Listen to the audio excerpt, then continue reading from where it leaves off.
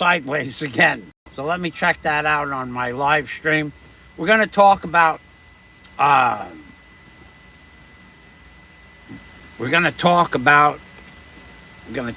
whether or not I'm live or not. Okay, so looks like I'm live, but now it's not showing me that I'm on a live stream. Guys, my inbox okay. is full of desperate people after there's I a showed commercial. them the link on that. I'm here Gotta on like vacation, those but I commercials. decided to take Gotta some time. like those commercials.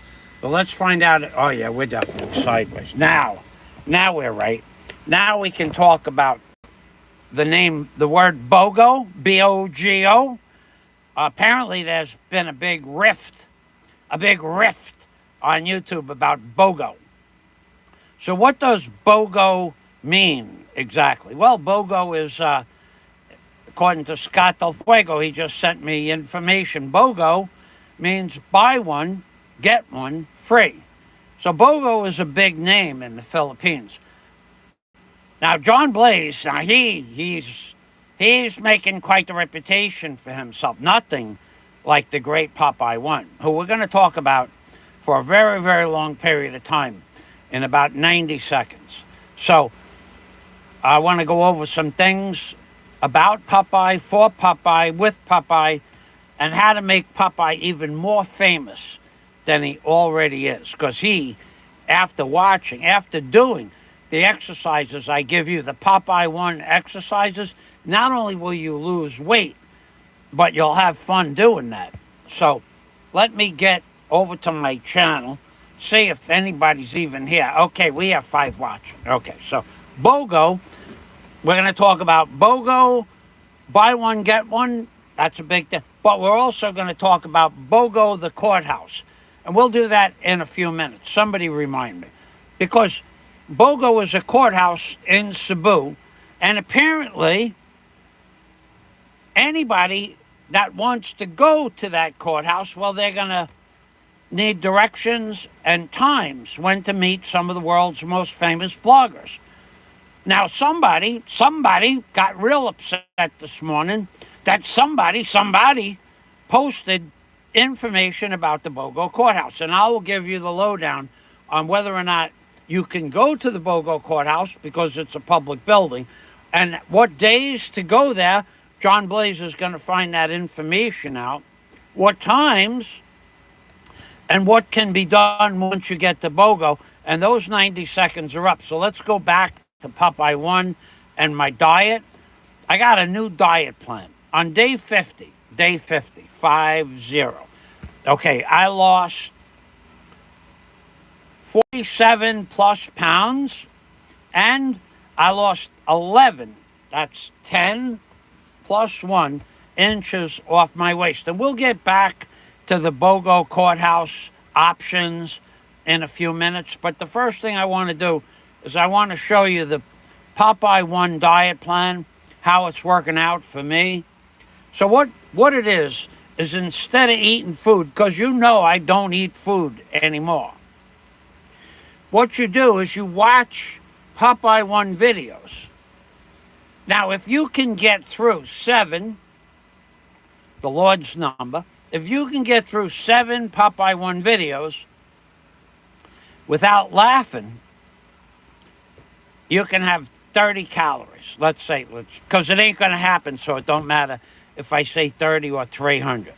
So, and how you do that is you decide, I'm not going to eat food today because I haven't eaten food for 50 days before today. I have water. I have my water. And what you do is you wake up. Well, let's go to Popeye One's channel, and I'll show you how to do this. It's a 5-step process, okay? 5 steps. You got to get to Popeye One's channel. That's number 1.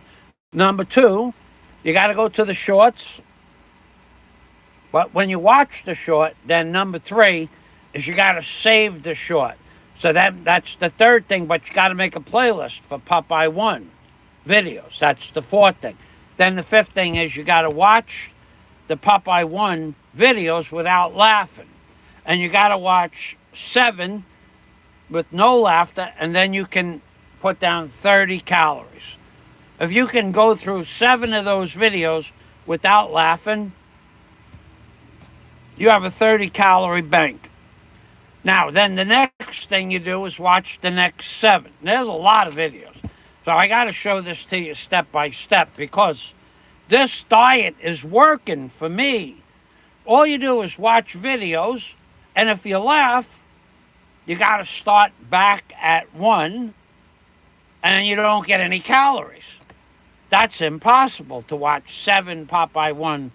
Now, if you don't know exactly what I'm doing, picture me surgically attaching my lips to Popeye 1's little boot.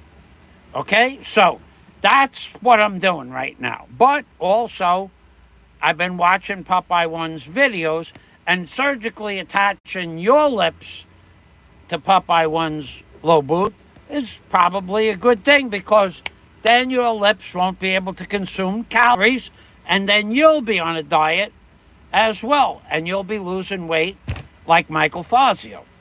So we lost 47 pounds. That's a 4, and then the number 7, 47 pounds, 11 inches off the waist, and the fupa is disappearing. Now, I can't tell you what fupa is. Scott Del Fuego will have to explain fupa in the description, because you're not allowed to say those words. But fupa is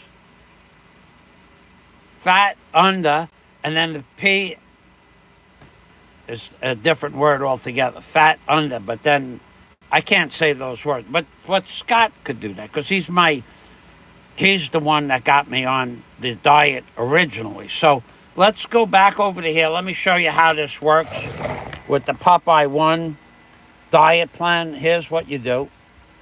We got to turn this around. Okay, so I got all of these up here on the board.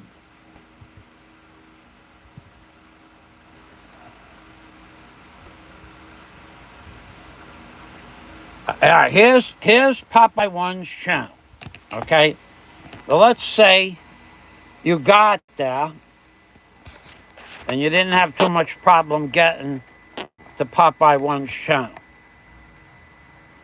What you do is you do this. You go to Popeye 1's channel. All right, so what you got to do first is I'm going to go to my home. All right, so let's get Popeye 1's channel over here to the right on the top.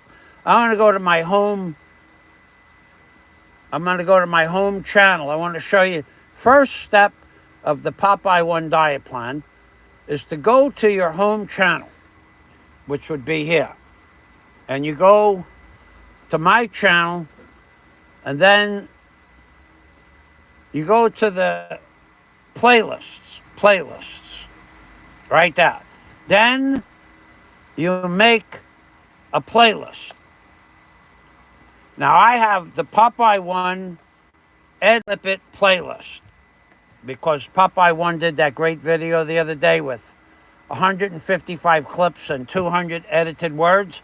Now, you make this playlist, and now if I open this up, you're going to see about 12 videos that I'm going through it now. So you're going to see about 12 videos. So you got Subic in the 80s and 90s, Memory Lane, Part 2, Threats and Lies, Ricky's Rants, Entitled, Barry's Greatest Hits, Illuminati, Redux, Nico's Termination, Nico's Ladies, The Three Chickens. That's the one where Popeye does the chicken. That's a really funny one. Visa Boy, The Clowns, Gulf Park, Jerry the Fairy. Jerry the Fairy, by the way, you're not welcome on my channel under any name. Born to be Wild, Bike Rider for Aloe, Bike Ride for Aloe, and Crime Family Part 3, Dictum, which is about Barry, and then Fazio's new Popeye 1 diet, 50-day, 47-pound plan. So that's the first thing you need to do. Now, let's go back.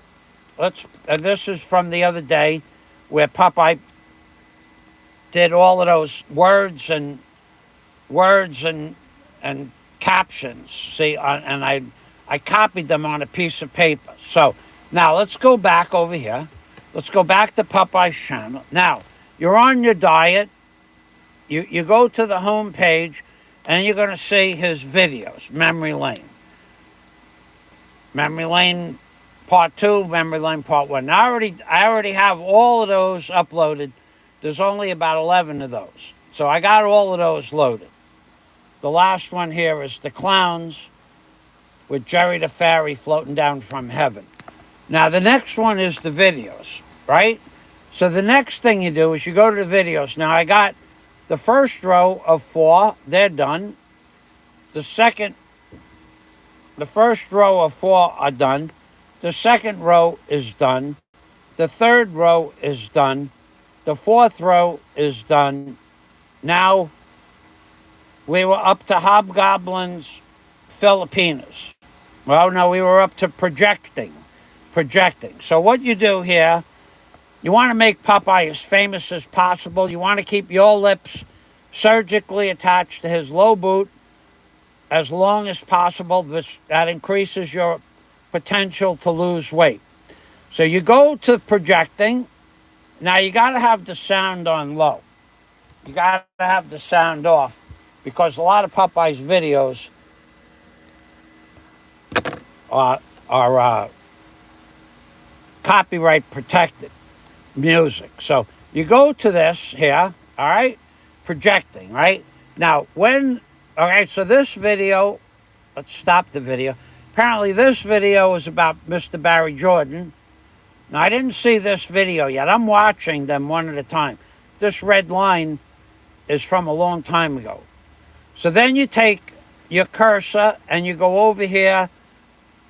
I'm subscribed to Popeye 1. I get you want to get all his upload notifications.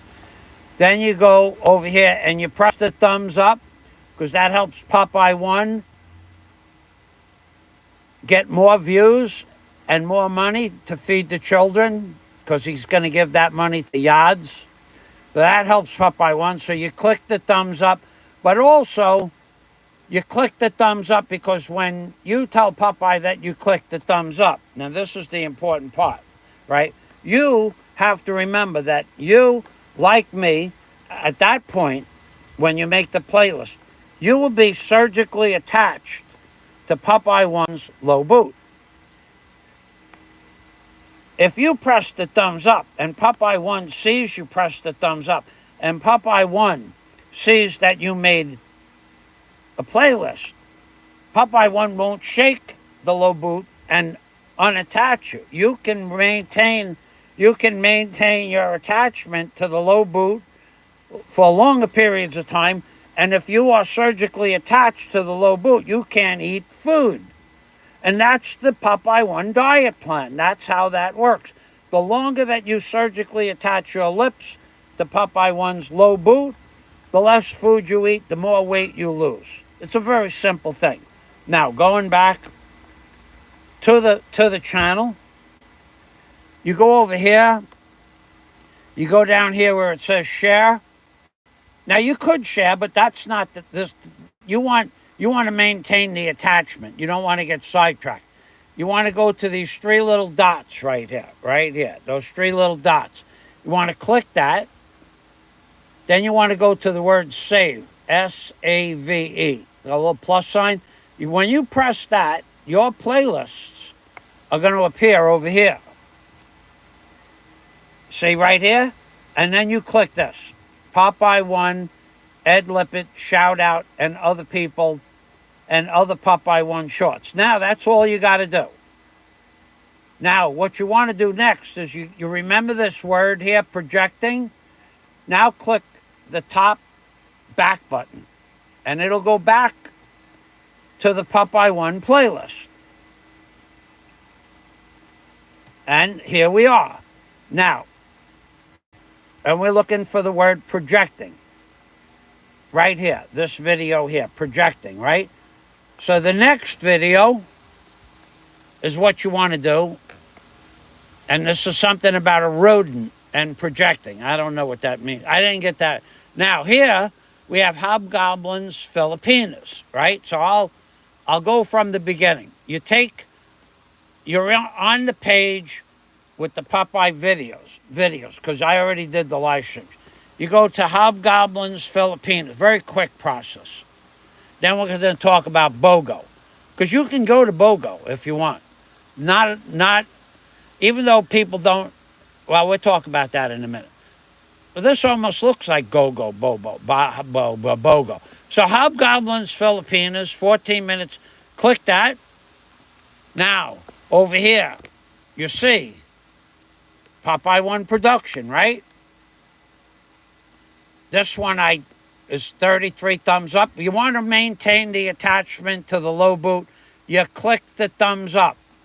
Got to get Popeye a lot of views.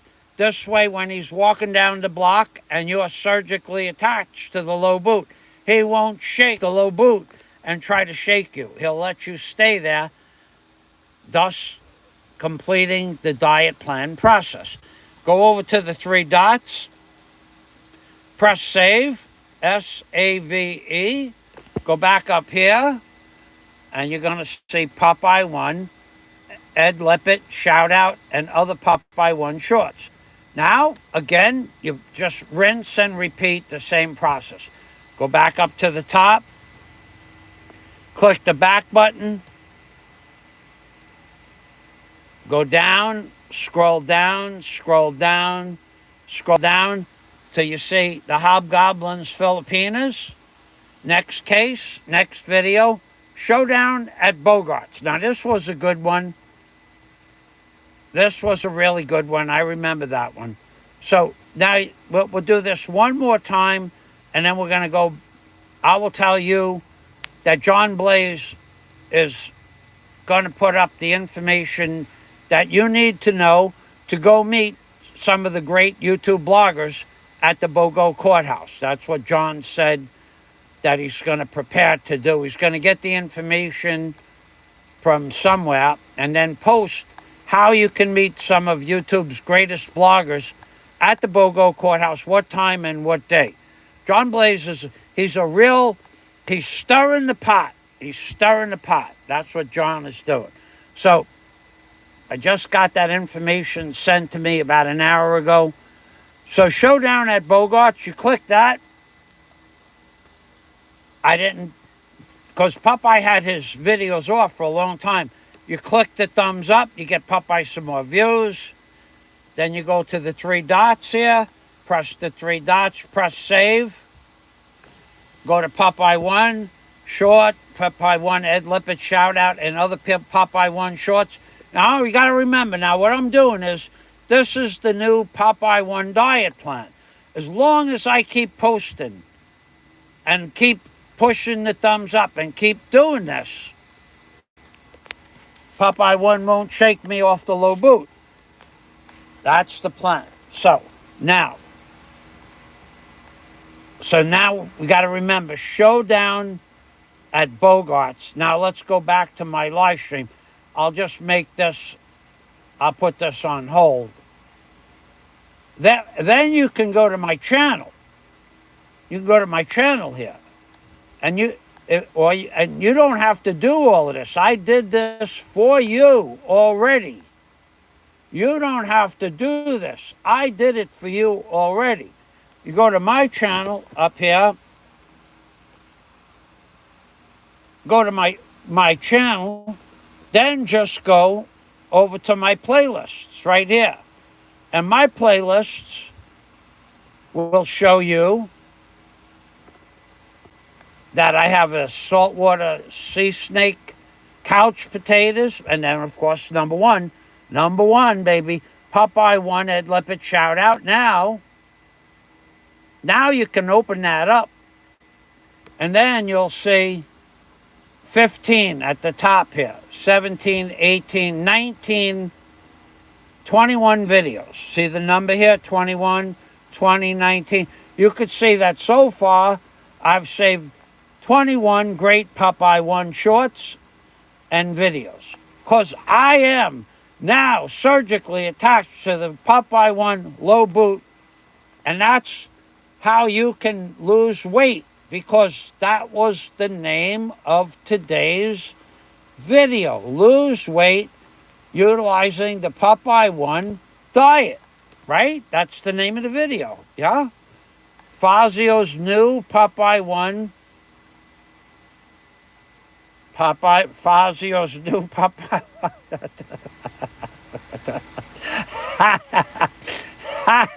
50, day 50, 47 pounds, 11 inches off the waist, dedicated to YouTubers, best. Okay? So you too. you,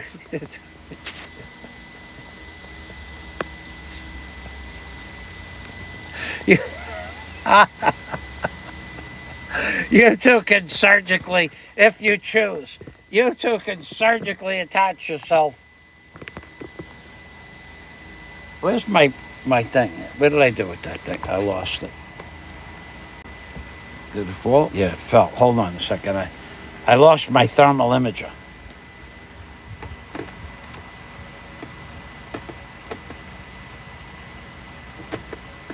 So John Blaze, he is a stirrer of the, he's a stew stirrer from the get-go. He tells me this morning he's going to get all the information for you people if you want to meet some of the world's most famous bloggers at the courthouse in Bogo. You can go there, but I heard this morning, and I don't know if it's true, but I heard you're not allowed to go into the courthouse, but you can stand outside in the parking lot and ask for autographs. That's what John Blaze said. So we're going to find out from one of the great bloggers who has in fact made Allo de Winter famous by giving Allo de Winter a CCTV camera video. These guys are all of these guys are working in cahoots with one another. You got to understand this. They're all stirring the pot. All of them are stirring the pot. And they're all like over each other like the witches on top of the kettle, stirring and stirring and stirring. Who's stirring the fastest? Who's stirring the deepest? Who's kicking up the stew from the bottom of the pot? That's what you need to know. So right now, John Blaze has got two hands on the ladle, and he's stirring and stirring and stirring. But Allo had two hands on the ladle last week, and he is stirring the pot. And that guy from Bogo, the famous blogger who had the CCTV camera video, he's stirring the pot as well, because he got in touch with the great Allo de Winter, and the two of them both, they were like this and like that. Oh, whoa, like remember when you played stickball? Whoever got to the top of the stick first with the stick, whoever could grab the stick, and the other guy got to kick the stick. If you could hold on to the stick from the top part of the stick, you could bat first. Remember that? Most of you don't know what stickball is. But anyway, I could hit it 3 sewers. So moving on, John Blaze and Allo and that guy are all stirring the pot. They're all like this on the stick. Here's the stick, right? Here, this is how stickball used to work. You want to go first, right? So first of all, there's 3 rules stickball. You know, you need a stick and you need a ball. Okay? If a person had the stick and the ball, then they're going to go bat first. That's for sure. But if one person had the stick and one person had the ball, well, now you got to go like this. Somebody grabs the stick. Then the next person grabs the stick. And then the next person grabs the stick. And then the next person grabs the stick. Well, look, see there's a little stick left? Well, the guy who grabs the top, he got nothing to hold on to. So this guy, let's say this guy is John Blaze, right? John Blaze got the stick. Now you can kick the stick. If you kick the stick and it falls out of John Blaze's hand, then you go first. But let's say John Blaze has a good grip and you can't kick the Bogo courthouse stick out of John Blaze's hand. But John goes first. And then he gives you the directions to the BOGO courthouse and what day and time. Well, let's say John Blaze, he's, let's say I'm over here. Now, John Blaze, he grabs the stick. He got a half a stick in his hand, right? Now, you get to kick the stick. If you kick the stick and it falls out of John Blaze's hand, now you go first. But if you have the ball and the stick, you go first.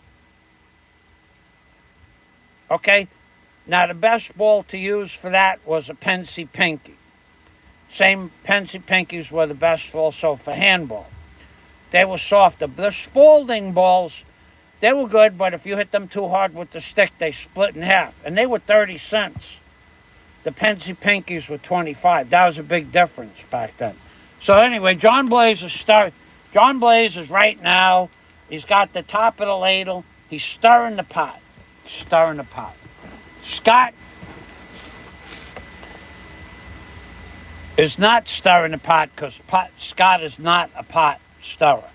So that's what the Popeye One diet plan is. Now, what's going to happen is John explained to me that tomorrow John is going to get the details of, okay, so what is the BOGO courthouse? The BOGO courthouse is where two very famous bloggers have a case. One is definitely in a lot of trouble. There's no doubt about that. Well, that guy, oof. Oh, man. If you listen to the propaganda, one of them guys is in a lot of trouble. Almost, maybe more trouble than Bubba Gums. Maybe. Because if you listen to the propaganda, Bubba Gums is not in any trouble compared to the guy at BOGO. And it's just a coincidence that they both begin with B, the letter B. Just a universal. It's a Hintergedanke. It's a synchronistic event. It's just a coincidence. So, coincidence is how you say the word, but coincidence is how we Americans say. A coincidence. So John is going to be getting that information and posting it either in a video or on a community post. I don't know how. He said that he's in touch with the people. So what you're not allowed to do is you can go to when John might even be here at that time because he's coming back to the Philippines. I think that's why he's doing this, but I'm not sure. And he was getting ready to fly before when I spoke with him. But John wants to go there and watch the proceedings. But I got to tell John, I told him, you cannot go into the courthouse unless you're an invited guest. That's true. That's true. So you can't go in, but if you can get that guy, the guy who's in a world of trouble, if you can get his permission from his lawyer, I don't know, maybe you could do that and maybe you can't. I don't know anything about that. When I go, I think it's just the people that are involved with the case, nobody else. Because there's other people watching from outside the courtroom through a glass wall. But what John says, he's going to set up a booth outside the courthouse and he's going to try to get the guy who's in a worse position than Bubba Gums to sign autographs to collect money to help pay for his lawyer. Because that guy is facing 5 years, 6 years, 7 years in jail. And John wants to help that guy out. I don't know why. Who knows? Maybe they're talking behind the scenes. But that's what I heard that John is going to do. He's getting one of those tents, like a kiosk, and he's going to have a book where you sign in that I visited the BOGO courthouse on such and such a day. I met some of the world's most famous bloggers, because a lot of the bloggers are going to be there on certain days. John is getting that information now. John Blaze. So you go to John Blaze's channel and you ask John about this information, and then also John's going to have a camera, and he's going to have autographs, pictures of the blogger that's going to jail for 5 or 6 or 7 years. He's got 8x10 glossies like they have in Alice's restaurant. Oh, what do we got here? Dennis Adam, a quick hello. Thanks, Dennis. John Blaze is going to have, and remind those people to push the thumbs up. This is a great show. Number 4, I'm number 5. You guys need to be 6, 7, and 8. John Blaze is going to have 8x10 glossies, color glossies, just like in Alice's restaurant, the song. He's going to have 8x10 glossies, and they're going to be a certain amount of money, and the 8x10 glossy is going to be of the blogger that's going to go to jail for 6, 7, or 8, or 9 years. And that guy is going to charge you X amount of dollars per word, and then he'll write anything that you want on your 8x10 glossy. So let's say your name is, Darryl, right? Your name is Darryl. So Darryl, your name is Darryl, and the guy who's going to jail for 6, 7, or 8, or 9 years, he goes to Darryl. Let's say they're $2 a letter. To Darryl, that's $4. Much love, that's $8, right? From the BOGO courthouse, that's nine words. That's $18. From Darryl, that's 11 words, $22. That's how that's going to work. Or he'll write down to Darryl. And your much loved family, including Jason and Stephanie and Michael and Barry. Oh, that's 13 words, 12 words. That's $24. Love, 20. That's 13 words, 26. Love Darryl. Love Darryl. Okay? So that's $28. You can go outside, and the 8x10 glossies, they're going to be plenty of 8x10. Now, what you could do with that 8x10 glossy is now you have a piece of history. You have a piece of history from the BOGO courthouse, from the guy who's going to go to jail for 6, 7, or 8 years. And when that guy goes to jail and he's behind bars, your name is going to be in the registrar. You can then request from John Blaze for him to send you an updated picture with that guy behind bars. Free. Libre. The second picture is free. The first picture, you pay $2 a word. Of course, if you want words on the second picture, it's $2 a word. But the second picture is free. Welcome to the Philippines. This is free, but this you pay for twice. So,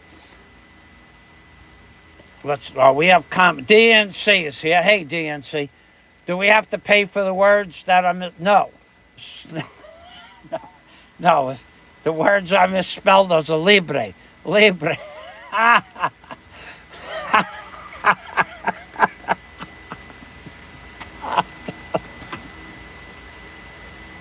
Misspelled words. Who can't spell? So now, you got a picture. You got an 8x10. John Blaze. Hey, Chewbacca. Hey, John Blaze. I'm going over the itinerary. So, if you just got here, I'll go over it again because I got nothing else to do today. So, John Blaze is setting up a kiosk outside the BOGO courthouse. He's going to have 8x10 glossy pictures, and he's going to have the guy who's going to jail for 8 or 9 or 7 or 8, 6 years write down as many words as you want on those pictures, and each word is going to cost you $2 a word.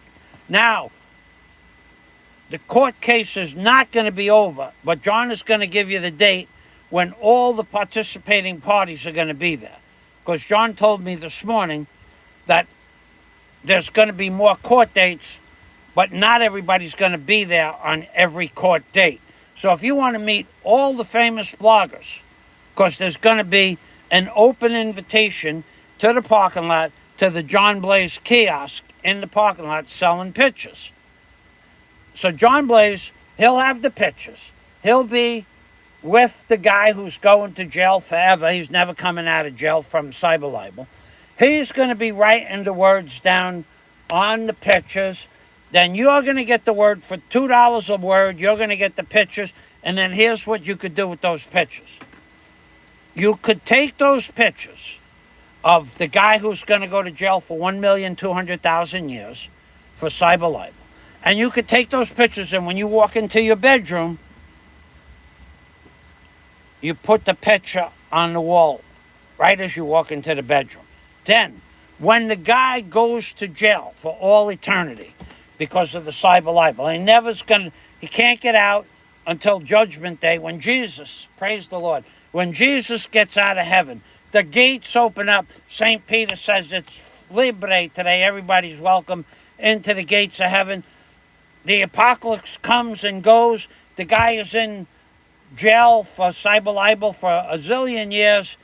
Purgatory, sometimes not, sometimes he gets always in jail forever until Jesus comes down from a cloud and Jesus says, okay, it's time to forgive everybody. It's Judgment Day. And this guy who went to jail for 300 million years for cyber libel, he's now free. That day, you get a picture of him behind bars saying what day it is, the date,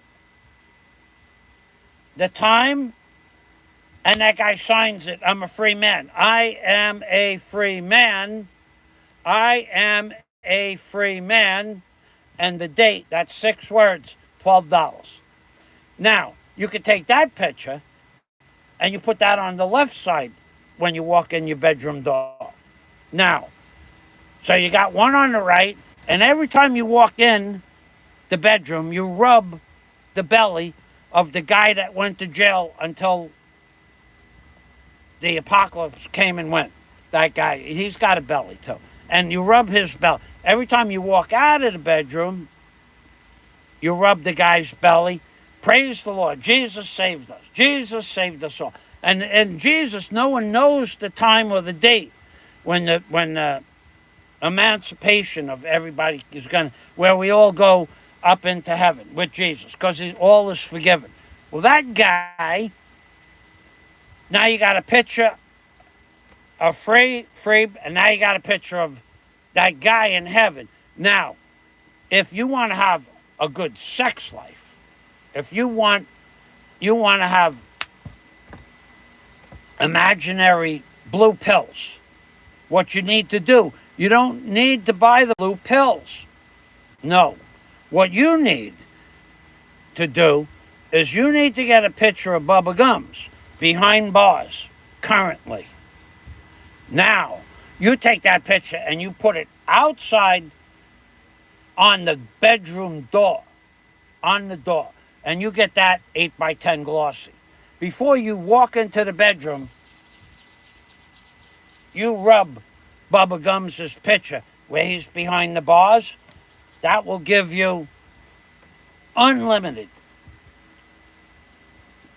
potency, unlimited. It would be like if you had ED, that's gone. If you were a little bit too drunk, you just rub Bubba Gums' picture and the tide starts to rise, baby. The tide is coming up. That's what you need. You need to have those 3 pictures. Now, John Blaze will have a stack of bubblegum pictures too. Bubblegum's pictures, $12 each. No words, because bubblegum will give you words, but you have to go to detention, because Bubblegums is in detention because he didn't listen to John Blaze, he didn't listen to Michael Fazio, he didn't listen to POPEYE, he didn't listen to anybody. Bubblegums had to go to jail. Detention, not jail. Not jail. nutshell. And that's the diet plan explained, the Popeye 1 diet plan. That's the good luck in the courtroom. That's praise the Lord. The emancipation has come and gone, and everybody goes to heaven. And the greatest, by rubbing the bubble gum's belly on the way into the bedroom, you're guaranteed. Not only will you look and feel like John Holmes, but your potential will be that of a John Holmes in his 20s movie. That's what you want. And by rubbing the belly of the bubble gums, that's what you're going to get. And John has all of these pictures set up in his kiosk outside the BOGO courthouse. He's just waiting for a date to give you people what day to go, who's going to be there, because not every day not all the bloggers are going to be there every day. We want to try, John wants to try to get all the bloggers that want to be there with their cameras to the courthouse on the same day so that we could all blog with one another. That's John's plan. He's got his two hands on the ladle. He's got the cauldron going. He's got the chicken bones and the bones and everything being stirred up. He's got a little bit of boar's head in there.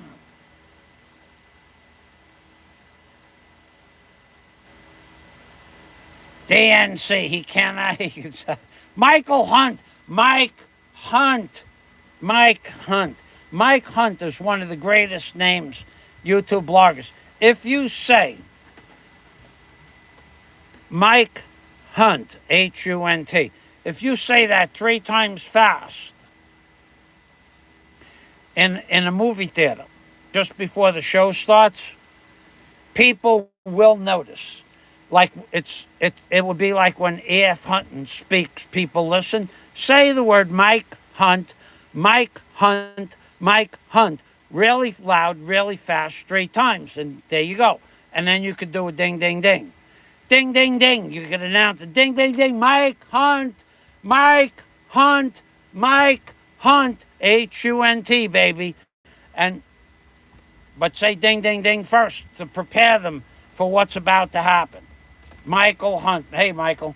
Thanks for stopping by. The Stripes. Are you in jail? So let me show you, Mike Hunt. Edible Simtax.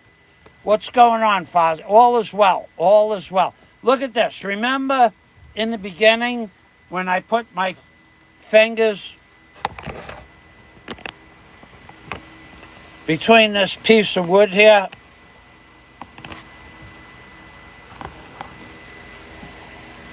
I have to get this. See this piece of wood? Remember when I started my diet, my waist was over here, up against this wood here, right? Now look at my waist. Look at this. This is an amazing thing. 50 days, 11 inches off my waist.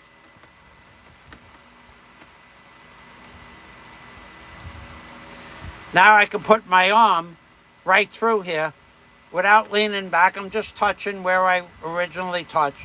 So we went from the belly being over here to this. That's that much belly gone.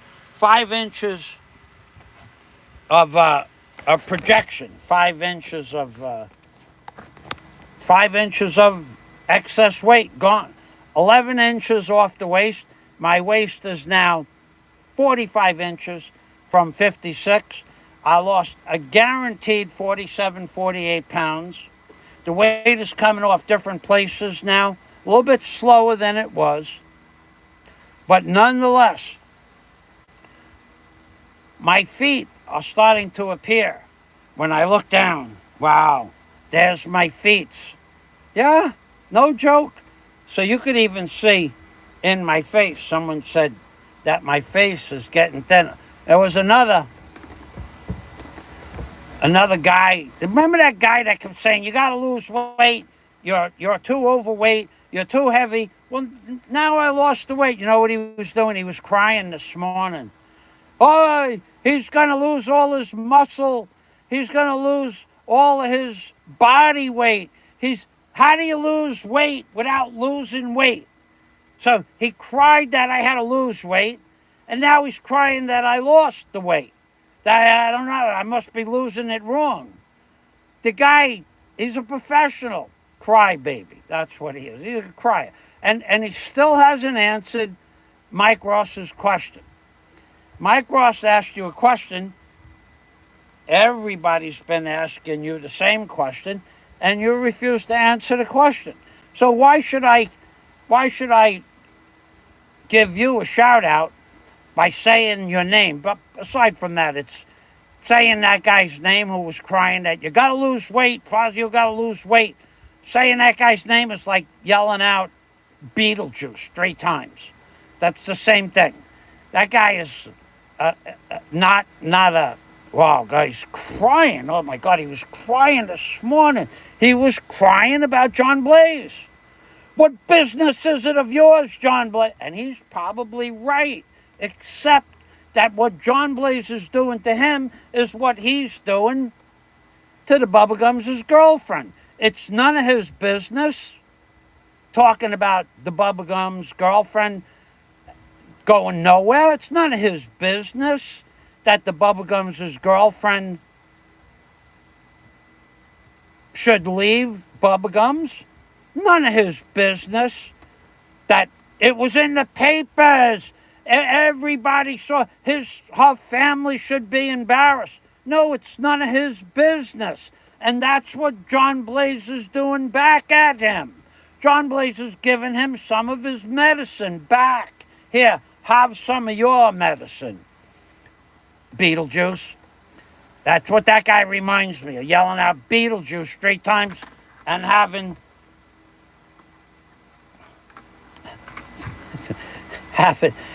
the, remember that movie with Patrick Swayze, Ghost? Remember when the guy died in the movie Ghost, and the spirits came out of the sewers? Saying that guy's name reminds me of that. So when you say his name, the ghosts are coming out of every nook and cranny from below the bog, the bog below, the sod, the bog. Hey, let's go back over to the comments. Fazio is the ruler of South Panglao. Thank you. Scott, what was the acronym for the weight that I'm losing? FUBA? FUPA. You want to explain what FUPA means?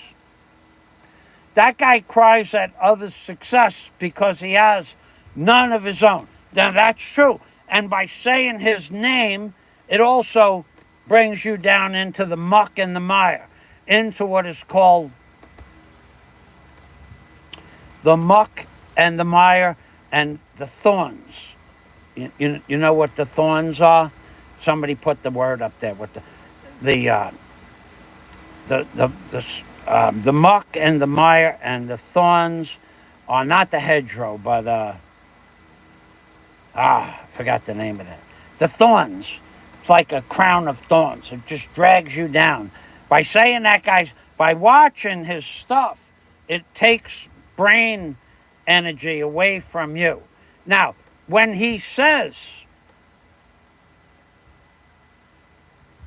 things like Fazio and Warren did things on Skype, that's the time when you go, if you decide to go meet John Blaze at BOGO, that's the time that you can ask him in person. What did he mean? What did Fazio do with Warren on Skype? Then you could ask him those questions. And you know what he'll do? He'll cry because he'll forget. I don't remember doing that. I don't remember. I don't remember saying that. I never said that. Do you have proof that I said, is my face in the video? Well, his face isn't in the video. And everybody knows no face, no case. But you heard the words. Do you have proof? When he says, do you have proof? Is my face in the video? No. Oh, then you can't prove it. I don't think that everybody needs to have the face in the video. I believe they can ask that question whether or not the face was in the video or not, because we know the truth. But you will watch him cry. You will. I didn't say that. Is my face in? Can you prove it? Just like he said to Bubba Gums' girlfriend this morning. Can you prove I said that? No, you cannot in a court of law. You have to have the face. You have to have a timestamp. You have to have the channel link that the comment was made. The person's face has to be in the video. The channel has to be copied with the video in the thing. And then you have to have the channel's link up on the top. You have to have the link of the channel. Then you have to have a screenshot of that link. Then you have to have a screenshot of the video in question where the words were spoken. Then in the video where the words were spoken, you got to have the guy's face in the video with his voice saying the words. And you have to have that in live copy, in live time. Because if the face isn't in the video in the Philippines, can't use the video. Therefore, whatever that girl said, that he said, can't be used in a court of law. But in Bogo, John Blaze explained to me that videos were used without the face. In fact, one of those videos is his more famous, one of his most famous uploads ever. Remember the Mushroom Man song? Well, I understand it from what John Blaze said, from what the guy who's going to jail for a zillion years, that guy said, even though the Mushroom Man song didn't have a face in it, I understand that video was used, said John Blaze. Because that guy won't talk to me. And he won't talk to me because apparently I must have said something a long time ago that now he won't give me any information. But John Blaze is somehow attached to him like I'm attached to Popeye 1. So, and maybe I got a feeling it's more than John Blaze. I got a feeling that there's an alliance between Allo DeWinter, the guy who's going to jail for 32 zillion years, and John Blaze. I got a feeling they're working behind the scenes because I was told by John, who was told by the guy who's going to go to jail until the end of time, till the sun dies out, that guy. When the sun dies and evaporates and expands into a blue giant, a gas giant, a white lizard, whatever that happens, that guy who's going to jail until the sun turns into a white lizard, that guy told Allo, and Allo told John, and John told me. Those guys are working together, rest assured. And those guys working together told me that the song with the word Mushroom Man in it is being used. It's being used without the face. And I'm not sure how that's possible. But it's not this country, so it might be possible. But also, I was told other things. But if I say the other things, John Blaze will get cut off from the information highway. And I don't want to do that to John. So far, everything I said, don't mention it to anybody else. Don't take any bologna and cheese over your weight loss. You're strong. Hey, Calamanse. Hey, thanks for stopping by, Calamanse. Don't take any bologna and cheese over your weight loss. You're strong and will will and some calamansi resulted in a nice loss. Oh yeah. Oh God, look at this shirt. This shirt used to not fit. No, that's no joke either. This shirt was snug. Look at the shirt. I didn't do anything to the shirt. Look. This shirt was the only shirt I had that still fit. I lost 47 pounds and 11 inches off my waist. It's all right here. Here it is right here. Take this, like this. Take that. Take that. That's 7 inches. Might have had an inch of play in it when I started, but here is the 11 inches off my waist. Yeah, baby. Not only that, but my legs, I had pain in my leg because when you're overweight, your high cholesterol. Okay. You know who you could ask about this?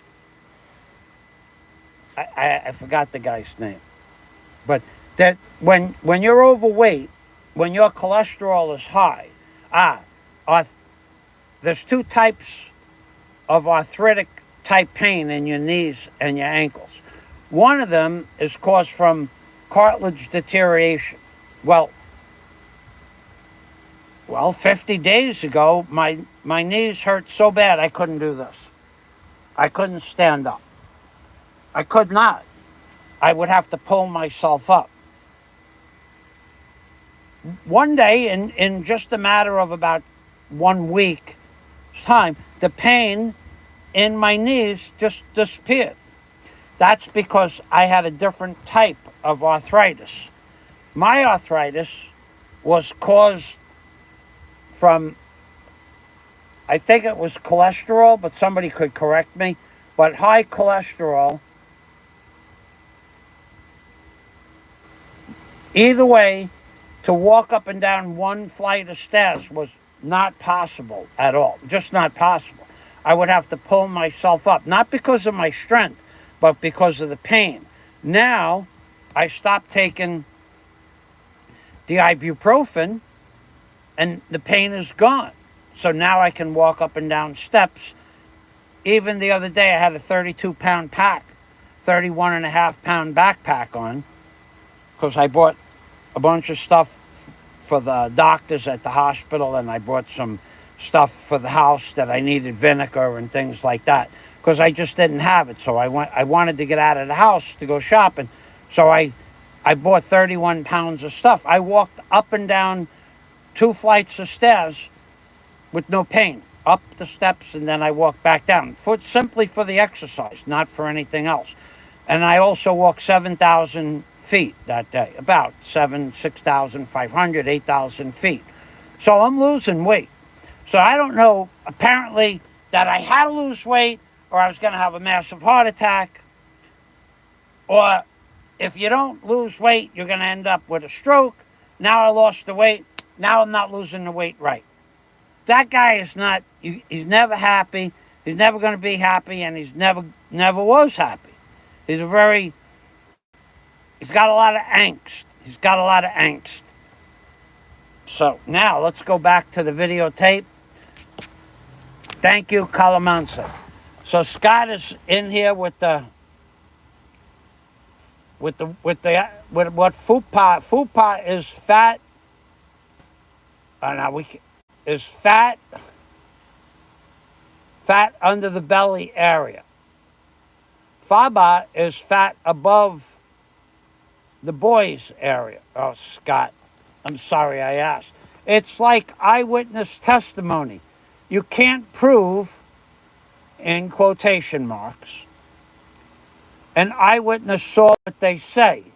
A judge should be able to evaluate the totality of the circumstance as to if a video, audio, or audio statement is real. Well, that's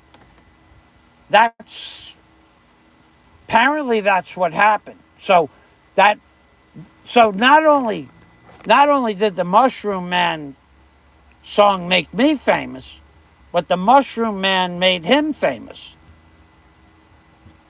That's true. Honestly, I'm ready to vibrate on another plane whenever the universal consciousness decides it's time. I'm gonna have a good show about that.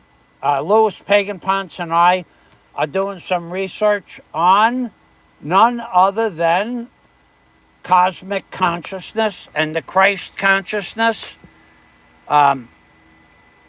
Christ consciousness, universal consciousness. Is it a biblical idea? And Christ consciousness, Buddha consciousness, Muhammad, the God within Muhammad that spoke through Muhammad, all of these consciousnesses come from the same place. So it says Christ consciousness, and this is one of the pages that Louis and I are reading together. Christ consciousness is a type of spiritual awareness that is supposedly on the same level as Jesus. It claims to be full spiritual enlightenment that humans can achieve on their own by trying hard enough to be wise and loving and eventually becoming one with all that exists. So, other people have done this. How do you develop Christ consciousness? Let's get that link over there. Let's get the link into my subscription and into also. I'll get you the link for the page. This is a really cool subject because I, of course, have experienced this for several months when I was a younger man. And it's possible to become Christ conscious or super conscious or move yourself into higher states of consciousness through meditation, through prayer, and sometimes simply because it happens randomly to people. Now that's true. I'm not making that up. So let's get back over to my details, and we'll put that right at the top of the details page right here, because it's too long to fit in the description box for sure. So you could just simply Google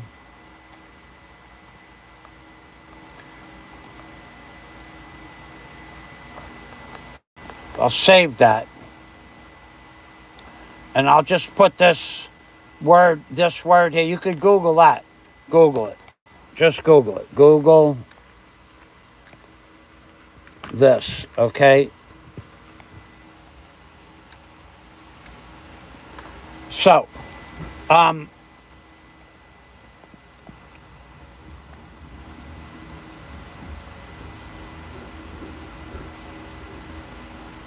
yeah, baby. High cholesterol. Hey, that's a cool name. I tell you, the weight is falling off like onions from a stale bagel. Oy vey. That's a pretty cool statement. Thank you. Yeah, so, and you want to hear the funniest thing so far? I have not had one person, not one person. People have been calling me Tambok, which means fat or heavy. People have been calling me Tambok in Bohol, in Tagbilaran, at the ICM mall, at the BQ mall.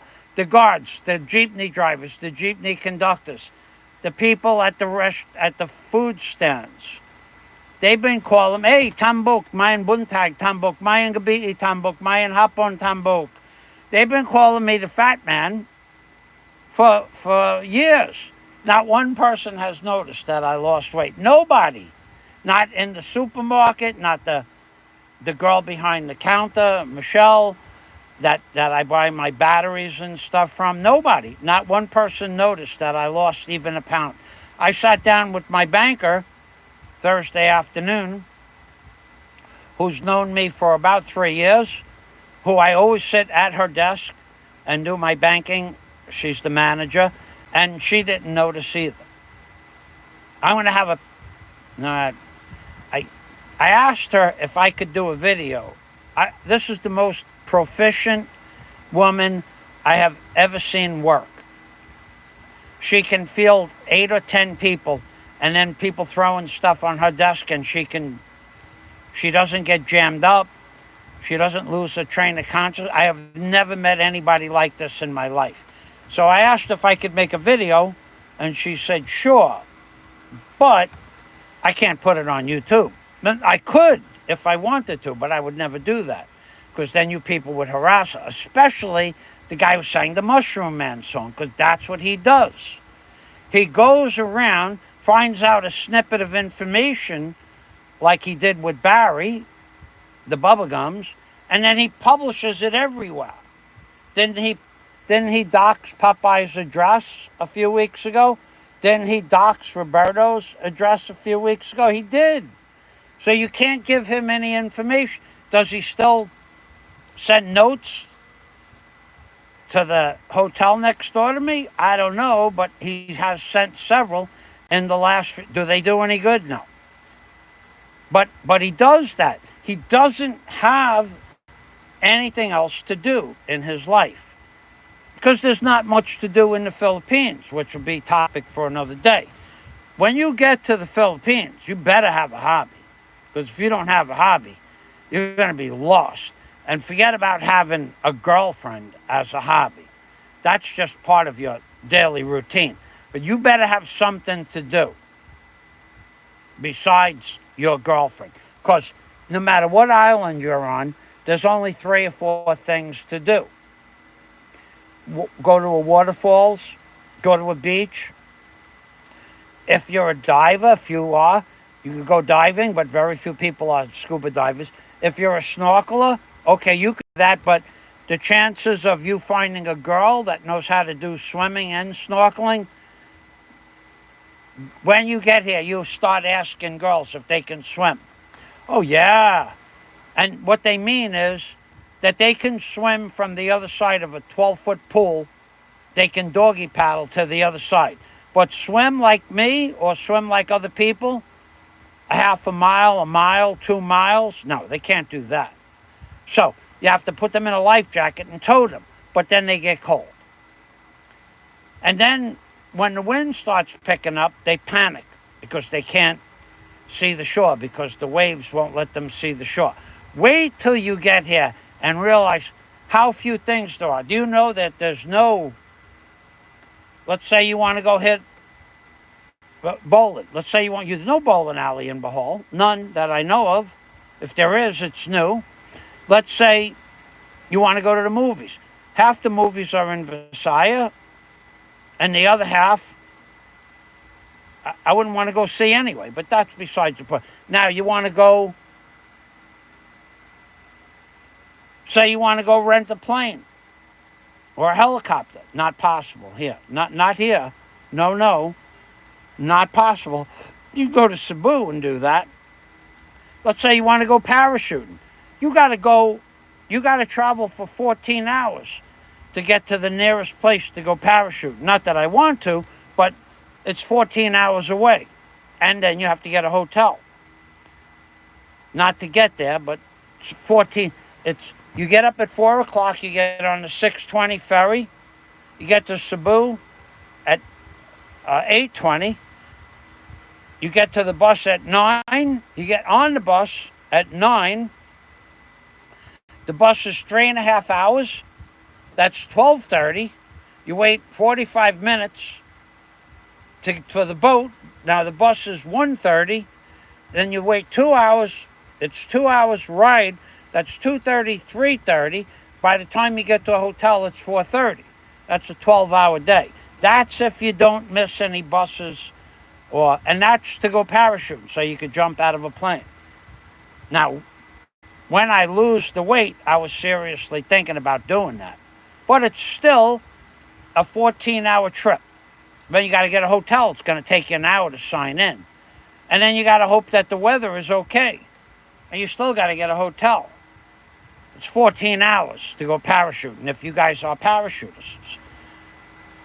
There's nothing to do in the Philippines. Get that through your head. So if you see somebody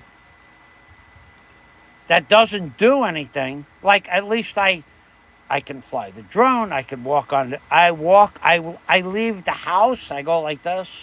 I go to the city. I do a few things in the city. I go shopping. At least you can do. All you really do is shop and pay bills here. There's not much to do here.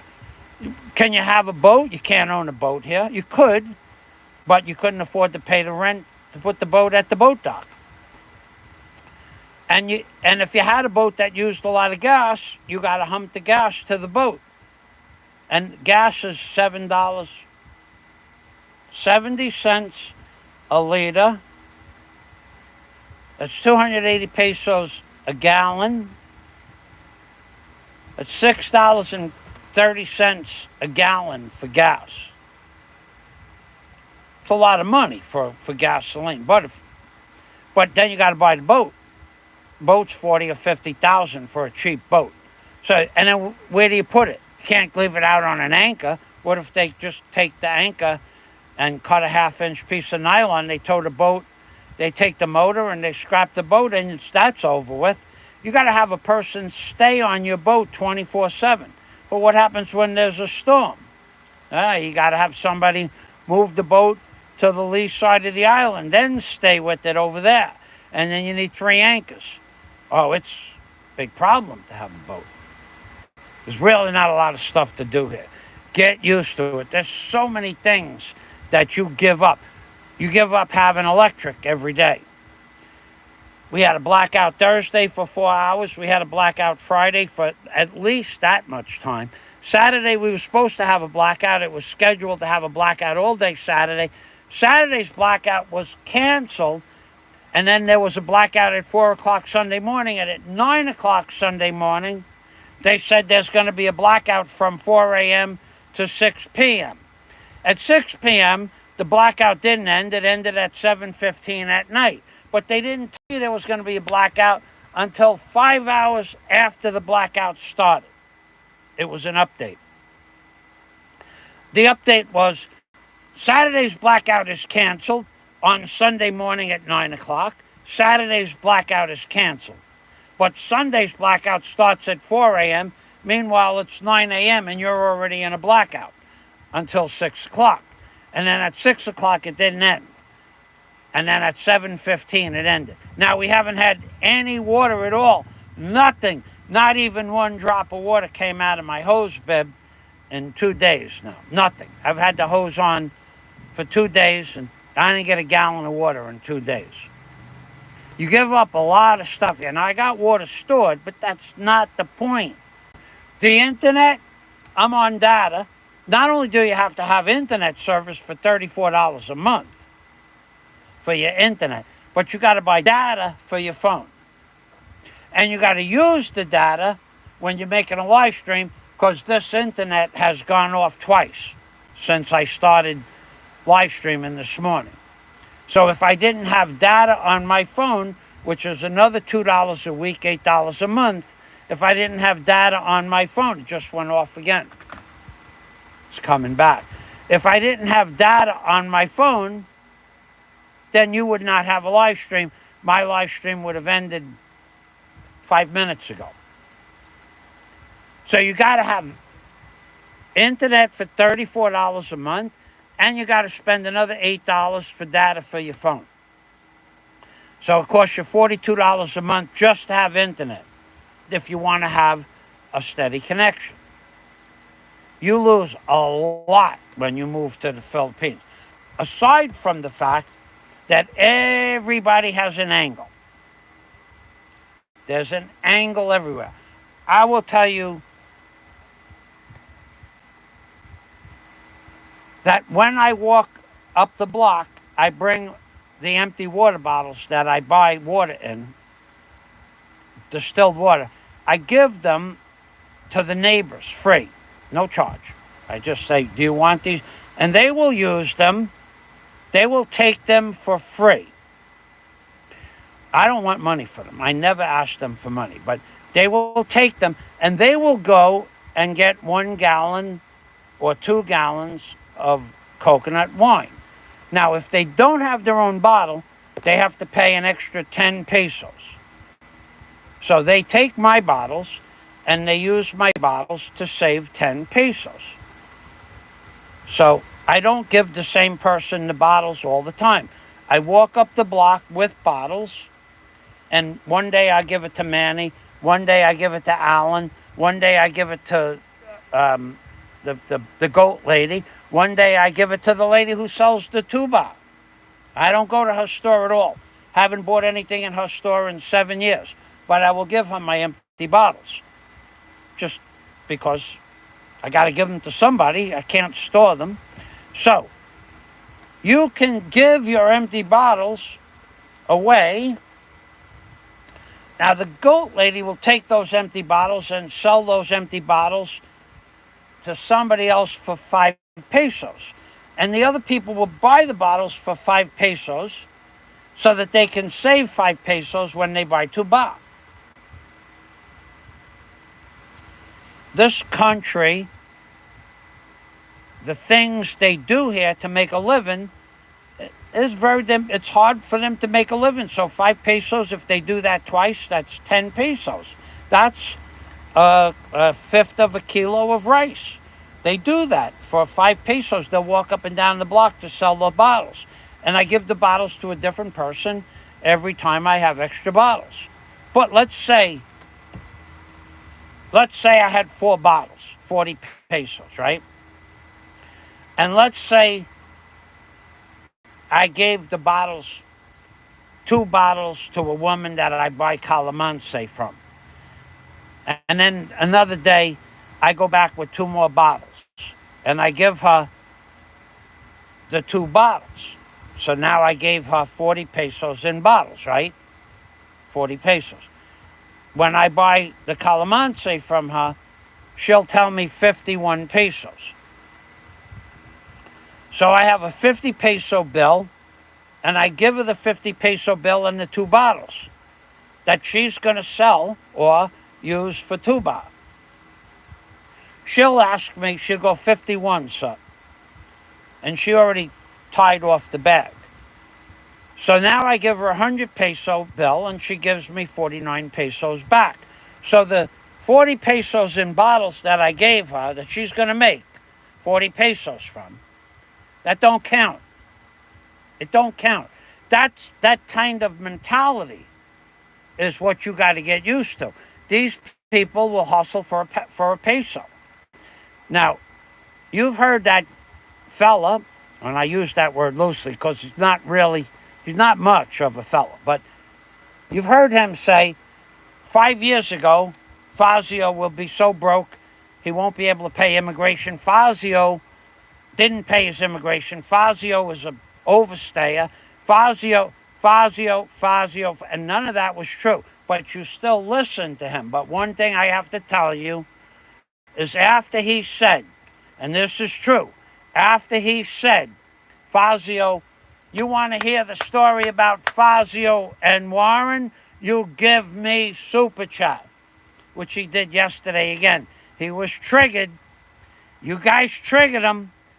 He lost his freaking mind yesterday.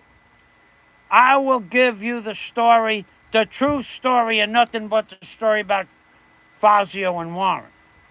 Well, I'm going to tell you that when people go to BOGO, I want you to ask him to repeat that story in the real time.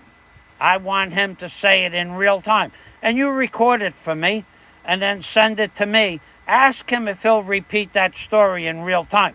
I will bet you he might say it to you, but he won't say it to Fazio. He might say it to you, and then after the story about what Fazio did with Warren, if you remember, his super chat stopped the next day. And then he went offline for 7 days. Paranoia got to him where he was hiding. He was hiding from his subscribers. He was hiding from the people he demanded super chat to tell the Fazio and Warren story, and everybody knew the story was a lie. But he demanded super chat to make the lie. to say the lie, to state the lie. And then he stated it as truth. You ask him to his face, stand in front of him with your camera and say, go ahead, repeat that, because then his face will be in the video. Or part of the front of the camera, right there, right in front of the camera. One of those two things is possible. Ask him to say it with his face in the camera. He won't do it because he knows he's been allowed to get away with this for no face, no case for years. He knows the rules. That's why he said to Bubblegums' girlfriend, can you prove I said it? No, because his face isn't in the video. But ask him to say it with his face in the video, 100%. He's going to back down. He's going to back away from you and well, he should. Because if he says it with his face in the video, that's cyber libel. And he won't do that. He knows the rules. And that's what he plays with, the rules. But when you put that camera right up close to his face, don't touch his face with it, because then he'll get the police and say that you assaulted him. Don't let him touch the camera with his face. Don't let the camera touch his face by accident or otherwise. But say, why don't you repeat the FAZIOS story and put the camera right up close to his face. Go ahead, say Michael, Thomas, Fazio, and Warren had Skype and such and such. Tell him to say it. Tell him to say it.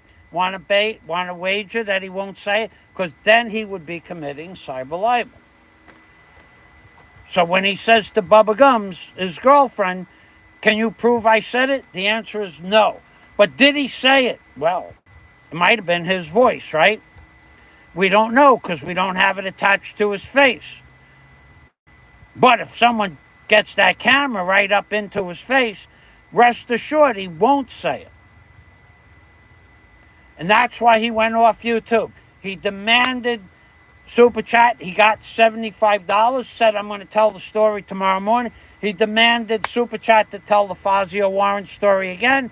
He didn't get any. He goes, well, maybe when I'm done with the story, you'll give me more money. Then when the story was over, they gave him about $8 or $9. Of that, he collected $5, and then he went off the air. Paranoia. Would he say it to me? The chances of that are zero. Would he say it to me off camera? The chances of that are more than zero or less than zero. Will he say it with his face not on camera, not in front of me? Of course he will, because you can't prove he said it. But in person, different story. We've already seen that happen.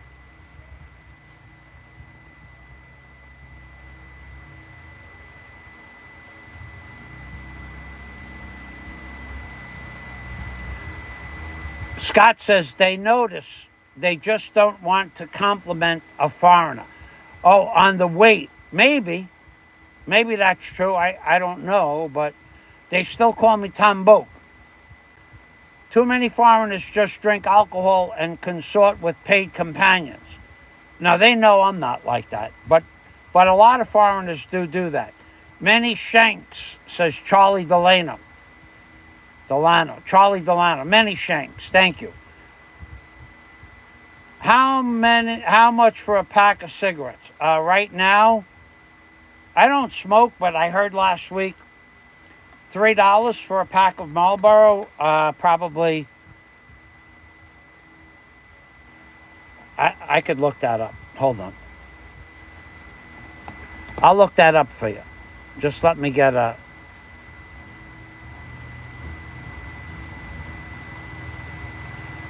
Mass for shut-ins. There was an old Catholic television show.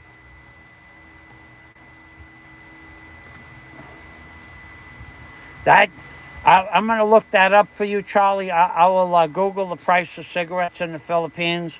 Price, Price, of Marlboro.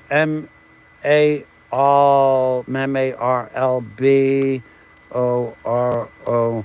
Cigarettes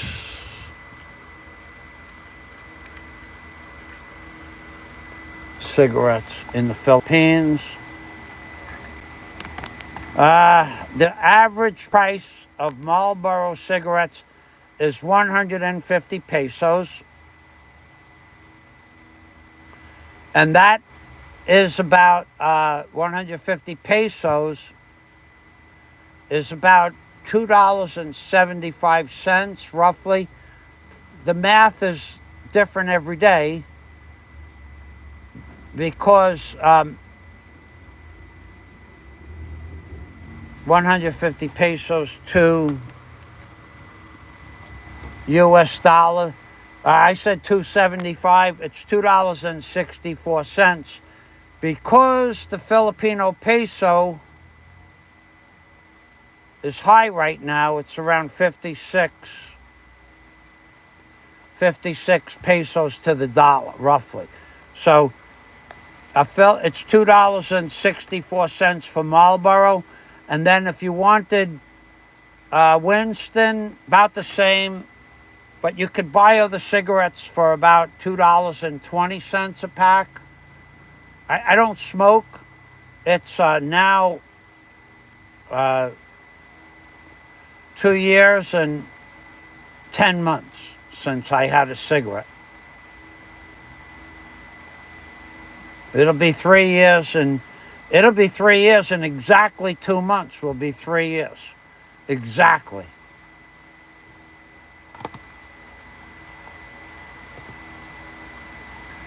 To the date. It'll be 3 years in 2 months. Why won't I get chat here? Why can't I see my chat? Okay, that's the wrong video. Well, that's why I can't see my chat. Okay, hold on. But we're losing this. We're losing the internet again. Hold on. Many shanks. So for a pack of Scott's, well, thanks, Charles. $10 for a pack of cigarettes in California. That's cheap. It was $15 in New York when I went there in 2016. $15 for a pack of cigarettes. Scott Del Fuego says there was an old Catholic Church television show on a TV named Mass for Shut-ins. Well, that guy, he's not religious though. Rent is cheap. Well, I have a beautiful location, Charles, from where I'm sitting. Look at me. Watch me. Look at this. See me? Look at me.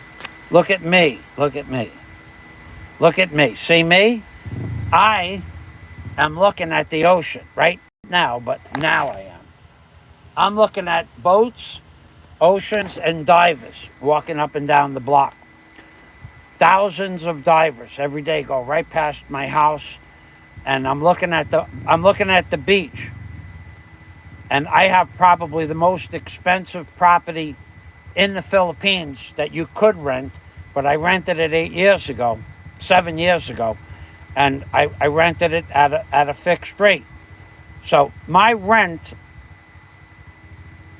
if someone wanted to rent this property today, it would be about 5 or 6 times what I pay for it.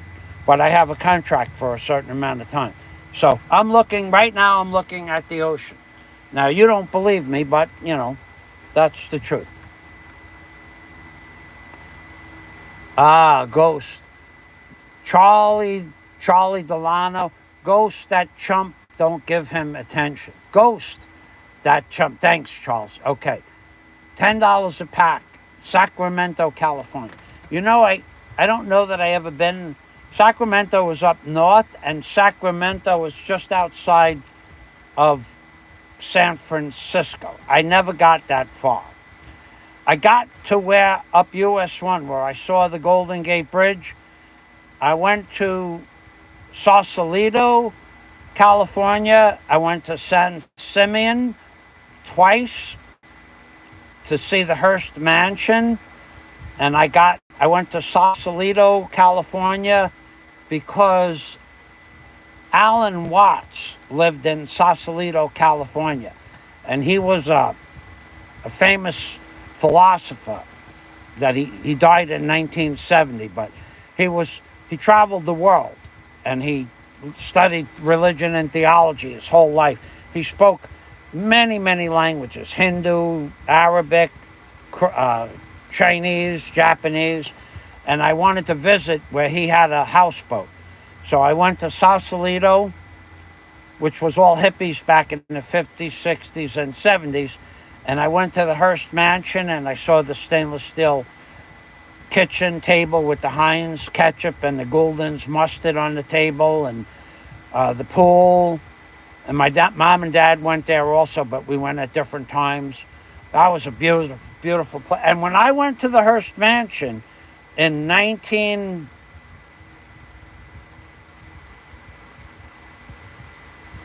first time I went was 1980. When I went there, you could walk around not in a group, but you couldn't go into the rooms, but you could look into the rooms without being in a group. I don't know that they still do that. All that beautiful wood carving, and he was a very wealthy newspaperman. The Hearst Mansion, that was beautiful. And I also went on many of the beaches up US 1. But the furthest I got was to see the Golden Gate Bridge. And I was with a woman named Chrissy Oropazer, and we were done. San Francisco didn't interest me at all. I don't know why, but it didn't. We didn't go. But we went, actually the day before, okay, so we were on our way up to San Francisco. We stopped the day that John Belushi overdosed on that street. I think it was Route 6, whatever that street was. The name of that street, the day John Belushi overdosed, we were on that street that day. That night, we were hanging out on that street a few blocks away from, I think it was John Belushi that overdosed. That day, that time, that hour that John overdosed, we were hanging out on that street. It was a famous street. I don't even remember the name of the street. It was 1980. I believe it was 80 or 81. Could have been 81, because I stayed there for like 5 months. That was pretty cool. I was just 2 blocks away from John Belushi overdosing.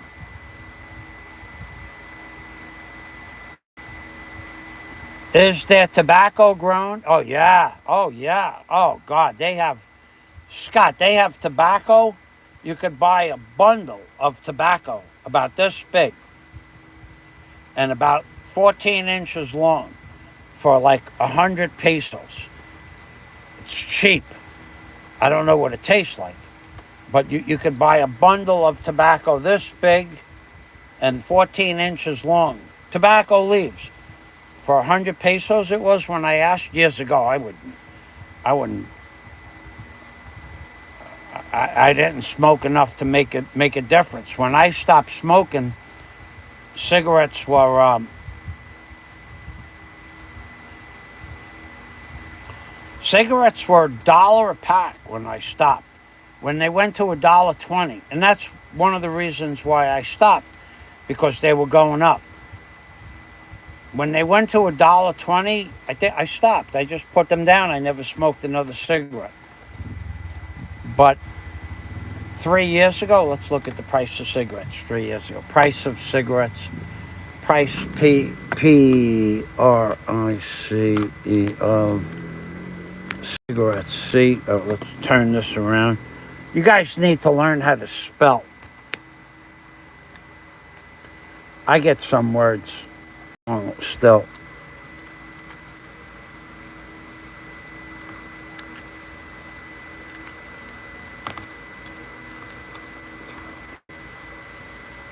Price of cigarettes in 2020.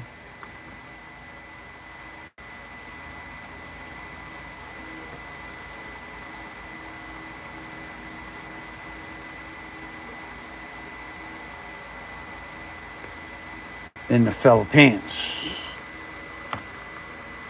Price of cigarettes in Philippines in 2020.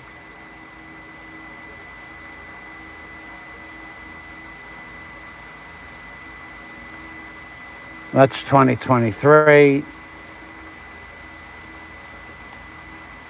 I think it was $1 a pack. No, they're not going to give us that information. Shit, they fucking... Okay, so it's the internet here doesn't work the same.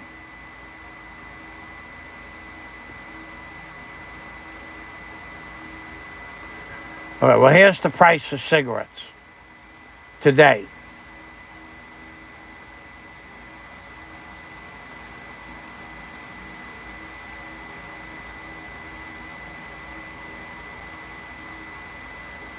Oh, by the way, to the little man who's flagged every one of my videos, every single video went back to green. So keep flagging and they'll keep coming back to green. But every video was flagged. The last 55 videos were flagged. 3 of them I never tried to monetize because I sang songs in them. And those 3 are still not monetized. All right, it's not going to give me this. But anyway, it was $1 a pack. Take my word for it. I got a pretty good memory for stuff like that.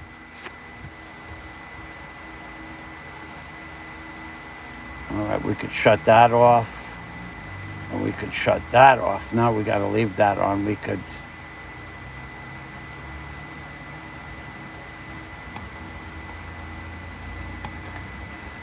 Yeah, it's really cheap to smoke your own cigarettes. But I don't know what I never tasted one of those.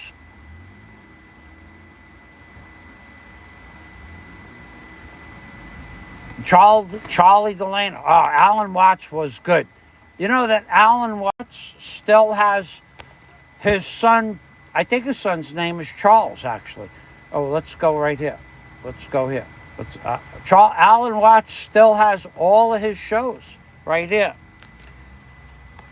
This is my live stream, but if I press YouTube at the top here, the first on the top row is going to be an Allan Watt video. Let's see. After 5 o'clock that happens. Okay. The YouTube knows my algorithm.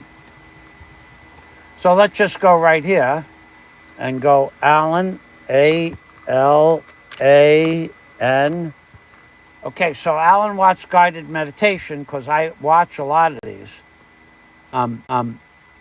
Okay, so here is his son. There's a lot of these shows.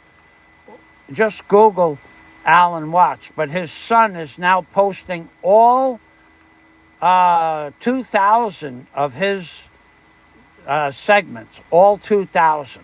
And I forgot the name of his son's channel. But all of his videos are now being reposted. Allan Watt's son. S-O-N. And Mark Watts. Okay, so here is Allan Watt's son. We'll give you... Let's be here now. So this is Allan Watt's Legacy by Mark Watts. Let's go here. I'll give you that link. Because all of his videos, everything he ever recorded is being remastered. And he has some really cool stuff on here.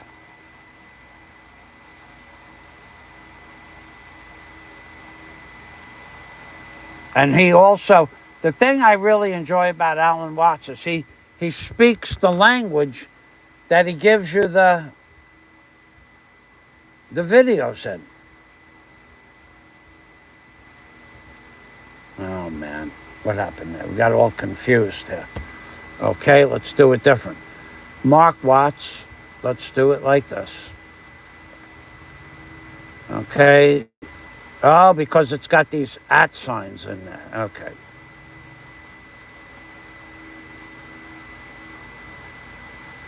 Allan Watts. Okay, now we'll give it 2 spaces.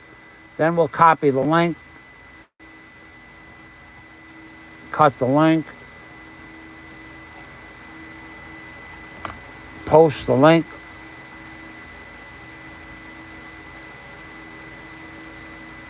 This is a pain in the neck when the names are long.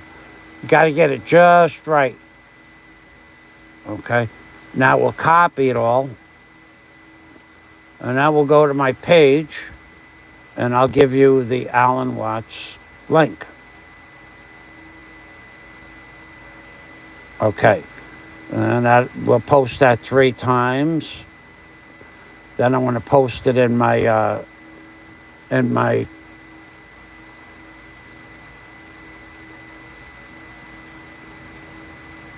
description box.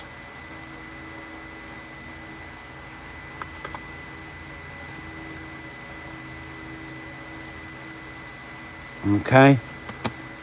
I got to get back to the chat. I'm starting to get behind here on the chat. So every video by Allan Watts is now being reposted and remastered. Every one of them. Flying Circus is in the house. And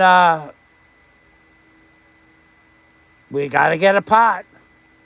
That guy doesn't know Fazio has many talents. Thank you, Charlie Delano. Ghost, that chump, don't give him... That guy, he has nothing. You know, he has nothing. He has nothing. If it wasn't for people that he supported in a lot of different ways, he would have nothing at all. I understand now he's putting 3 children through college, which is very, very, very a great thing to do. I mean, that's quite an accomplishment, to pay for 3 college educations. That's what I heard this morning. I'll show you the view that I have from the window momentarily. Just let me get through a few more comments. No, I'll show you the view. What I had to do the laundry yesterday. I have the inside of the pillow up on the bed. It's a little bit. It's like the foam. Man, I got the. Let me hold on. You guys watch the screen. I'll open up I got the curtains. I got the screen. See the screen? I got the screen. You can't get a view of the ocean. But I want to show you the view that I have. It's a nice view. Very nice view. I did the rugs. I did the rugs. I did the pillowcases. I did the towels. I did 2 pairs of pants, 3 shirts. Boy, I was like a maid Marian yesterday. I was washing and scrubbing and scrubbing and washing and scrubbing for 3 hours. I used up all the water. 2 gallons of bleach.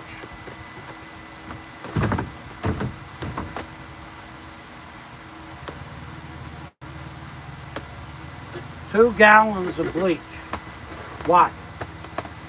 Hello, baby goat. Hello, baby goat. 2 gallons of bleach. Strong bleach at that. Okay. Hey, I didn't have the light on before because I didn't have the window open before because it was raining pretty hard. It's been raining a lot. So let's take a look. I'm looking at you. You're looking at me. You're looking at the screen. And now, you're going to be looking at the whole sea. There you go. That's the view from the window.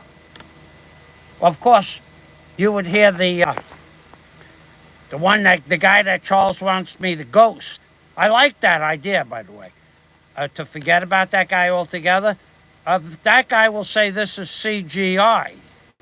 and that there is no white sand beach outside my window. Because he believes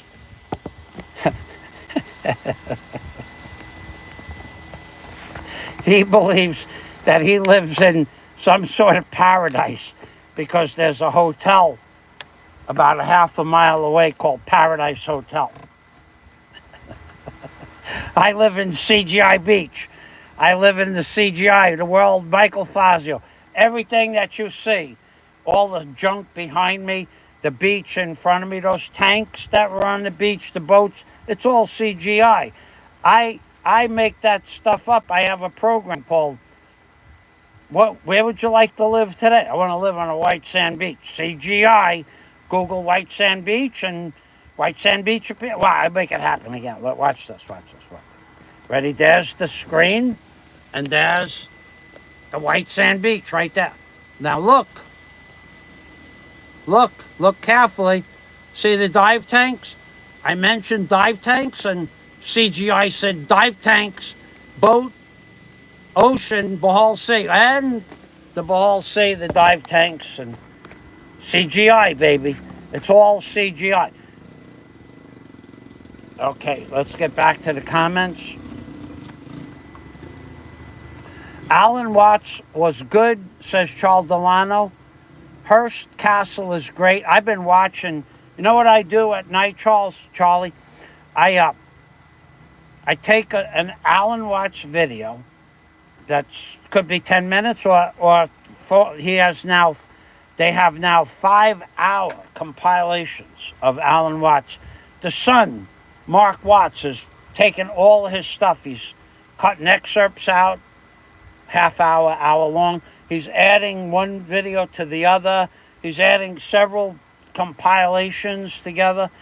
And I just put it on loop at night. So if it's like 3 hours, I fall asleep in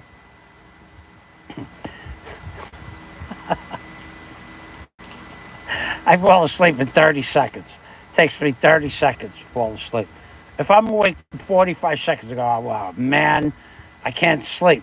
I never get past the first minute. And I know that because I remember what I heard. But then I listen to it in my sleep. Last night I had, the dream I had last night. That was, never had I done anything like that in real life. Nor would I. But last night in my dream state, I was gonna have a relationship with a very, very, very, well, I can't tell you, but it was a very beautiful woman, and I wasn't paying for it, but she was a real estate agent, and she wanted real estate. Let's put it like that. But that was a crazy dream. Hector Gubat. Hector Gubat, what a name that is. Hector Gubat. Ever think about building a Neapolitan wood oven? Stefano Ferrari Fornoni, and start an authentic Napoli-style pizza joint. You would make authentic buffalo mozzarella from caribou's milk. No. First of all, it would mean I would have to go back to work. And there's a lot of rules here, Hector. You have foreigners can't work here. Even if your wife had a sari store where they sold bubble gum and potato chips and stuff like that, you couldn't work in the store. You could if you gave them $12,000, you become an expat with some special privilege. You give them $12,000 and you get, it basically could get you a work permit where you could work in the store. I think. I'm not even sure about that. But you're not allowed to work here. So I would never, and that would, me making pizza, no, I ain't doing that. Or mozzarella, I ain't doing that either. I have other plans. But no, you're not allowed to work here. Not allowed to work here at all.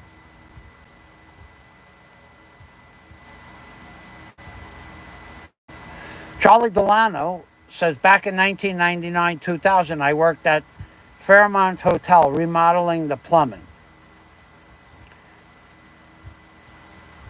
I've been away from America for going on 13 years. No, 23. Going on 10 years. And I was in Florida for 19 years. So I don't, Fairmont Hotel, if that's in America, I don't remember where it is. If you'd like to say it, that's fine.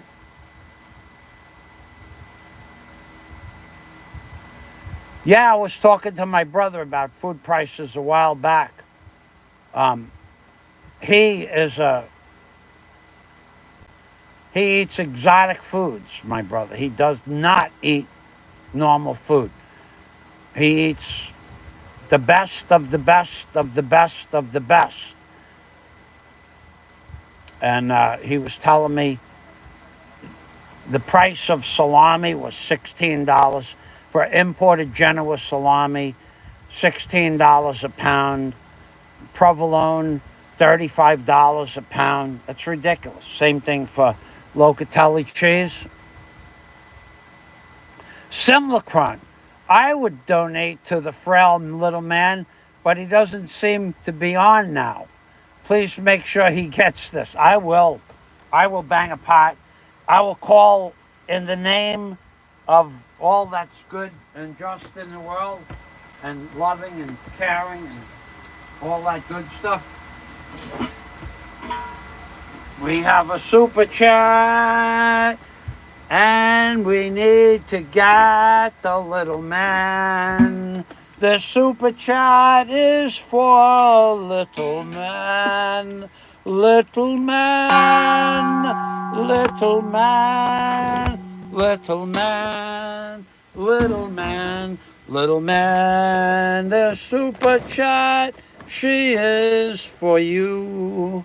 Little man, the super chat, come and get it, baby. Or, better yet, I could deliver it. I could hand deliver it to BOGO if you want me to. If you say Michael Thomas Fazio, please come to BOGO and hand deliver that $10 super chat, I'll do that for you. Because I have some questions I'd like answered. Little man, this super chat's for you. Little man, you'll run away, I'm sure. Little man will say, I never said that. But little man will beg for his super chat. Begging is what he does. Begging is what he does. When he's not begging, he's demanding super chat. I saw him demand super chat. Just last night he got triggered. Just last night he got triggered. And then he said, I don't need your super chat. And then what he did was crazy. He remembers Dad. I don't need your super chat. I got this. Does it look like I need your super chat? I could find that for a simulacron. I have it stored in places you wouldn't believe. Let me go find that clip where he says he don't need your super chat. Let me find that clip for you. It's a special clip with 100,000 attached to the clip. Let's get that clip up and running, and I'll show you why he don't need your money. He don't need your money, honey. He never needed your money, honey. Let me show you a snippet of his video from last night where he showed 100,000.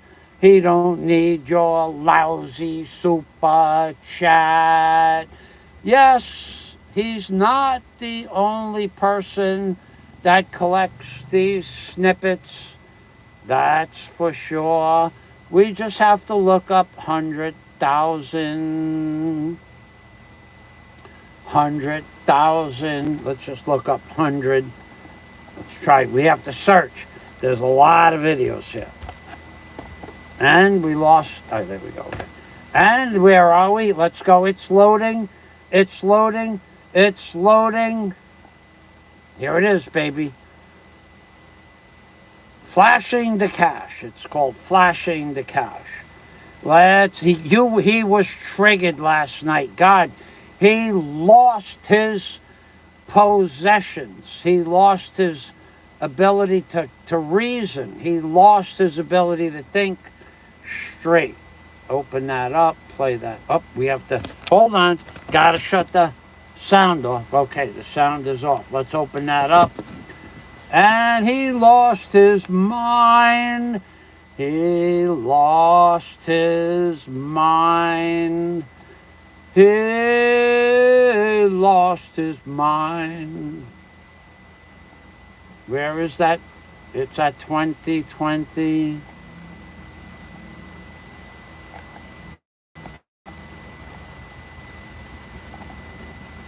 Oh, there it is. Here it is, baby. Here it is.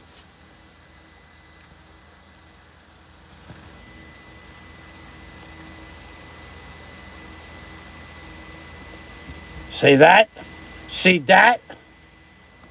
He don't need your super chat. He don't need your super chat. He don't need your super chat. He got that. He don't need your super chat. He lost his mind. He had to prove to the world, I don't need your super chat. And then today, very few people give him super chat. But he was triggered yesterday, baby. I don't know what set him off. I caught it towards the end of the show. In fact, that might be the only part I caught. It was the last 2 minutes. I don't need your darn money. I don't need your darn money. I don't need it. I got my own money. And then he started flashing cash on the screen. Not a good thing to do, but he did it anyway. And I don't know that he left.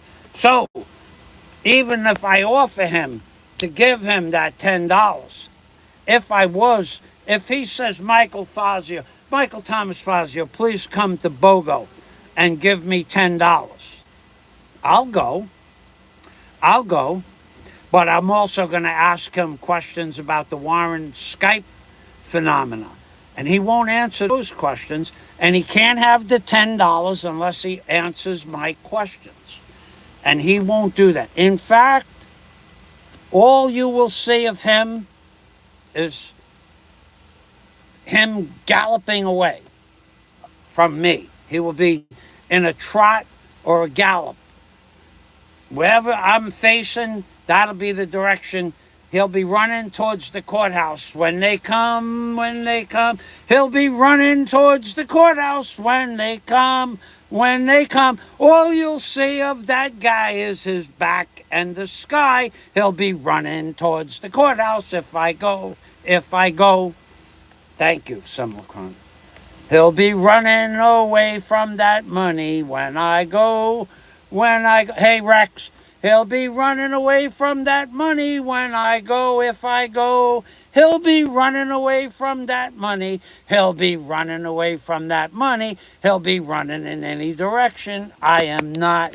Yeah, the last thing he wants is me at the courthouse. And that might happen if he asks me nice and says it twice. Michael Fazio, please come to BOGO. If he says, Michael Fazio, please come to BOGO, I will go. You know I will go. But short of that, I don't know that I would go. But if I get an invitation from somebody else that's going, or if another blogger wants to meet me there and have lunch, I'll go, but he won't. He won't know. He don't want no part of the Warren FAZIOS Skype session. He wants no part of that in real life because he made that up. He lied about that, and that was the last time anybody gave him any big donations on his channel. Because he don't need your silly super chat. He don't need it.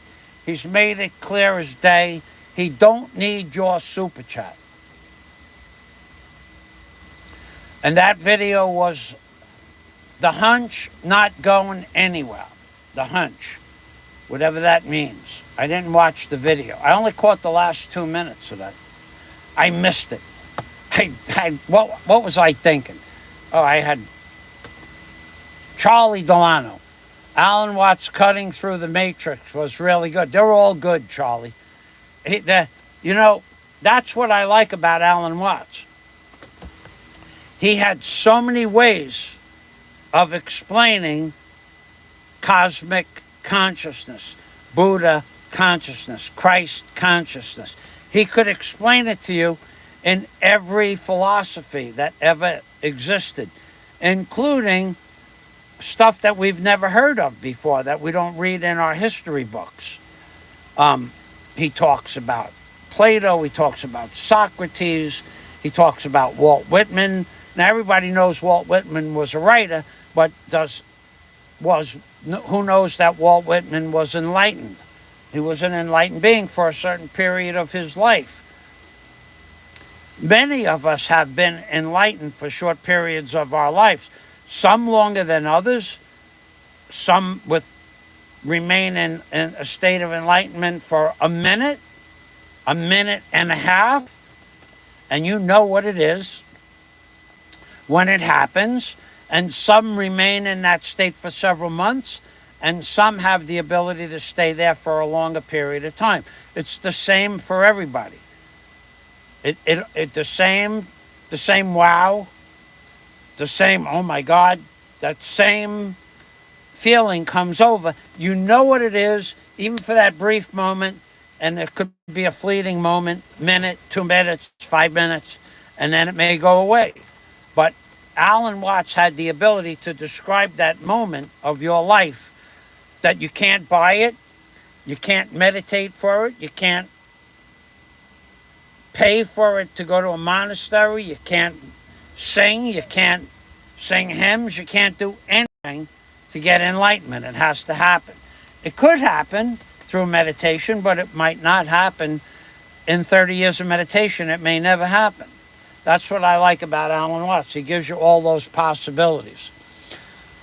High cholesterol. If I smoke there, I definitely buy my own tobacco, bundle, and enjoy cheaper cigarette smoke.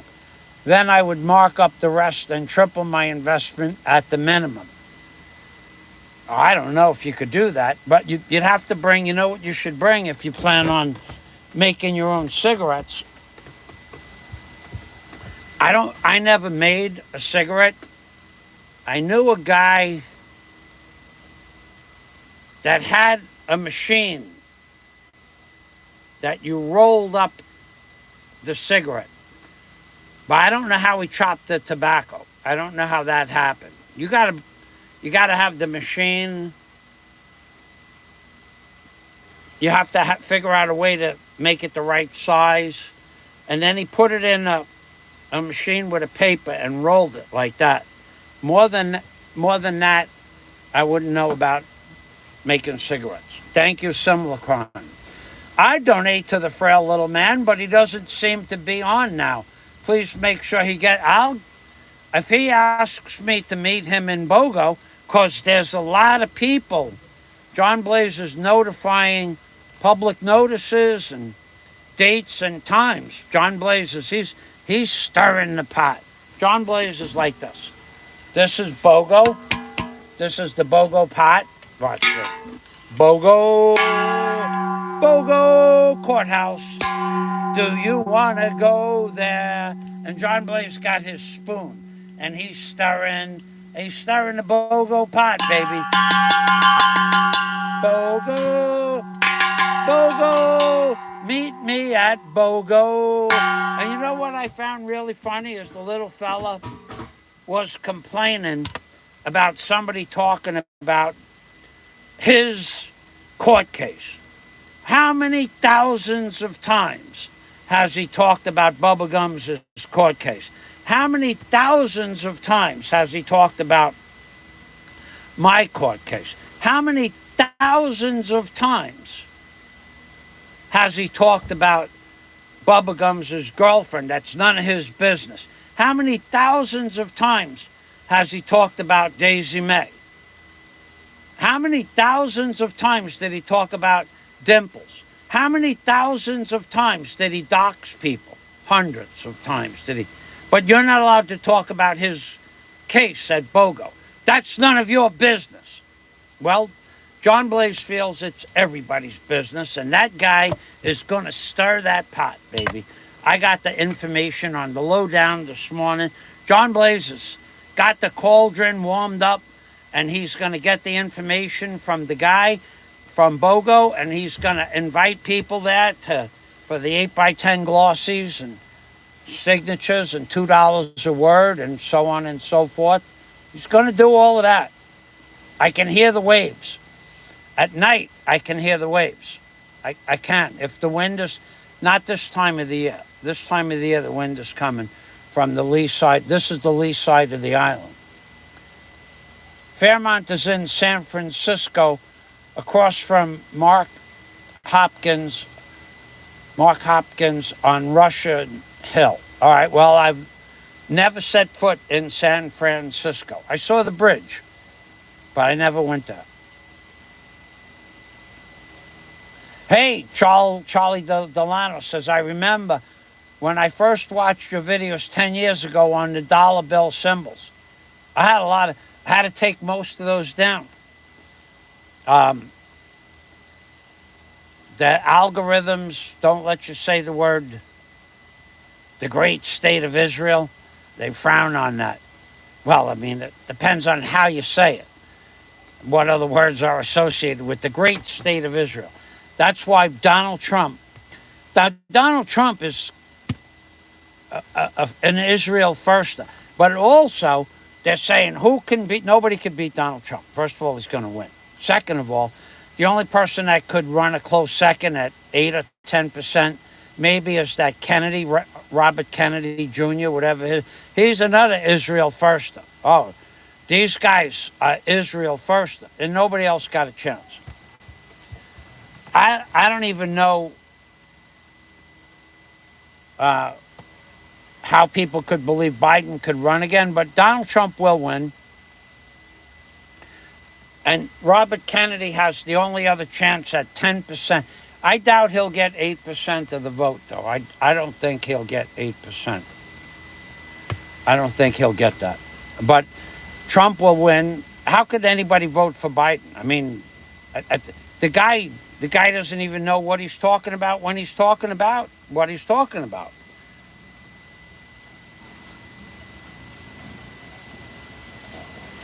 The dollar is losing a lot of value. Oh, yeah, that's for sure.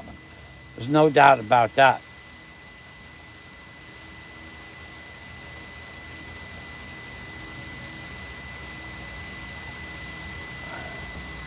Yeah, there's probably 8 or 10 people that make the Allan Watt's uploads are doing that. There's quite a few. When we went there a minute ago, here, I'll show it to you. Let's just take that sentence. Just to give you an idea. Allan Watt, cutting through the matrix, right? Okay. We'll copy that. For you people out there that don't know who Allan Watts was, he was a man like my instructor, Norm Tolson, that toured around the whole world and learned all the different possible ways to attain enlightenment and all the centers around the world that taught you a method how to become enlightened. So if we take Allan Watt's Cutting Through the Matrix and post it at the top of the page like that, and we Google it, you're going to have about 6 different channels that are going to have that published. Okay, so that's GVA Jax, Cutting Through the Matrix. So let's get Allan Watt Redux, Allan Watt. Okay, so that show is primarily by this fella here. Let's copy that. And then I watched this a while back. All right, let's get that over there. This is a great video. It was a long one. That's right. This is the 4-hour one. This is the one I watch at night, but I fall asleep. And I do fall asleep in 30 seconds. I lay down and I'm sleeping. In fact, I used to tell people I'm going to take a nap when we were doing inside construction in the wintertime, and I would lay down. And I'd start snoring when my head hit I would be laying on a wooden floor. And when my head hit lay down, I would put my jacket under my head. When my head touched the wooden floor or whatever I was leaning on, I'd be sleeping because I worked hard. Unlike some people that say, that guy got triggered this morning. Holy macaroni. Somebody said, why don't you post videos? Somebody said to the triggered man this morning, why don't you post videos of all the wonderful and great things you did? And he immediately deflected. I don't have to post those videos. I know what I've accomplished. I'm not like the liar from the island guy who lies about all of his accomplishments. Oh yeah, so I have a CGI barge, a CGI race boat, a CGI $1 million. You know what? I gotta go. We're gonna have to go this extra distance. I live in a shack now, but my $1 million concrete house was a $1 million concrete house on a deep water canal, not some T11 plywood shack on the side of a mountain. That was a shack compared to my house in Florida. This is a shack compared to the T11 shack in Hawaii. But he never had anything he could boast about. I did this. I did that. I built this. I built that. I owned a backhoe. He never had any of those things. He never even owned a decent car. The car he says he owned was just him standing in front of a car. That would be like me going to Bugatti and standing in front of a Bugatti dealership. And no, I don't own a Bugatti. I'm standing in front of the dealership. You fools. I own the dealership. That's that guy. He never owned a decent car. He stood in front of a half a muscle car, which reminds me of him, half a muscle man, but he never sat in the car. You never see him in the car with people. He just stood in front of a car. Said, I own this car. Me, I have videos of pictures of my 440 GTX 6-pack Mopar GTX. I have pictures of it at the beach, pictures of it at school, pictures of it in front of my house, pictures of it with my friends, pictures of it with things in the car, pictures of it with the trunk open, pictures of the motor. I have pictures of all of that. He just had a picture of him standing next to a car because he has nothing as far as accolades is concerned. Nothing. Flying Circus is in the house.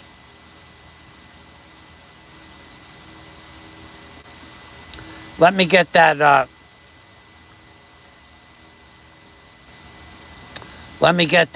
cigarette, that Allan Watt's link in my page here. Cutting Through the Matrix. It will be in, when I get the live stream done, it will be in the comments section of the video. So for those of you who don't notice, Popeye 1 is the main topic of this channel. And Popeye 1 has some great videos. He's a really masterful editor. Unlike Flying Circus. Boy, Flying Circus, he's another master of the ceremonies. God, Flying Circus. Some of the stuff you post, dude. You guys want to see Flying Circus? Get a couple of links from the other side of YouTube, please. Post a few links from your channel of the other side of YouTube. That other place. That part of YouTube where no one gets there by accident. You have to actively search. Laredo. That's right, the Laredo rolling machine. I remember, that's the one. Right, roll your own, the Laredo cigarettes. I remember that.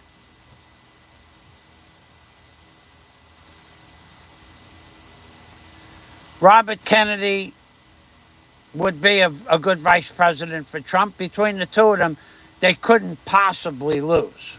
They couldn't lose. But I don't know much about, I'm not following the presidential elections at all. Because I only followed two. When Obama became president both times, it's all subterfuge. There's no truth left to politics. And Trump is just as much or a bigger liar than all of them, because as I always said, Trump shut down the world, allowed it to happen, knew in advance there was going to be a catastrophic event on his tenure, and let it happen. Trump is Israel first. Just remember that. That's all you have to remember. Charles, coffee house. Oh, the coffee house comes in with something besides thumbs up. Coffee house. Trump is a piece of garbage. Coffee house says, Trump, narcissist, liar, no win. Thumb up, sir. Thank you. Thumbs up, sir. Trump he's a piece of garbage, in my opinion. Trump is a piece of garbage. Yeah, the machinist tools, the ones you're talking about, the FARC, F-A-R-K, those videos with my FARC describing tools and I have a full set of Scrivener's tools and a full set of drafting tools with the micrometers from years ago. Yeah, of course. I would have that because, for no reason, right? Micrometers and precision. I still have all of that stuff. Secrets of the Circus. Flying Circus. Now, there's a man. Want to watch a man? I always liked Flying Circus. Him and I have talked on and off for years. Chat. And he's a good man. And he shared his life stories with me and what his dad did, where they live, not the state they live in, but where they live, in pictures. I wouldn't know where any of that stuff is, but he did send all that stuff. We've shared stuff like that. And Flying Circus is a good guy. I like Flying Circus. So if you guys are not subscribed to Flying Circus and you see his name up on the board there, click those videos. You want to see what the other side of YouTube looks like? That's the guy you want to see. That's the guy. He's got stuff on there. Let me tell you. All right, I grew up in New York City, so I've seen every type of idiosyncrasy, every type of club, every type of mental insanity that took place in the various nightclubs like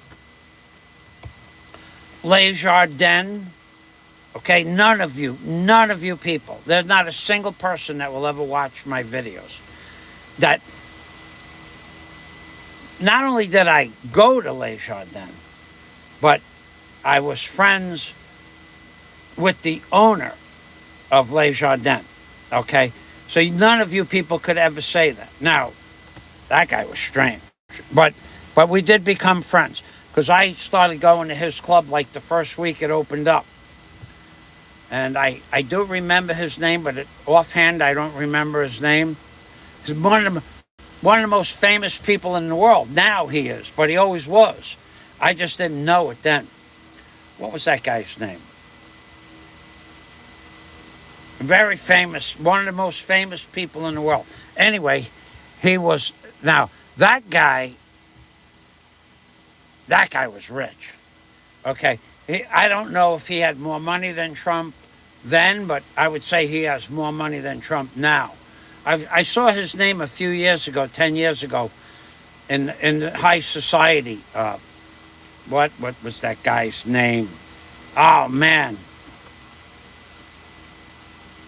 If I remember it, I'll tell you.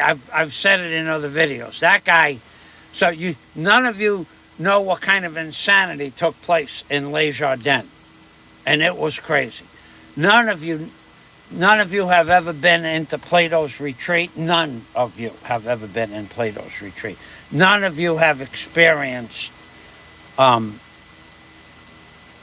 of those type of clubs in New York City. You've never met the Village People. You've never met Frank Zappa. You've never met, Jan Anderson. You've never met any of those people. So living in New York, you have the opportunity to meet these people in real life. None of you have done that. So that other guy who claims he had a muscle car, bologna and cheese. I say bologna and cheese. I say you never owned it. And until you could show me the registration, I say bologna and cheese. Or a picture of the registration with your name on it. I say bologna and cheese. I say bologna and cheese to just about everything he's ever said. Of course, bologna and cheese is what his channel is all about, bologna and cheese. I never lied about, that's a lie. He lied about me and Warren.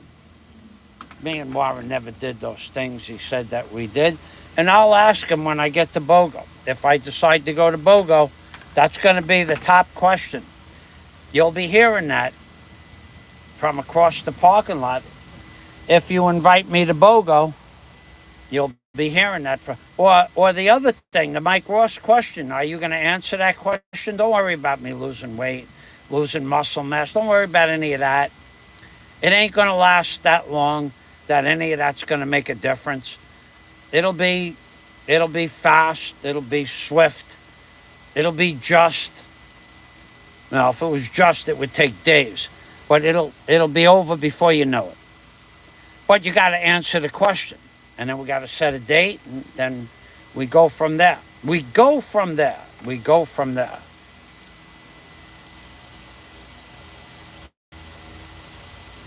Eddie Money.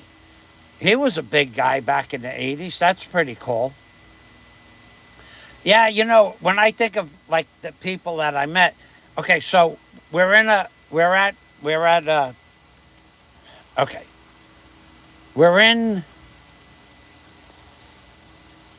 Danbury, Connecticut. We're sitting in me, Alvalope, and Johnny Air. We're looking at a big job up in Danbury, Connecticut, but we went to the Danbury State Fair. So this is like 1975, 76 maybe, 76, could have been 76. It was still open. So we're sitting, after the Danbury State Fair, we're sitting at a table, and there's a guy going like this. Stevie Wonder, like at the next table.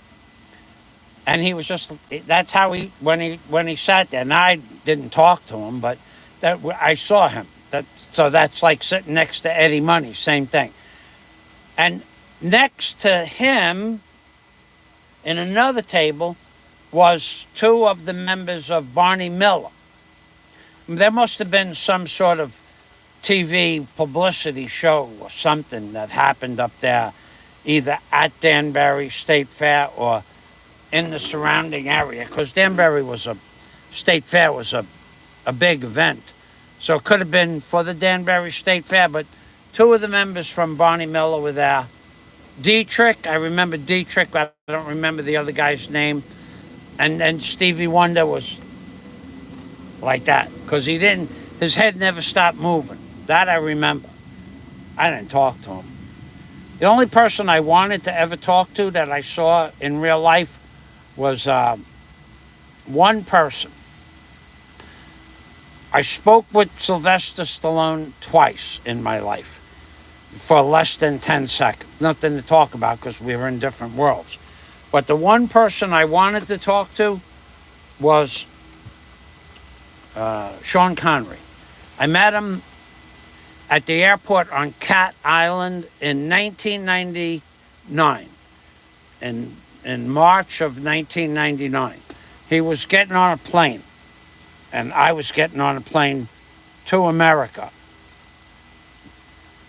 Cat Island is in the Bahamas. It's in the Dutch West Indies area. And Sean Connery was there, and there might have been 50 people asking him for his autograph.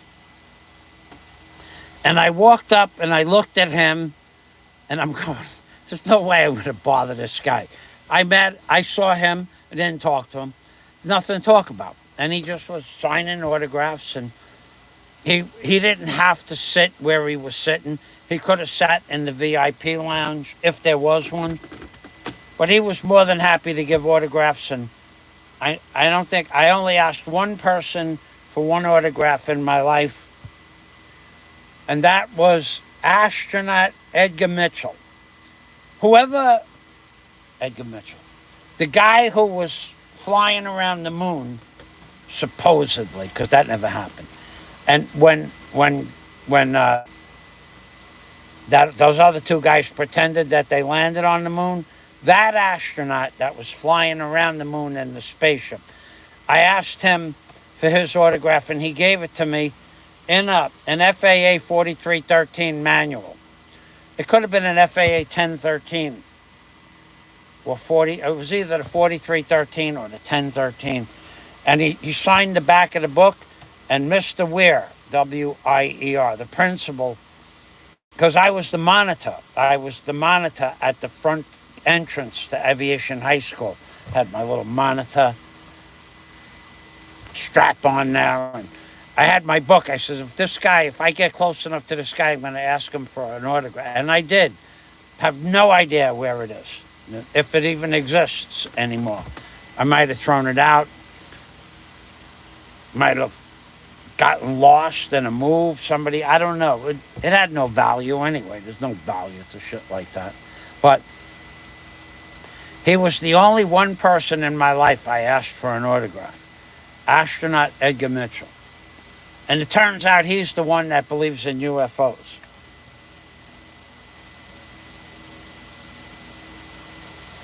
Right next to Eddie Money. I would have liked to have seen some of those rock stars. I always enjoyed I don't talk to them because they don't care about me. Whatever. They care about me as much as not at all. Actually, not one bit. They're famous, and they care about you as a fan. But I played backgammon with Prince. That I did, and I actually partied with Prince and Frank Zappa. So that was cool. But I didn't ask them for their autograph. That was before Prince was famous anyway. Yeah. So I met a lot of people living in New York City because I wasn't out and about. I tried to go to one nightclub or one club every week if possible. There was CBGB's, which I thought was the worst club in New York City, but it was famous. There was the Stone Pony in New Jersey if you wanted to travel 2 hours to see Bruce Springsteen. He played there a lot. I went there.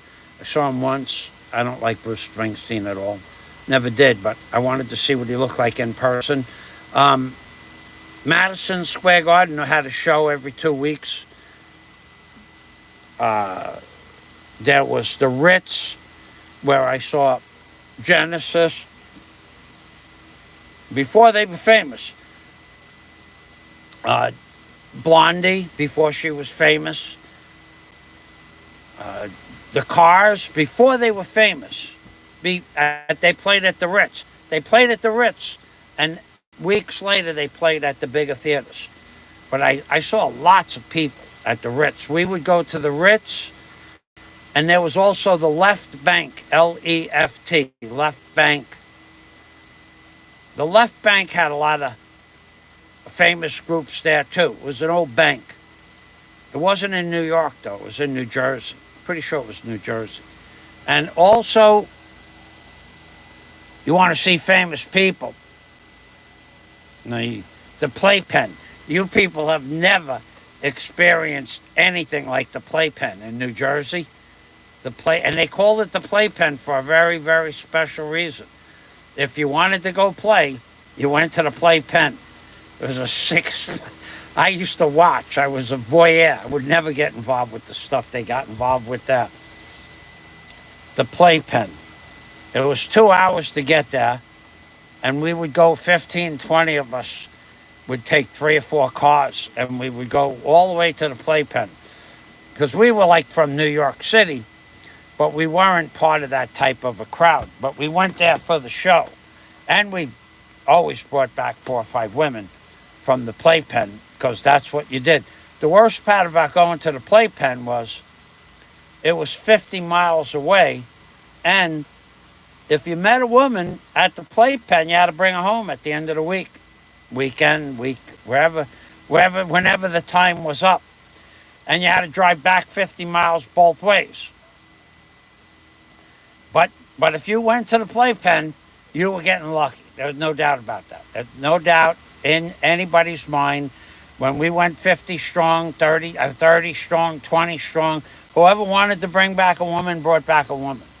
But the big problem was bringing them back, because that's usually where they lived, in New Jersey somewhere. 50 miles. My cousin, Pat, hired Chubby Checker for a party. Pat has ran the boat and sports show in Lincoln, Nebraska for 50 years. Let's take a look at that. Let's take a look at the boat.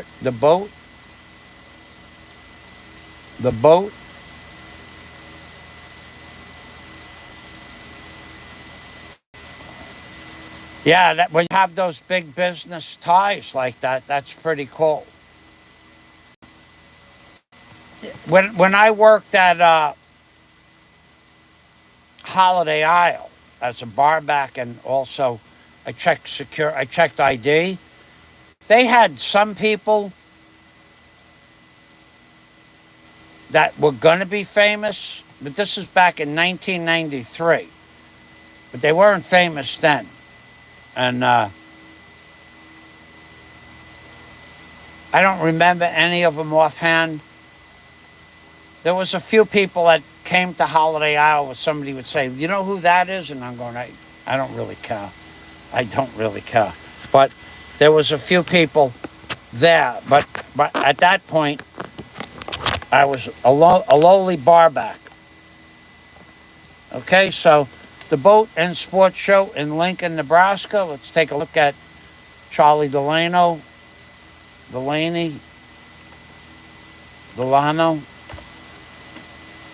Lincoln, Nebraska sport and travel show.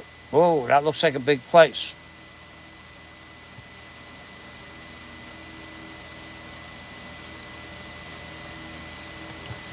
Okay, let's take a look. See.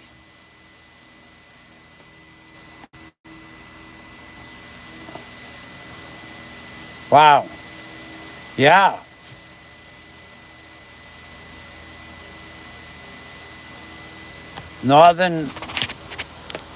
From Nebraska northern Kansas, western Iowa,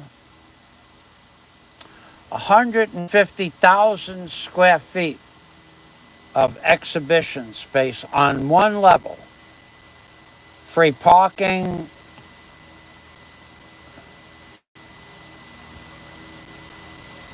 I haven't been to a boat show. Man, I don't think I ever went to a boat show in Florida, in Miami. I could have gone to the Miami boat shows, but it just didn't interest me. Because I didn't have the money to buy anything. I would only go to a show if I had the money to buy something. If you don't have the money, what's the point?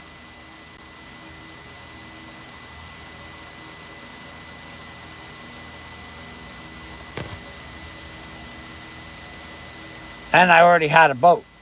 Actually, I already had a yacht. So one yacht is more than enough for one man. One man, one yacht. Just remember that. When you buy your first yacht, one man, one yacht. One man, one yacht. One man, one yacht. One man, one yacht. You guys try to remember that. Don't go thinking you're going to be buying 2 yachts, because one yacht, one man is enough.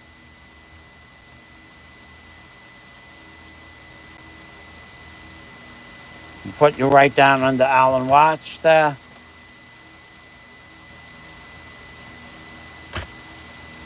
One man, one yacht. Try to remember that. Or one man, no yacht, no accolades, just bologna and cheese. It's up to you. It's up to you. Whatever your heart desires. So let's see here.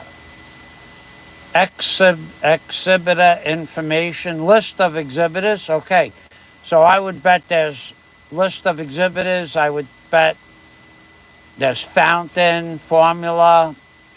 Four Seasons was a big boat builder in Michigan. Four Seasons. It was situated in Traverse City, Michigan. I knew the owner of Mike Wills, MikeWills. Mike Wills owned Four Seasons.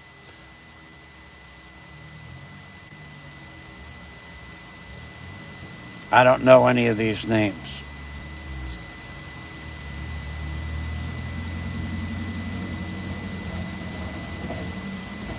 These are the contributors, not the boats. Exhibitor information.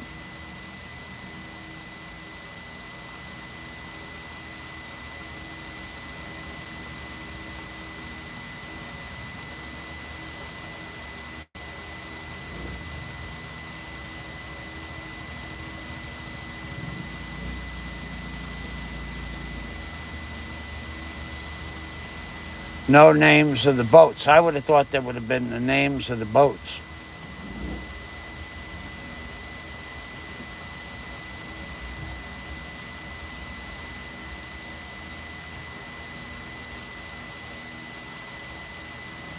Well, it's a big show either way. Thanks for sharing. Okay, so these were... Okay, well, thank you for that.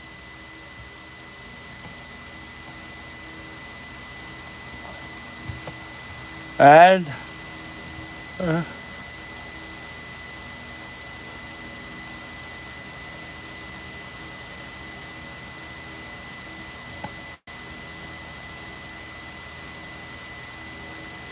in Los Angeles at Mad as Hell, the Young Turks preview, I saw Bill Ayers at the snack table, but did not get a photo with him. Flying Circus, let's see what...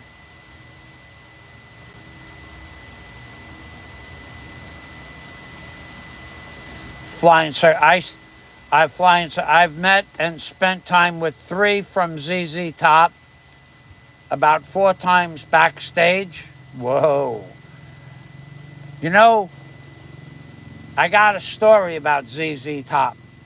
Billy Gibbons, the late Dusty Hill, and Frank Beard. Okay, so ZZ Top. How did I get turned on to ZZ Top? ZZ Top. The movie Goodfellas. Okay? The real movie. The real Goodfellas. I built houses and kitchens and bathrooms for one of the guys in Goodfellas. One of the Goodfellas. And that guy,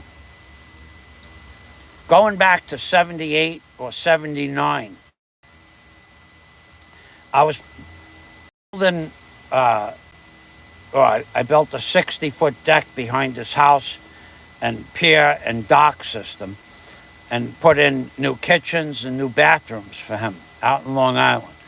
But that guy, he had the first big screen TV, like 60 inches. So if I gave you his name, you'd look that up. And where we would have the little fella, look at FAZIOS friends. Because I lived in his house when I was doing all that work for about 7 or 8 months. And I lived in there almost all the time anyway. I worked for him for years. But for 7 or 8 months, that's where I lived. Except with my dog. He loved my dog. Oh, God, he loved my dog. And that guy, when he got the big screen TV, several of the men from the movie Goodfellas came to the house because they did shit together. And they were watching MTV. And I will never forget the guy saying, look at that guy.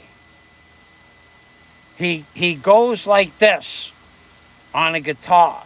And it was the song Money for Nothing and Your Kicks for Free. Those guys make money going like this. And we have to go out and risk 20 years to life to make a score. I'll never forget him saying that. And they were all laughing. Everybody was laughing. I was the cook that night. I cooked hamburgers and hot dogs on the barbecue. But they were watching ZZ Top.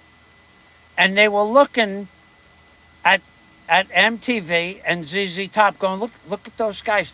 They're making $10,000. And we got to risk 20 years to life to make $10,000. They were talking in terms of how many years they had to risk to make what those guys were making on stage to go like this on a guitar. Never forget that. That was one of the memories burned in, etched into my mind. And that was the first time I had ever seen MTV, because I didn't own a television set. I didn't watch TV. I watched TV at his house because he was a big, avid TV watcher. If he wasn't glomming something, he was watching TV, glomming it or pawning it off. he never... he never... I knew him since what year? 76. No, I knew him since 75. If he wasn't glomming something, he was selling something. Doors? You need doors for a 73 Jag? No problem. What color? I'll have those in the morning.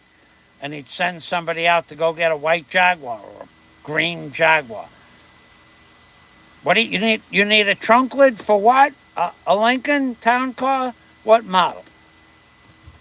You would, on the teletype, which was a way to, teletype was like computer before computers. And there was a couple of different teletypes. There was like Channel 1, Channel 2, and Channel 3. This guy manned 3 teletypes, him and Louie, but mostly him. And on the teletype, on the speaker, would say, anybody got doors for a 73 Jaguar, white? Anybody got doors for a... And he'd run over to the phone and pick up the... What color? White. You need what? Hold on a minute. And he'd call somebody up And the guy he was calling up was his insurance agent, Philly. Philly would look through his Rolodex to see if anybody had a white 73 Jaguar. And if Philly had an insured somebody with a white 73 Jaguar, Philly would call up his brother Paulie, who worked at a Jaguar dealership. And Philly would give Paulie the VIN number off the car. And Paulie would make a key for the car.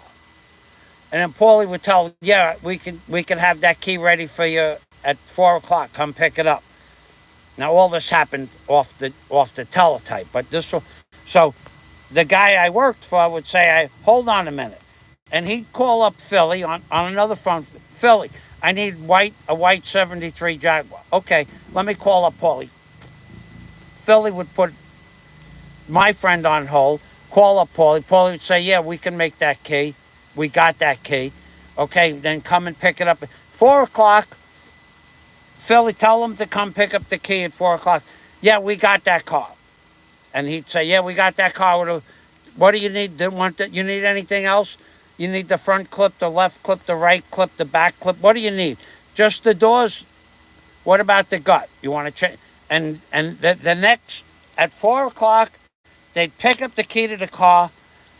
And at 5:30, the car would be where it had to be to get renovated. Or at 9 o'clock. It depended on where the guy stored the car. Because when you had a car like that, you had to say where the car was. In the driveway, in the garage. Doesn't matter. And if there was a problem getting the car, they'd call up the guy who owned the car and say, look, we need that car. How much? The guy would say, give me $2,000. And you give him $2,000, he'd deliver the car himself for a couple of thousand. It depended on what kind of guy he was. If he was a good guy, if he was a good fella, he'd just drop the car off and take the $2,000. Yeah. So the Young Turks, that guy Shank, I never liked him. And what about Anna?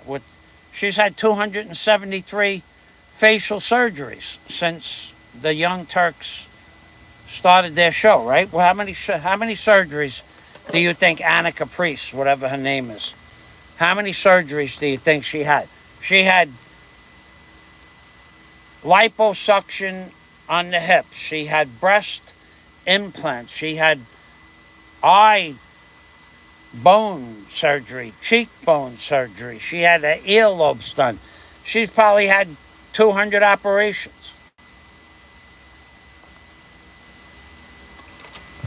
You go back and look at Anna's picture from, let's say, 2000, whatever, the year 2000, right? Well, not 2000, 2010.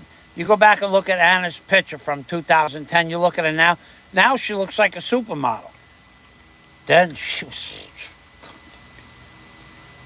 Fuck, man. She was one ugly woman. God, she was ugly. I used to write down all the time, surgery number 199. Looks like she had surgery number 299. They let me post. She was one ugly woman. Dr. Yen Lo was in the house. I spent a day in church with Stevie Wonder. What was that like? Did he sing? Did he play the organ? I like Stevie Wonder. Do you get around in circles? That was the song. Circles was his famous song. Flying Circus. I had the VIP passes and front row seats to many of their concerts. Billy Gibbons spent 15 minutes talking to my Filipina, and I about the Philippines. Wow. That guy knew about the Philippines back then. Imagine what the Philippines was like back then. I know a guy who's been in the Philippines now 37 years. Never worked a day in his life, ever. He was a trust fund baby. And he told me that when he moved to the Philippines, most of the Philippines didn't have electric.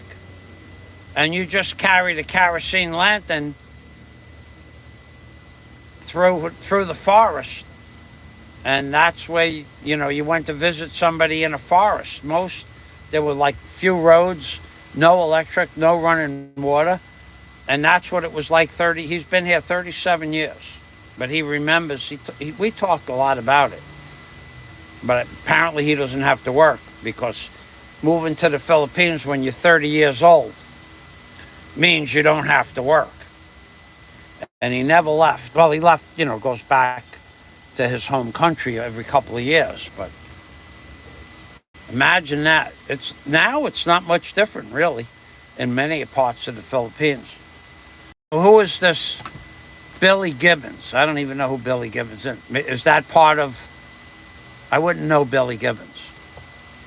Billy Gibbons. All right, let's see who Billy Gibbons is. Is Billy Gibbons part of the guys with the beards? That guy? I don't know. ZZ Top?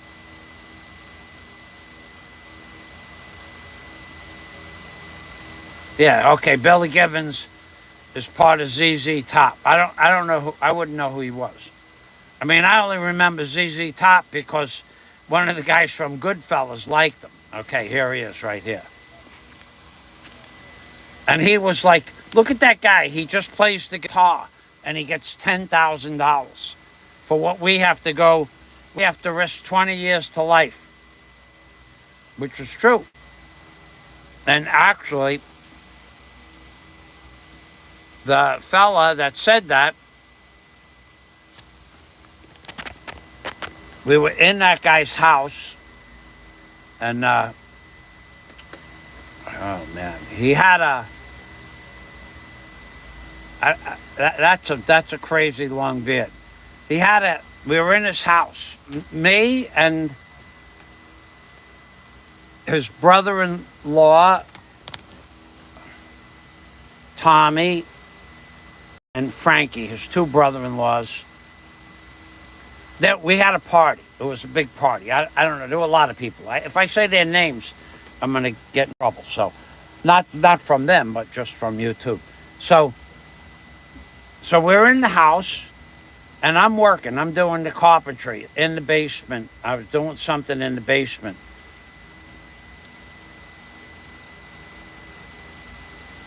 But I'm trying to think of which bust should I talk about. So I think the yard. He had a car, sold car parts, right?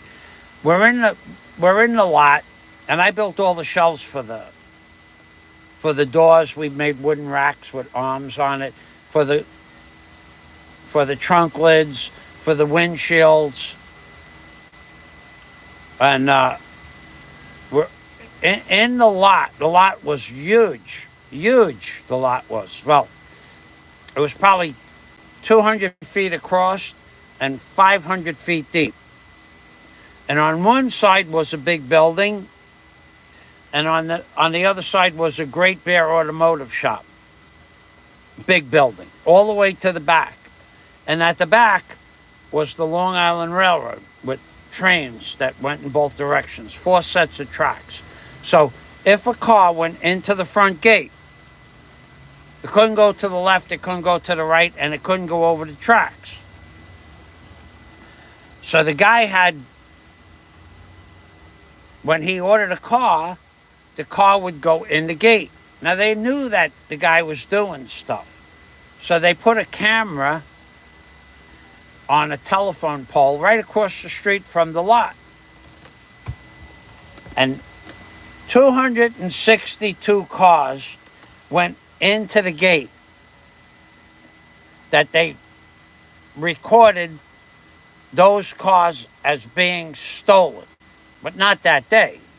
Always they reported that the car the next day or the day after, or the car was stolen, still went in the gate. And they were watching him. They knew he was stealing cars. They knew that. There's no doubt that he was stealing cars and chopping them.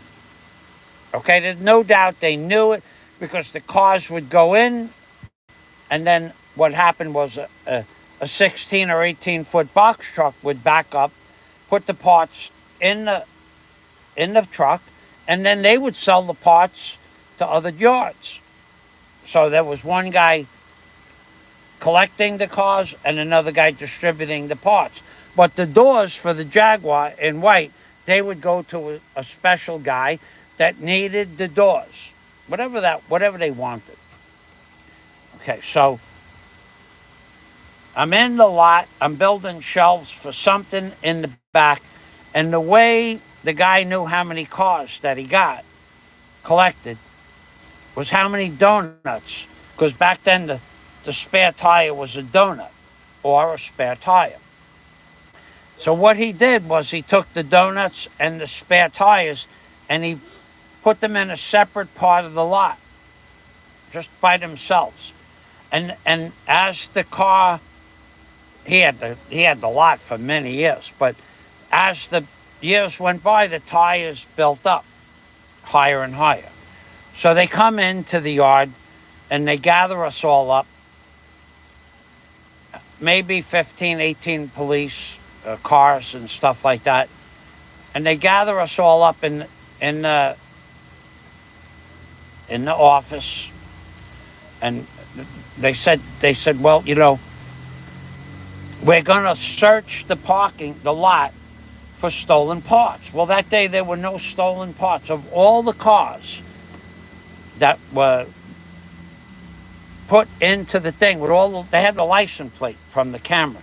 Of all the plates, they didn't find a plate, they didn't find a VIN number, they didn't find a door, because anything that came in went out in a box truck that night or the next day.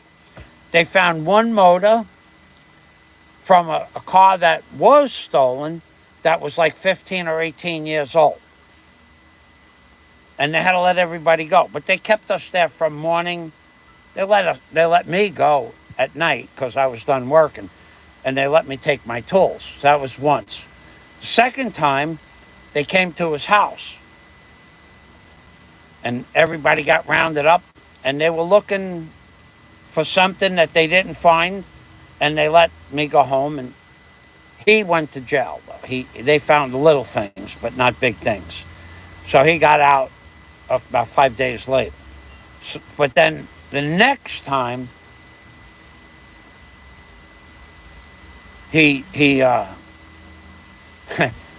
did something where he disappeared. He disappeared. For like years, he disappeared. So I took care of his house and his boat. Well, took his boat out of the water and put it up in a lot, and I took care of the house as best I could. I just basically maintained the water and plumbing and stuff in the wintertime. He was gone for a couple of years. I knew where he was, but he had to wait till something to be done before he came back. But after that, he did go to jail for like 7 years. And they caught him on something stupid, which is what it usually is. So this is the guy, Billy Gibbons. Thanks, Flying Circus, for sharing that with us.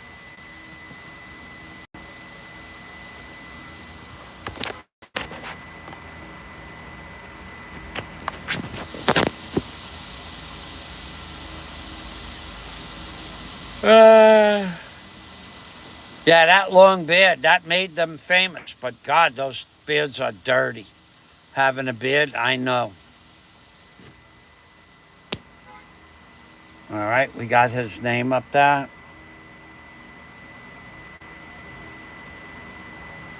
Tina Turner, the legs Turner, huh, baby? She had nice legs. God, she had nice legs. Her legs were insured for $1 million.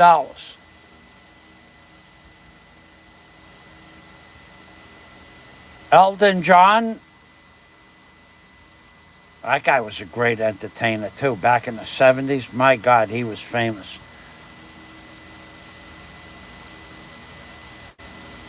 Elton John. He was also a $3 bill, but he was a great entertainer, no doubt about that. But Tina Turner, oh God, she had nice legs, yeah? Whew.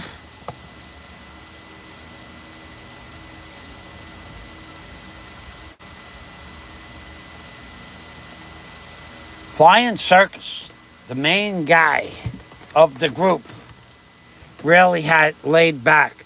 Loved to talk about fishing. Well, you, Flying Circus, I would never tell anybody where you live, but Flying Circus is an outdoorsman.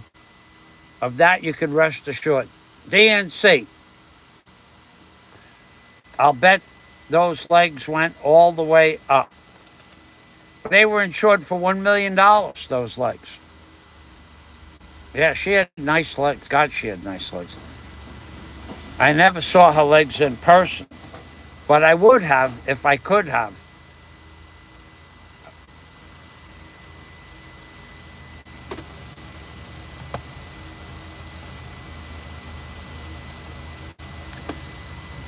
Yeah, Tina Turner. So you guys, did you, those legs got me a little confused there for a while. It's been a long time. That's another thing you're going to miss when you move to the Philippines. Okay, it looks like I'm back. Yeah, I'm back. I don't know what's going on with the internet here today. Shit.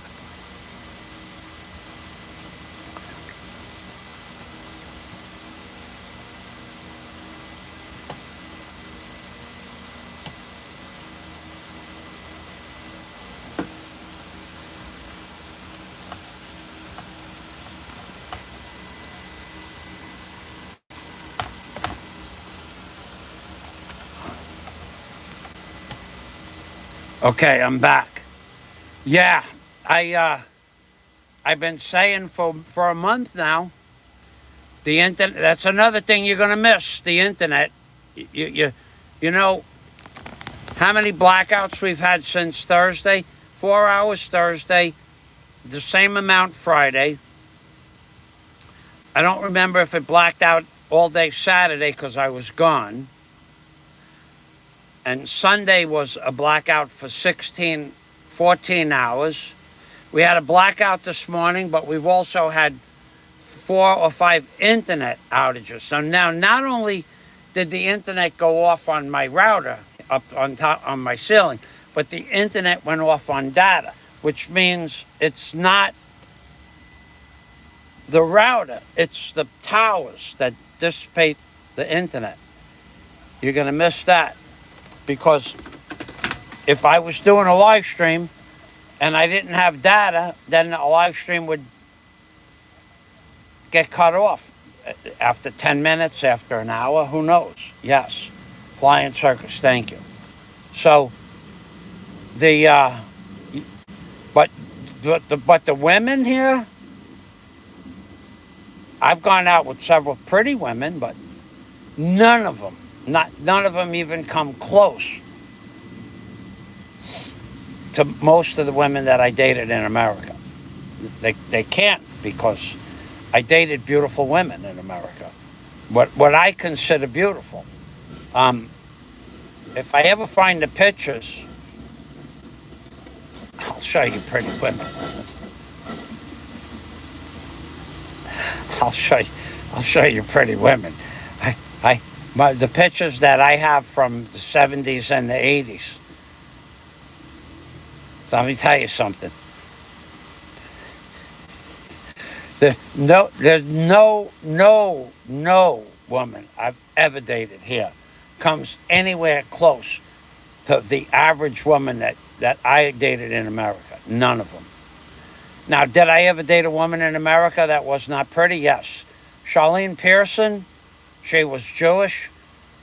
She was borderline ugly, but she was my best friend for years. And she had a beautiful body, but her face, Donna? Poof.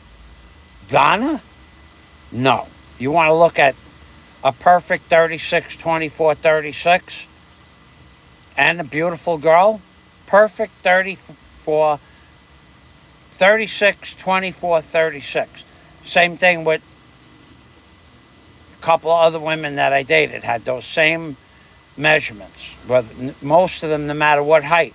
I don't know why they liked me. I have no idea. I was a lot of fun. Not so much anymore. But, and as opposed to some of the women that you see that they don't even show their girlfriends.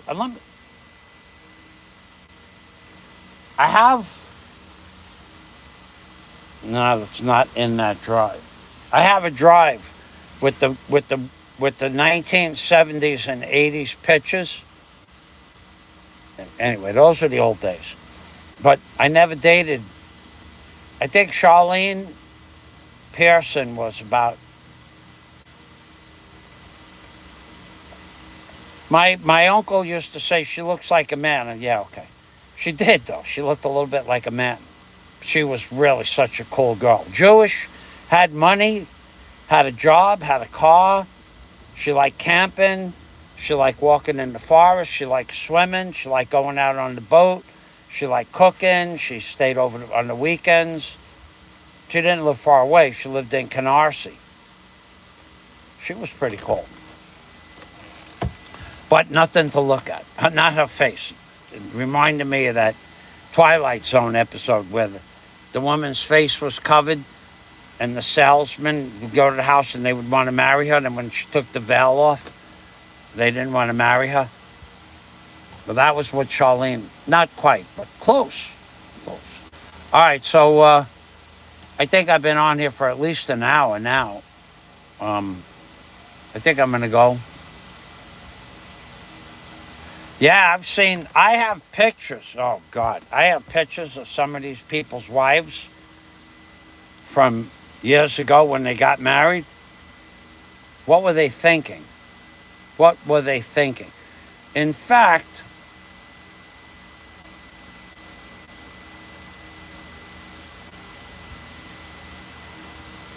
I have those pictures right here. You want to get scared? Where's my camera? I'll show you a picture that's scary of somebody's girlfriend, wife. I mean scary. We're talking about.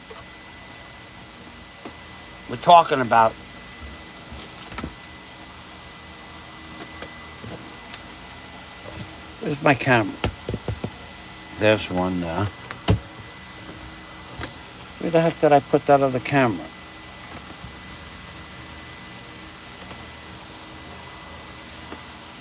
All right. It's not there. It's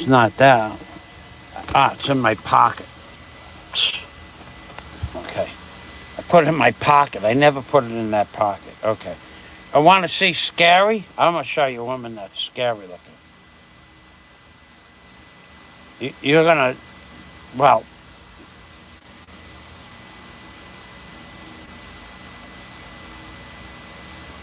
during the blackout yesterday, I just put these pictures in where they belong. I tagged them.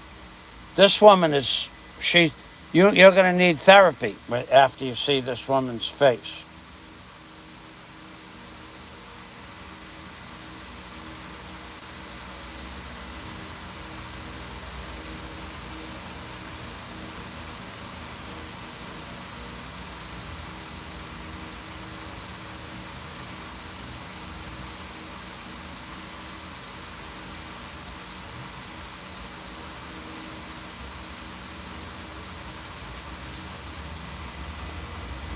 I can't do it.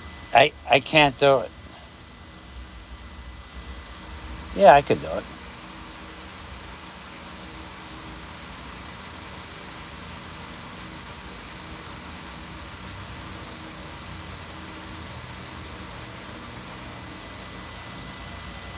Look at that.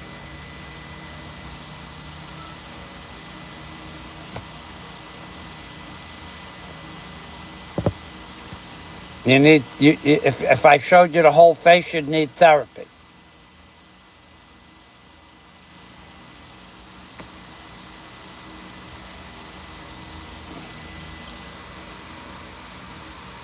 God, she's ugly.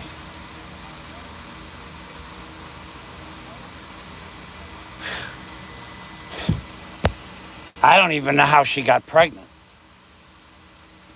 My mother used to say that. How did that girl get pregnant? When we were little kids, she'd say that to my father. My mother was a fairly attractive woman, like medium to attractive, but she was always petite. She never weighed more than 104 pounds. Her whole life, she never got fat. She never had fat ankles. She never had blue hair. She always had her nails and her hair done by the beauty parlor. But my mother would always say, how did that girl get pregnant? And I was a little kid. I'm going, the same way, I was thinking to myself, the same way any woman gets pregnant. But what she meant was, that woman was so ugly. How could she get pregnant? And like, how could you get involved with that? But that woman that I just showed you, if I show you her real face, you will need to close down the channel, the internet, and you will need therapy. You will need therapy. And then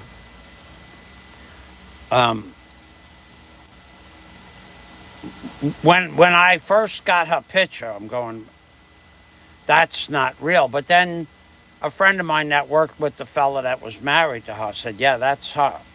And I'm going, are you serious? And he said, yep. I'm saying, how did she get pregnant? I said the same thing my mother would have said if my mother was alive. My mother would have said the same thing. How did that woman get pregnant?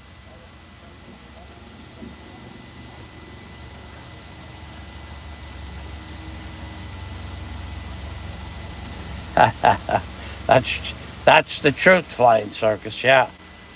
And you know what? I should send you some of the pictures I have of that. Man, that is, and that's not the only person on YouTube that had like, you could never find a woman, there's never going to see a picture of me. Maybe Charlene, that's going back to 1976. Okay? That's going back to 1974, 75, 76. Just maybe I have a picture of her, maybe I don't. But that would be the only girl I ever dated in my life. And even the Charlene was a 10 compared to that thing. God, that woman was, that is, I have to hook it up. No, I'm not going to do that. Yeah, that's and there's two other bloggers that have wives from a long time ago when they got married, going back 30, 35 years, that had wives that looked like that. And this particular one, oh God, the story that goes with that, I can't even tell the story. The next time I hear the name Daisy May in a negative light, probably going to hear that whole story, complete with pictures. Because he likes to embellish. The next time I hear Warren Hunt, then the FAZIOS story, I think I'll share with you. I think I will share the story that goes behind the face, or the face that goes with the story. He thinks he's got carte blanche because he hides his face. Well, I'll just tell a story. It doesn't have to be a true story. I'll just make up a story. But I don't even have to make up a story. It's one of the best stories on the internet. And it's truthful. Because even the blogger told the story. Now, I wouldn't even be making it up. I would just be repeating a story. But the problem is, how did she get pregnant to begin with? That was an amazing story. I came home from work and she was I got so mad I slammed the bedroom door. And then I kicked the stand that the television was on. And then I called up two women. And I had dinner with two women that night. Yeah, go ahead. Say Warren and Fazio. Go ahead, tell that story again. It really did one. Go ahead, talk about Daisy May. Say the name Daisy May just one more time. And I will tell stories. True stories with fictitious names. You are one piece of work, dude. You're an amazingly, that you would make up a story about me and Warren, and no one believed it. And you said it as truth and demanded super chat for it. Beyond the pale. But you're going to have to answer that question. You're going to have to answer that question. If I go to BOGO, I want you to repeat that story to me directly. I want to videotape you saying the story out loud with your face in the video. I want to hear you say those words again to my face. Tell the story about me and Warren. I want to hear that. And I'll be able to hear that at BOGO. And then, what other story do I want to hear? Maybe you'll give us a few bars of the Mushroom Man. Maybe you'll hum a few bars of the Mushroom Man. I'm wondering if did the judge ask you for a few bars of the Mushroom Man song to confirm? Or, oh wait, no, that's right. The lawyer told you to keep quiet and you kept talking, and then you had to admit that you created the Mushroom Man song. Yeah, just keep it up. Keep it up. Oh, yeah, the other thing is the one about Fazio getting on his knees. I'm going to ask you two questions. If I get invited to go to BOGO, and I might, I'm going to ask you those two questions. Explain to us what Fazio said when he's going to get on his knees again. Let me hear that again. Wait a second. Here, speak into the camera. Come on. Say it into the camera. And then also tell us the story about Fazio and Warren. Yeah, you're going to do that, right? You're going to be the tough guy, and you're going to repeat the story, but with your face in the camera, right? Yeah, because you're that type of guy, right? You're that type of guy. Well, I'm going to get an invitation, according to John Blaze. He's going to work that out. And then you'll have the opportunity to say those things directly to the guy you made the stories up about to begin with. And of course, they'll just be YouTube stories because it's all YouTube, right? It's all YouTube. Except that's going to be real YouTube stories in real life with real people and real stories. I'm going to get an invitation. And if I get an invitation, I'm going to watch. John Blaze is working on that right now.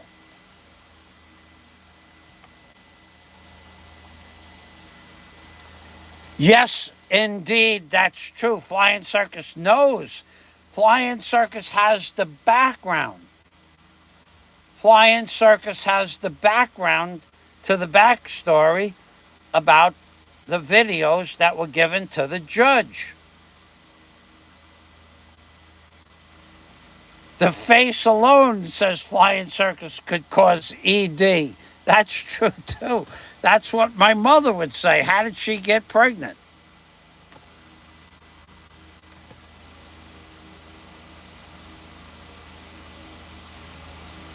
DNC is in the house.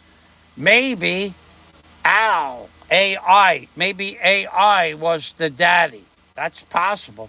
Hey, you know what I could do? I could get you. Let me get you a copy of this. Let's just take this wire here. Plug this wire into that over there. Wow.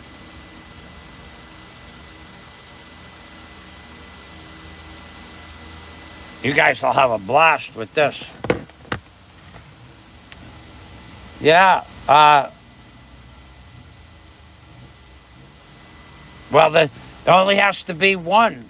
You only have to have one. Yeah. That was the one where he slammed the door. Guess who's coming to dinner, baby? Guess who's having dinner with your wife? The judge did see the butt video. 100%. No joke. The judge saw the Cheeto factory. Somehow he opened them up. He opened himself up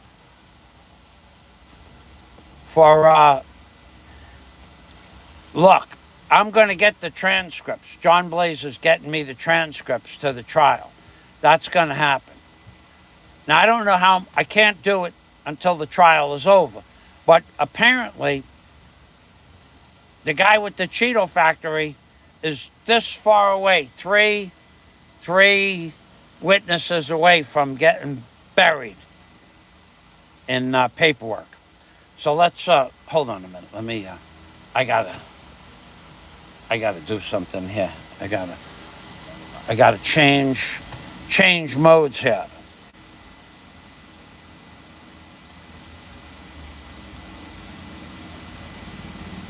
Well, it's the court in Bogo.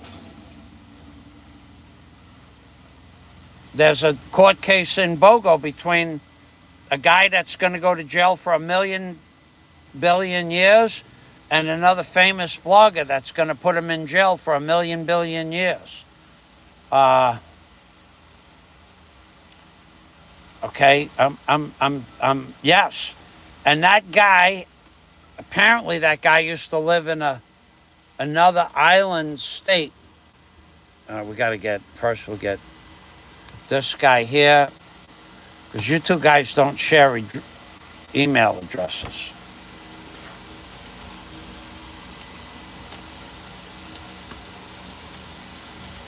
I got to keep all of this stuff separate. So this, I'm going to have to find this. It's going to take a few minutes because I put them in albums. And I think when I put them in albums,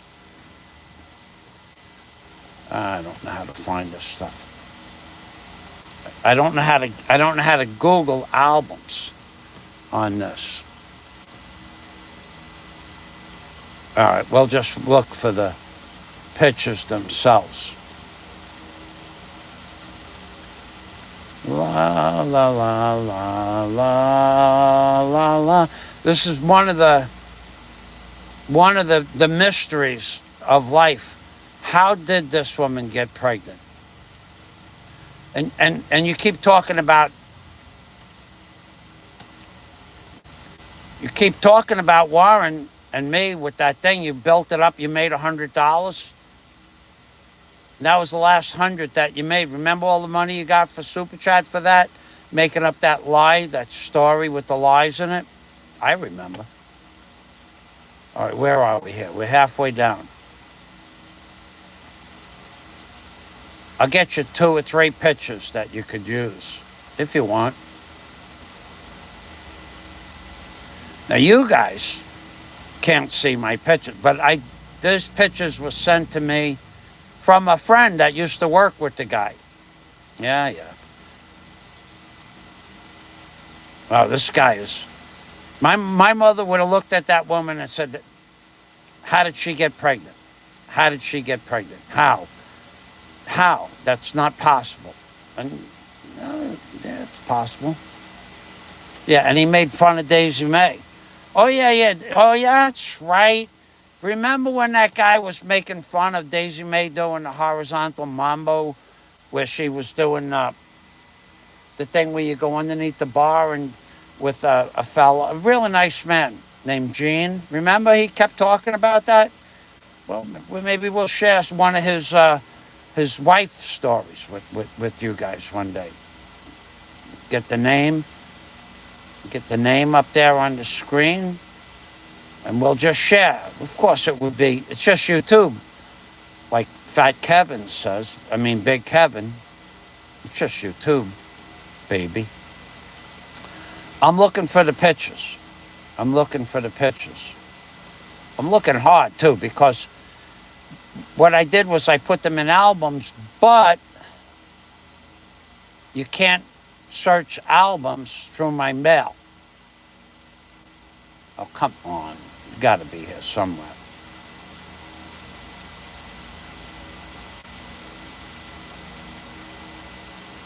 I wish I had a better memory for stuff. Popeye has a great memory for where things are, what timestamps things are at. Popeye has a fantastic memory when it comes to remembering timestamps and pictures and stuff like that. I'm not finding it. It's all right. I got time. I got time. I should have copied them and pasted them someplace else. Naturally, it's not that. Okay, so it's in this album.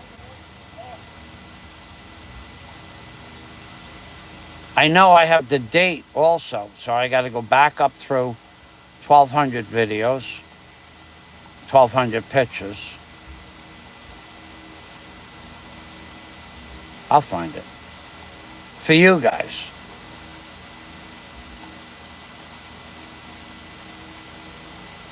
How did she get pregnant? I like that. My mother used to say that all the time to my father. How did she get pregnant, Tom? My father would say, I don't know, Fran. My father, he was a romantic type of guy, my father. I'm really looking hard too. Sometimes you don't see every picture. And these are old pictures. What year is that? That's from 2022. If I knew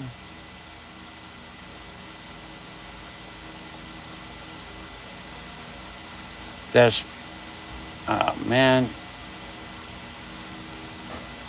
Oh, I'm still looking. I'm not happy about this either.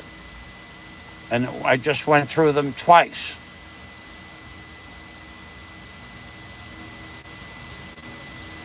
I just went through this whole list twice. All right, you know what I'm going to do? I'm going to look for the date.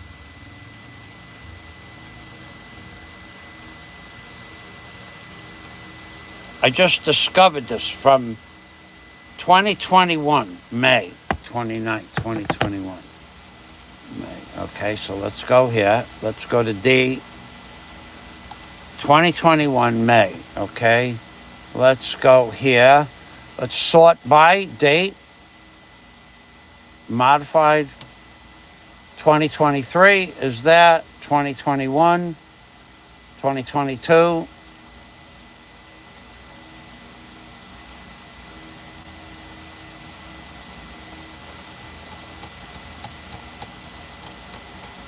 It's not showing me 2021. Here it is right here. Okay. We're in 2021. We're in May 2022.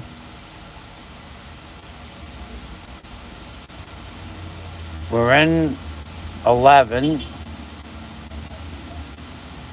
What the heck is going on here?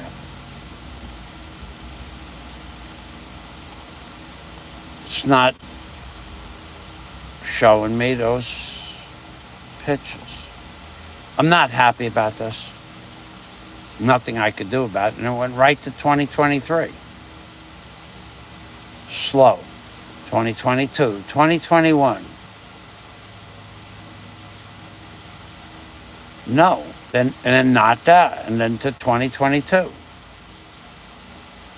Okay. Tell you what, let's sort by name. And let's Google the name. I'm going to get you these pictures. Don't worry about it. Nope, not going to get them today, though.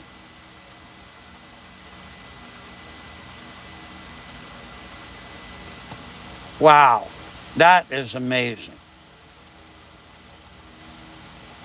Okay, I could look one more time, but it ain't going to help. Because there's no way to make it happen now. And I saved them, so I don't know how to use the phone yet. There's so many things you could do with these phones. I'm going through this whole thing. I'm not in the gallery. But I shouldn't have to be in the gallery.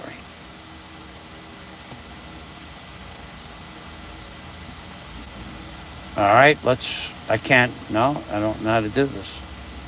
Boy, I'm really bad at this kind of stuff. No, it ain't gonna happen. Pictures. No. I just don't know what to say. Because yesterday I spent 4 hours putting these pictures together, and now I can't find the pictures.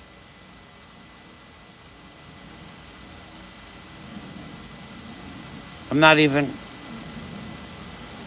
I know I didn't throw them out. There's no way to, man, for all of these, I really stink at this.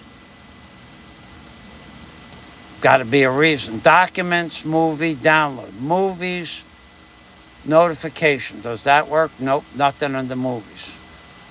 Nothing under alarms. What about Android?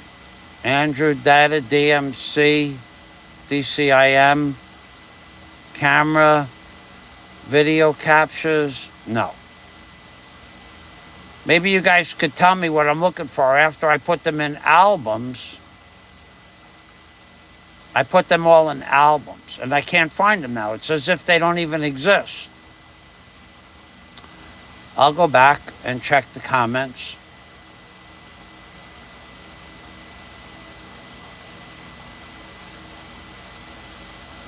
White Castle.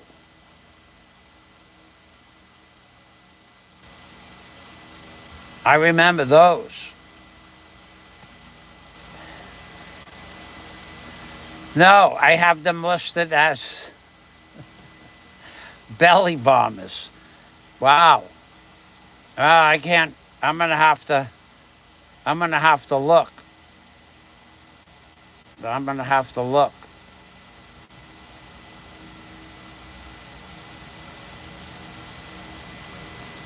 You guys, you're killing me. Talking about food. I haven't eaten food in 50 days. And you're talking about belly bombers? God, I miss those things. All right. Now I want a White Castle. I want a hamburger. I almost stopped 2 days ago to get a cheeseburger at a Burger Plus. Some burger and they're like White Castles. That's what they remind me of. Burger Junction. I think they're like 70 pesos for 2 hamburgers. And I went by, and it smelled like somebody was cooking steak with mushrooms and onions and garlic and wine and a white wine sauce. God, that was amazing. The smell of a 70-cent hamburger almost drove me out of my. I stopped right in front of the Burger Junction, and the burgers are about the same size as a White Castle now. They put a little piece of cheese on them and like that. And I stopped right in front of the store, and the lady knows me. She used to be at Burger Junction in Dolo, in Panglao. And now she works at Burger Junction up by the ICM Mall. And she said, Michael. And I'm going, wow, now not only do I want a hamburger, but I know the lady, they remembered my name. Because I used to go in there, going back 3-4 years ago, there were 2 hamburgers for 50 pesos. 49 pesos. 2 hamburgers for 49 pesos. And I would go in and buy 40 or 50 hamburgers. Literally buy 40 or 50 of them, and I put them in the freezer. But now, and they make you fat. Oh God, I could eat 5 pounds of hamburger and gain 12 pounds. I don't know why, but I can. Flying Circus says, I'm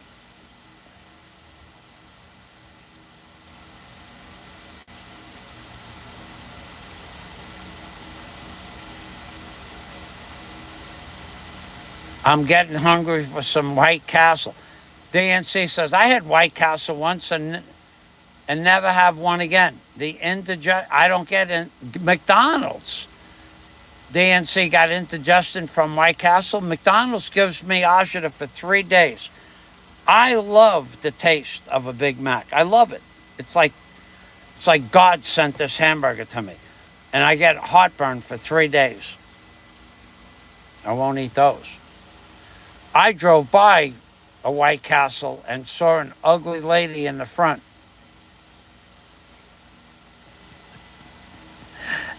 And you remember that, do you?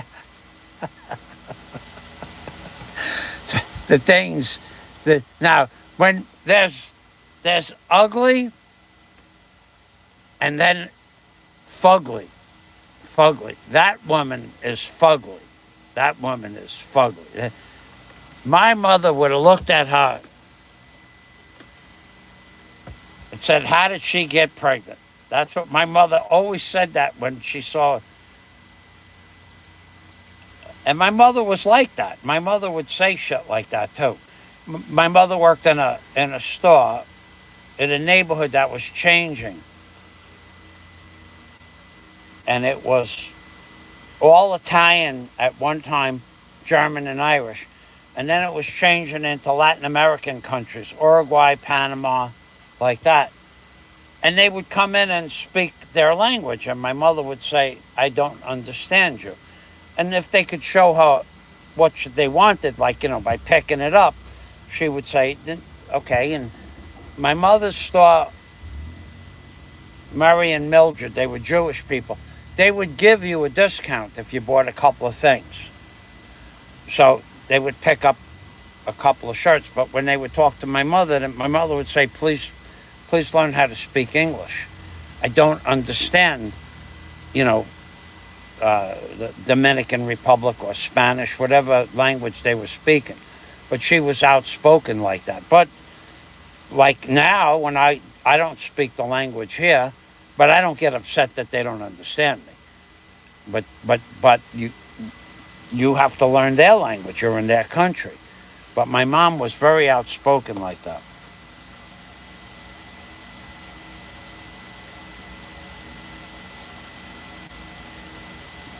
Flying Circus. I drove by a White Castle and I saw an ugly woman in the front. And that's what burned into his mind. Not the smell of those delicious onions and the burgers frying up on that greasy skillet. Oh, I never lost my sense of smell after I had the flu.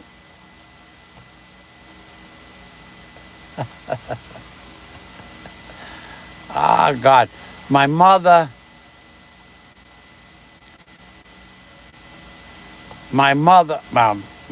would have looked at her and said, that's a man. Yes. Well, now, but who knew back then that there was going to be such an outbreak and where it's hard to figure out. But right now, if you saw that picture, oh, definitely. You'd look for the Adam's apple. We go straight to the throat. How big is that Adam's apple? No, that's a woman. That's a woman. God. So, I have mail. Hold on a minute. Let me check my mail. All right. I want a hamburger now.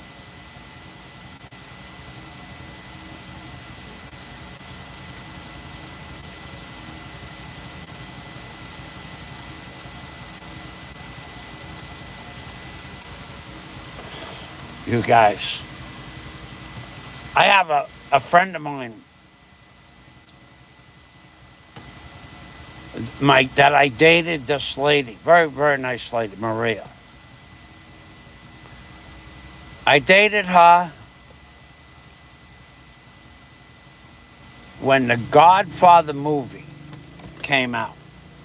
Godfather 1. That week was the first week that we dated. Yes, actually, DNC, yes. Yes. Because he... Okay. I can't tell you what happened in the courtroom, but I know what happened in the courtroom. Yes, there were 3 videos used, and that was one of them. That's correct. All 3 of them.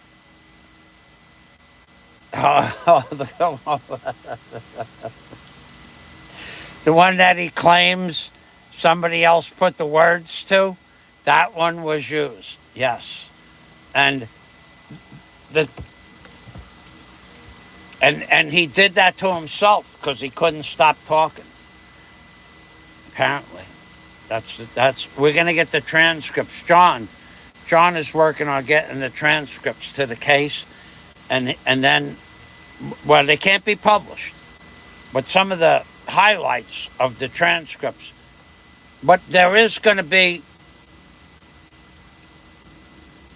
more people have to come for witnesses, but after that, I understand the case is going to be over really shortly after that. And there's not going to be any money transferred. In fact, what's going to happen, according to my my friend John Blaze, is that the fella that originally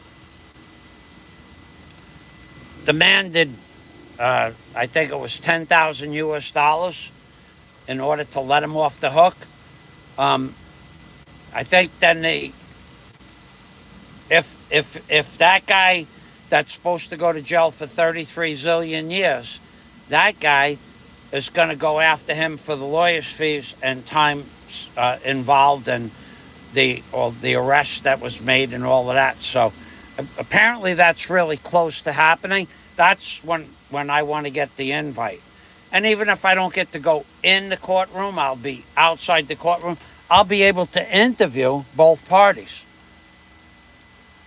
That's what I'm looking forward to.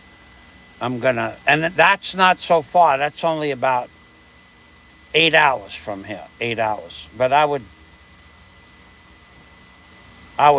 invest 8 hours traveling and a night at a hotel. I'll take one of my friends with me. Oh, and I do have a fella that wants to go. I don't know that he will go. Or I'll just take another friend of mine. Yeah, I'm going. If I get an invite, I'm going. And if I don't get an invite, I might go anyway. Because I won't be able to get into the courtroom, but I can stand in the parking lot. 100% legal. That's what there was a guy freaking out this morning. What are you talking about BOGO for? Why are you talking about BOGO? That's none of your business. Well, I don't think it was any of your business when you published that Daisy was going out with Eugene. And I certainly don't think it's any of your business that you make up stories that Warren and I were having Skype relationships. I don't think that was any of your business. And I don't think it's any of your business that Barry Bummer has a girlfriend and you keep trying to destroy the relationship between Barry and his fiancée. I don't think that's any of your business either. And I don't think it's any of your business talking about Dimple's children and showing Dimple's children's Facebook pages. I don't think any of that's your business. But you want to make it your business. So what they say is what's goose for the gander and the gander for the goose. And all of that. That's what something stupid like you would say. Because you don't get anything right. He's a brain scientist. It's rocket science. He's got emphysema. He's got no enmity. Got no enmity. It's sympathy. You get everything a little wrong. It's like watching a science fiction movie on Double Barrel Sunshine. Hey, Philip, how you doing?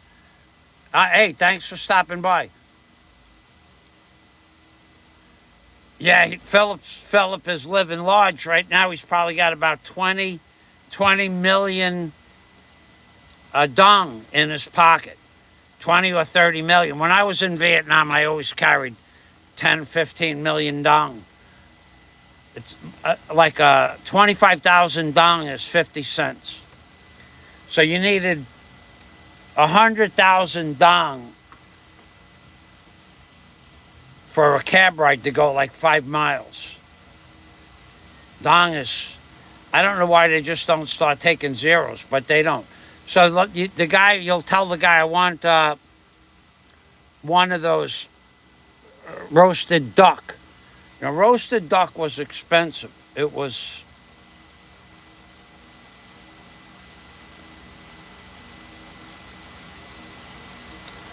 $1 million dong, I think it was. Let me see what $1 million dong. $1 million dong. Let's see. But Philip, getting off subject there. Wait, 1 million DONG equal to US dollars. It's not 1 million dong is not a lot of dong. $41. Yeah. So maybe a roasted duck was a $500,000 dong, $20. But they were big ducks. They were like that. They were like a geese, a 20-pound geese before they start. Maybe it was 12, 13-pound geese. It was about $20, $500,000 dong. But you could eat that for like 4 days if you had a refrigerator. So Philip, getting back to your trip in Vietnam, whenever you're talking and there's cars and traffic, I can't hear you. I can't hear over the din of the noise of the traffic, but also you speak, the speaker on the microphone on your phone might not be good, or you just speak too low. But I tried to listen to 3 or 4 of your videos. I couldn't even understand a single word. I tried. You got to speak closer to the microphone, louder, or away where there's no noise. Because on that pedicab, I couldn't even understand one word. I understood McDonald's or Burger King, because I know the word Burger King, but nothing else. You got to learn to speak louder, closer, or when there's no background noise. Other than that, it's fun to watch Vietnam.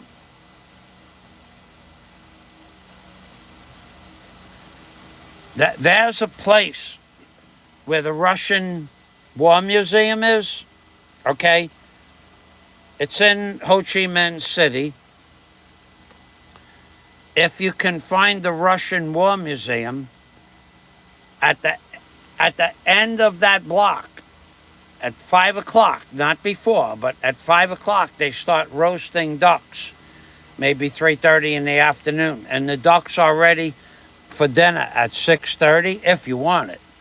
But that was good. That was good duck. It was a great duck. But it was expensive. I paid $500,000 dong for a roasted duck. But it came with some fixings with it. It was a delicious duck. And it's kind of like a roasted chicken in the Philippines, but when you think about it, it was $20. When you want to buy these little teeny roasters in the Philippines are $6. And that's, you know how many of those roasters I could eat before I went on my diet? 3. No exaggeration. I could eat 2 of those roasters without I wouldn't even remember that I ate the first one.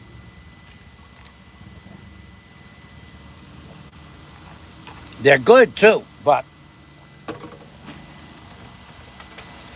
that $6 for a little teeny bird that big, 39 days of growth. And that duck was, I bet you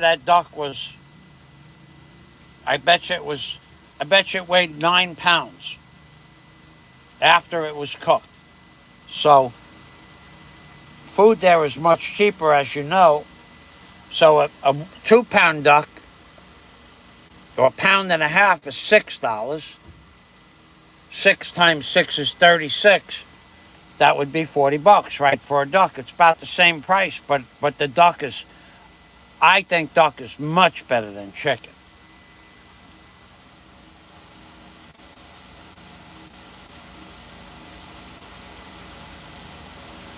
Oh, yeah, for sure. For sure. The judge, that's on the table. That's on the table.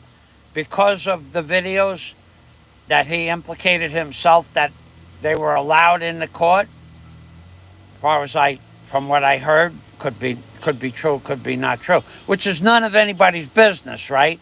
But Daisy May dating a man named Eugene is everybody's business. And my Skype between me and Warren that got published in total fraud, in a total fraudulent manner. Oh, you wait till I get there, dude. I'm going to ask you to repeat the stories into my camera, into my personal camera. Me and several other people that plan on going. We're going to ask you to repeat some of your more affluent stories, the ones that you demand. I demand you give me super chat, and then I'll tell you the truth between Fazio and Warren. Oh, I want you to repeat that in the parking lot. I want you to repeat that story, because that's a classic. That's a classic. That's a freaking classic. And I want you to repeat what Fazio's going to do. Remember Fazio about the knee thing, about begging you to do something? You're going to have to repeat those two things, because I doubt very much you'll be within my ability to talk to you. All I'm going to see from you is you heading into the courthouse. You won't stop to sign autographs, and you won't stop to talk to your your fan club. You won't stop to talk.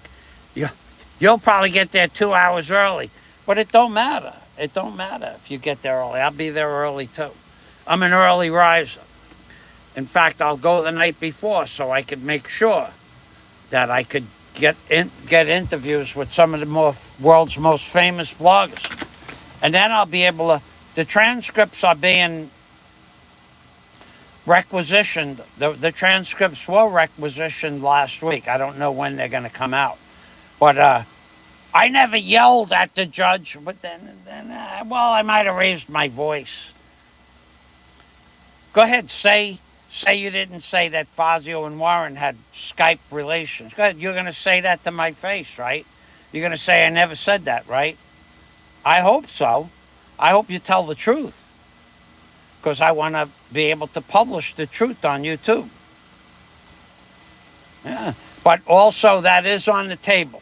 Undesirable has been, the subject of being an undesirable in the Philippines has been brought up. Unlike when that guy shared all the videos where I had a skirt on because my testicle was this big and my testicle didn't fit into my pants. And he made fun. How many times did you make? Maybe I'll ask you those 3 questions. Talk about my skirt. Go ahead, talk about Fazio's skirt. Come on, do it. You want to know how that's going to end up for you? I think you already know. But I'm going to ask you the questions. I'm allowed to ask questions. And I'm going to get an invite. That's for sure. That's going to happen. I think it's going to happen. John Blaze is working on that right now. In fact, I even have somebody that's wants to pay for the trip. Yeah? Or I could just ask for Super Chat to cover my expenses when the time comes, when I get the dates. And there's going to be several. But we already know the first date, you're going to have your witness. I'm a witness. But just wait till that's over, and then we'll see what happens. But anyway, can I get a witness? Yeah, all I want to know is, tell us about the relationship that Fazio and Warren had on Skype. Please. Mr. C, please tell us about the Fazio relationship. Tell us how Daisy was doing the horizontal mambo with Eugene. You go ahead, you could say it. You'll be allowed to say it. Be public venue. You don't have to worry about anything. You don't have only thing you have to worry about is admitting that you made up accusations that weren't true. But you won't even last that long in the parking lot. That guy's time tenure in the parking lot would be in the milliseconds. Get away from me! Call the police! Call the police! He'll probably have a preemptive police escort. I'm on my way in. Is that guy with the and I'm going to be wearing this orange hat.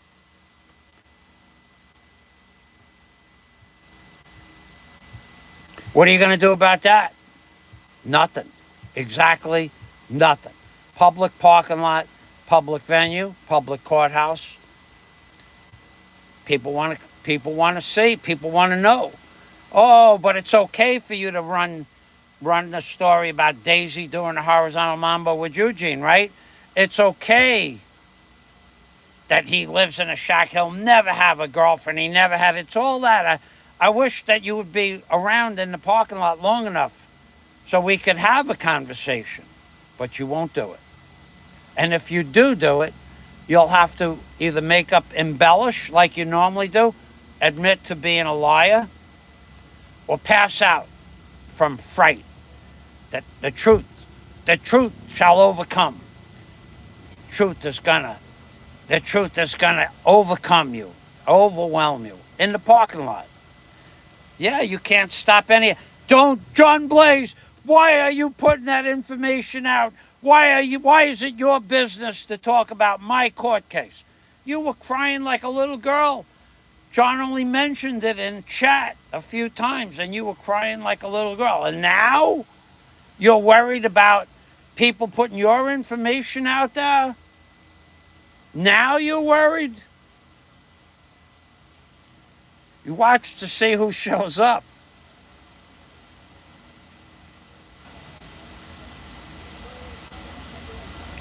Yo.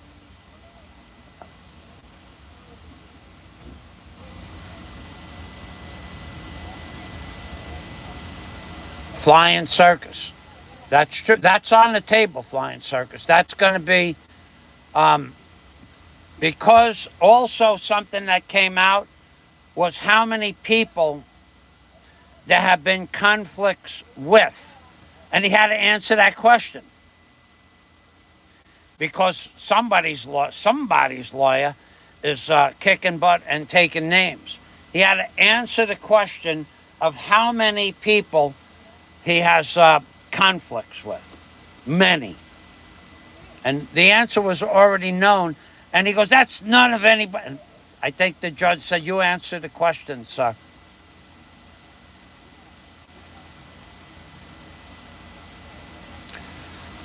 Philip Janik says, losing signal on the bus. Okay, thanks, Philip. 109 million pesos he's got in his pocket. He's a rich man, Philip Janik. Thanks, Philip, for telling us that.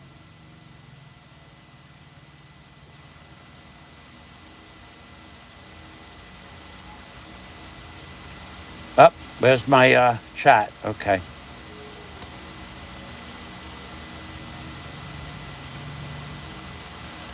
Yeah, the real Allo is the pedicab driver. Allo would make a great pedicab driver. The stories he could tell you. Yeah, that was my average meal was $2. 50,000 dong. You get a nice meal. 75,000 dong would get me soup, a bowl of soup about that big and that deep, a bowl of vegetables that you put in the soup, 2 egg roll type things, and a piece of beef or chicken for 73,000 dong, and coffee. So that would be about $1.20, $1.25, $1.30. 75,000 dong. 25,000 dong. is $1. 50,000 is about $2.30. You could have a full meal and a cup of coffee. Vietnam, they had good food there too. Judge should see how a person is harassing a girlfriend of a certain guy in her live stream comments. The judge has already been made aware of all of that stuff. A public verbal thrashing. I'm sure that that's what he's going to give me. Get away from me! Get away from me! Somebody call the police. How many times have you yelled that out?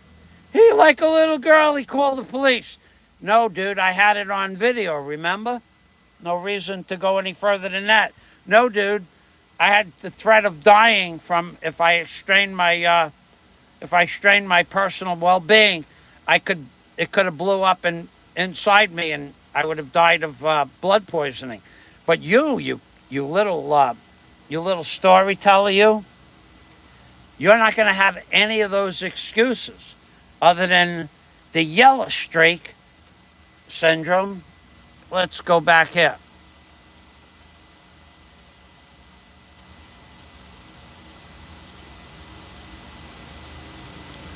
You know, I just went into Kentucky Fried Chicken the day before yesterday, Philip. It was $4. $4. No soda for 2 pieces of chicken and a mashed potatoes and a coleslaw. One was the chicken back and the chicken thigh. $4. And they were the small ones, not a big. It was a small chicken. And I said to myself, well, I don't eat, but I just wanted to go look at the prices. So, and how does a Filipino pay $4 for 2 pieces of chicken about that big? It was the back of the chicken, which, if you ask me, the back is one of the best pieces if it's cooked right.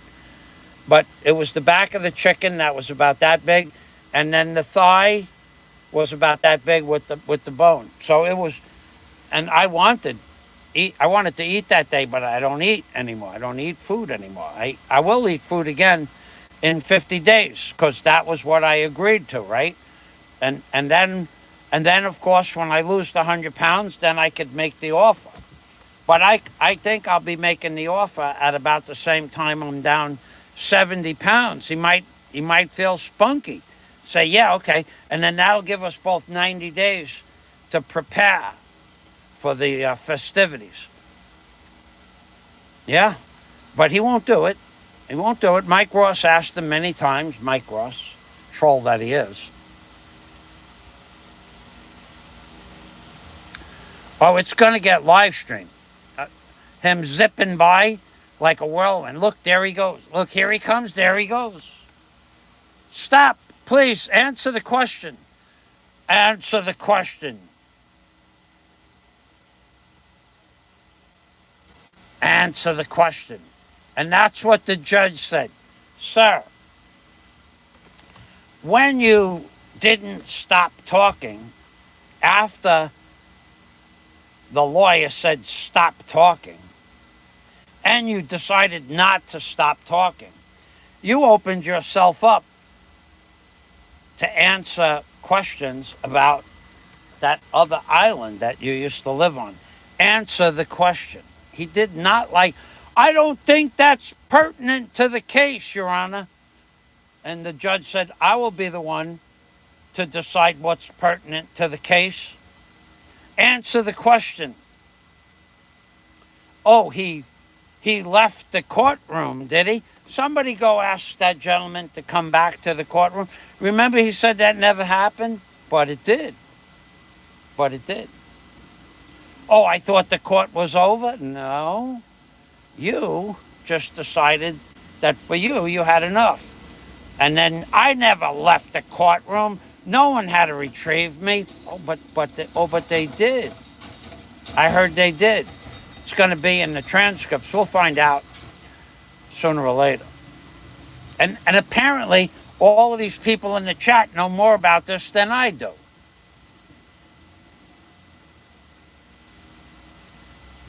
How much is 2 pieces of crow and a serving of sheets? Asking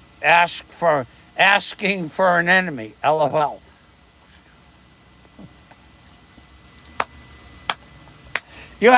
I wish I had a video of the last time we met. God almighty, that was embarrassing. That was embarrassing for him. And the story is, I told you the true version. See how he is? He gets like that. He gets like that on YouTube too, sir.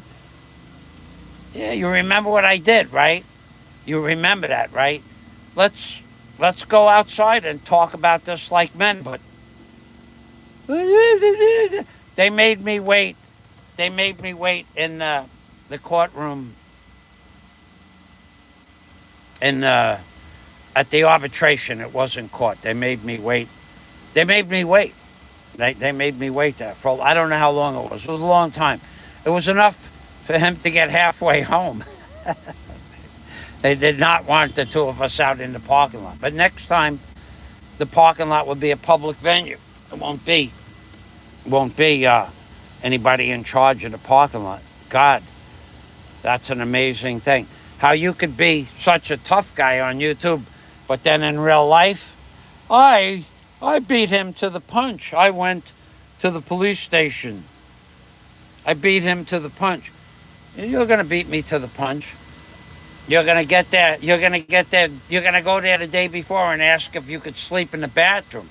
No doubt that would be your modus operandi. That's okay. I'm going into the courtroom if I can. If I get an invite, I'm going to go into the courtroom as a witness if I can. As a witness if it's possible. As a character witness. I don't think that's going to be possible though. But if I was, you'd be taking one for the Gipper, that's for sure.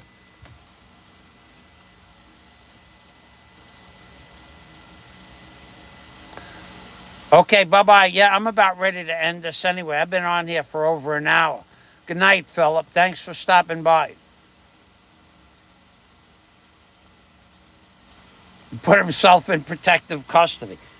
Yeah, man, he's not going to be able to stop this. John Blaze already is working on talking to the guy for me.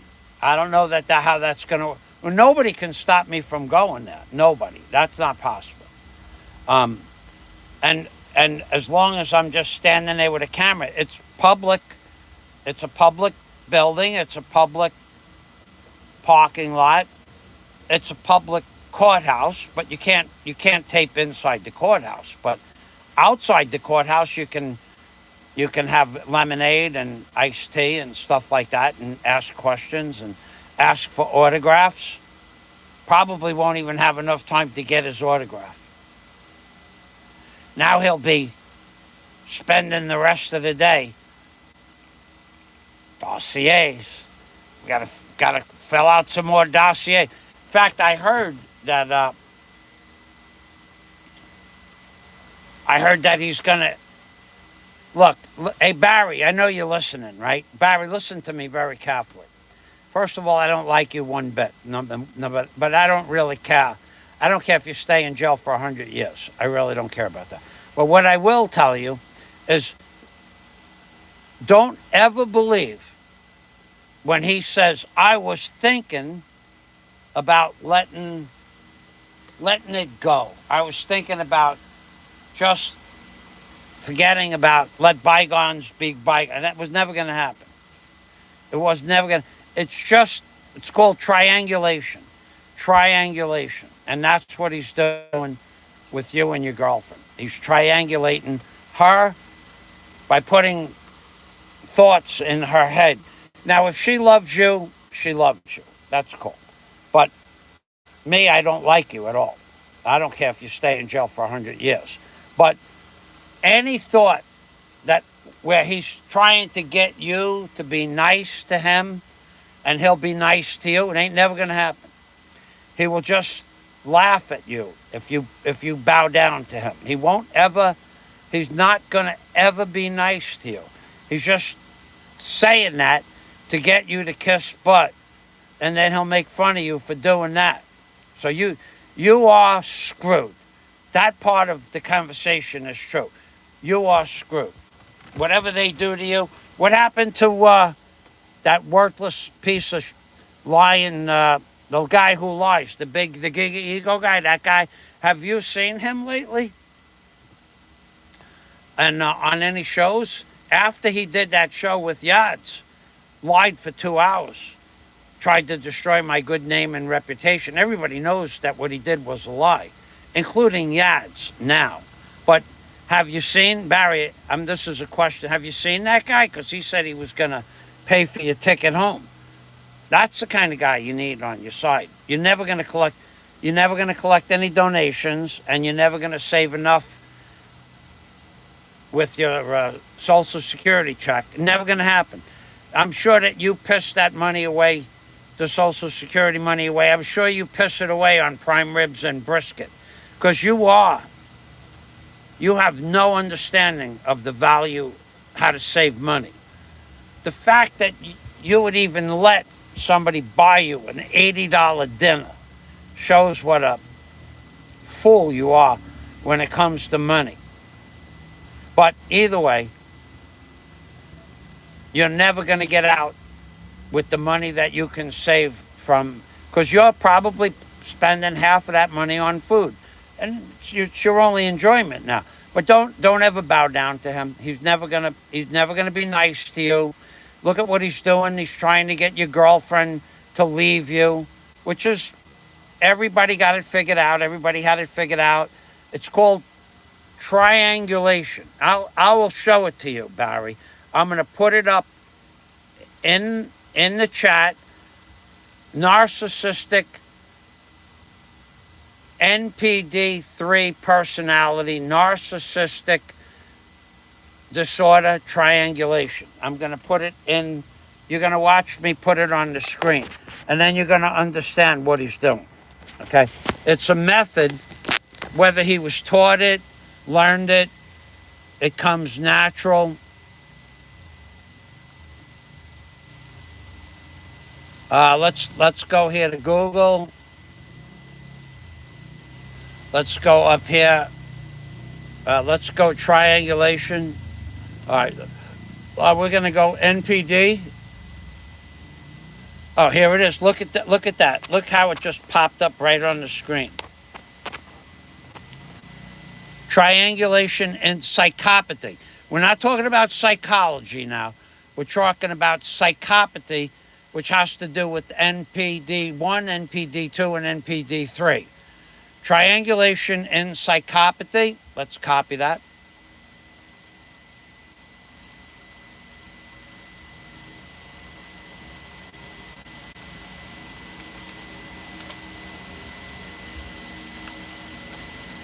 Okay, triangulation and psychopathy. Wait till you read this, Barry. This is what he's doing to you and your girlfriend. Wait till you read this. Okay, let's go here. Let's put the link up for that page. Let's put it over here.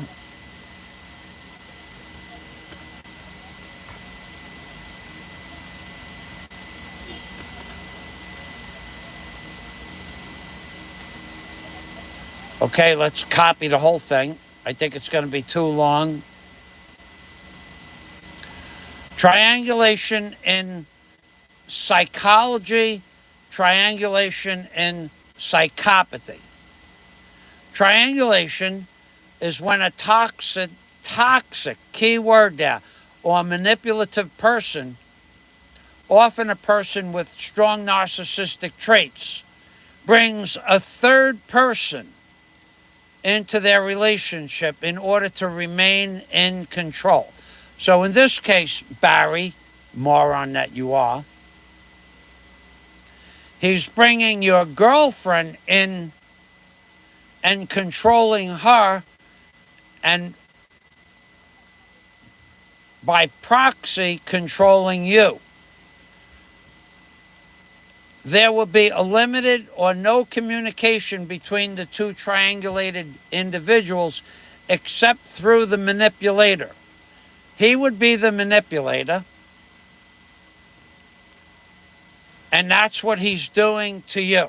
He's manipulating your girlfriend to break up with you, so you have nobody in this world, like he has nobody in this world. Like he says everybody else has nobody in this world, because he's projecting at that point. So because you have somebody who loves you,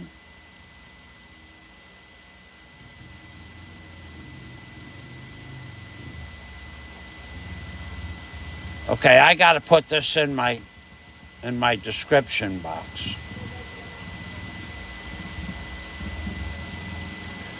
We'll put this at the top because this is the most important part of my video. It won't fit in the chat window, but this is what he's doing. It's all, now anybody that understands psychopathy, NPD 1, NPD 2, and NPD 3, narcissistic personality disorders 1, 2, and 3, which is borderline psychopath when you're at the stage straight. Anybody who understands NP3D personality disorders understands that was his objective, was to cause your girlfriend to break up with you, therefore controlling you by having her leave you.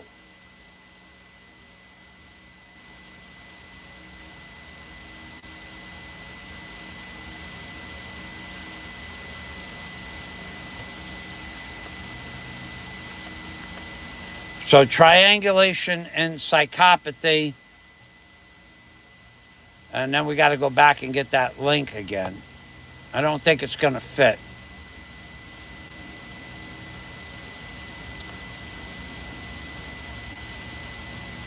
But this is what you want to look up, Barry. You got a phone while you still have your phone.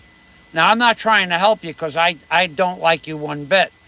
Not one bit. I'm just trying to make Shah understand what he's doing. Okay, I can't fit the link. But this is what he's doing. He's trying to destroy your relationship so that he can, and so that he could be in control of something. But in the parking lot, he's not going to be in control of jackfruit. Nothing he's not going to be in control of. So let's go back to that page. Triangulation, narcissist, best play. Do psychopaths, see now this goes past psychopathy, do psychopaths, that's NP3 disorder, not NP2 or 1. Do psychopaths triangulate? Now here's the answer to that. Let's get it into my chat window here, into my my details page. Do psychopaths triangulate? And let's get it into the, let's get rid of Allan Watt. He's interfering with my life there a little bit. Okay, let's go over here. And this is my live stream now. Yeah, psychopaths. Do psychopaths triangulate is the question. Hold on, we're coming back. I'm still working on chewing up my data, I think. Now here's the answer. Up, it's 311. All right. I'll cut it in half. Do psychopaths, and we do have psychopaths on YouTube, do psychopaths triangulate? Provoking jealousy and using love triangles to make you compete. Narcissists and psychopaths are notorious for something known as triangulation. Here's the rest of the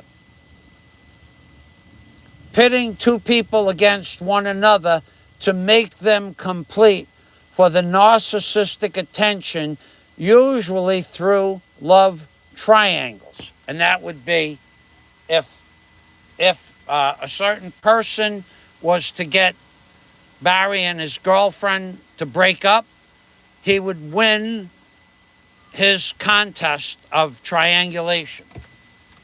Barry, that's the most important piece of information that anybody will ever give you and your girlfriend. Now, personally, I don't care if you stay together. It doesn't bother me one bit. It's her choice. It's your choice. If I was a woman, I wouldn't even talk to you. I would take one look at you from a distance, and I would walk right by you, and I wouldn't even talk to you. Even if you walked up to me, I would never even talk to you. Me as a woman. But if your girlfriend loves you and you love her, that's cool with me. I don't care. But I don't want you to break up either. I think it's a good thing that you have a woman at your side that still cares for you. Why? No one knows. It's none of anybody's business. But that's what he's trying to do. You need to make her understand that that's what he's trying to do. Everybody else understands it. But she's a Filipina. She doesn't have a background in psychology. She doesn't have a background in psychopathy. She doesn't have a background in psychology. She doesn't know what narcissistic NPD1 or NPD2 or NPD3 is. She doesn't know about a malignant personality disorder. She doesn't know about any of that. If you look up malignant personality disorder, you're going to see a picture of that guy on YouTube. Let's look it up. Let's prove a point. Let's look up malignant. I forget how to spell malignant. Lignant.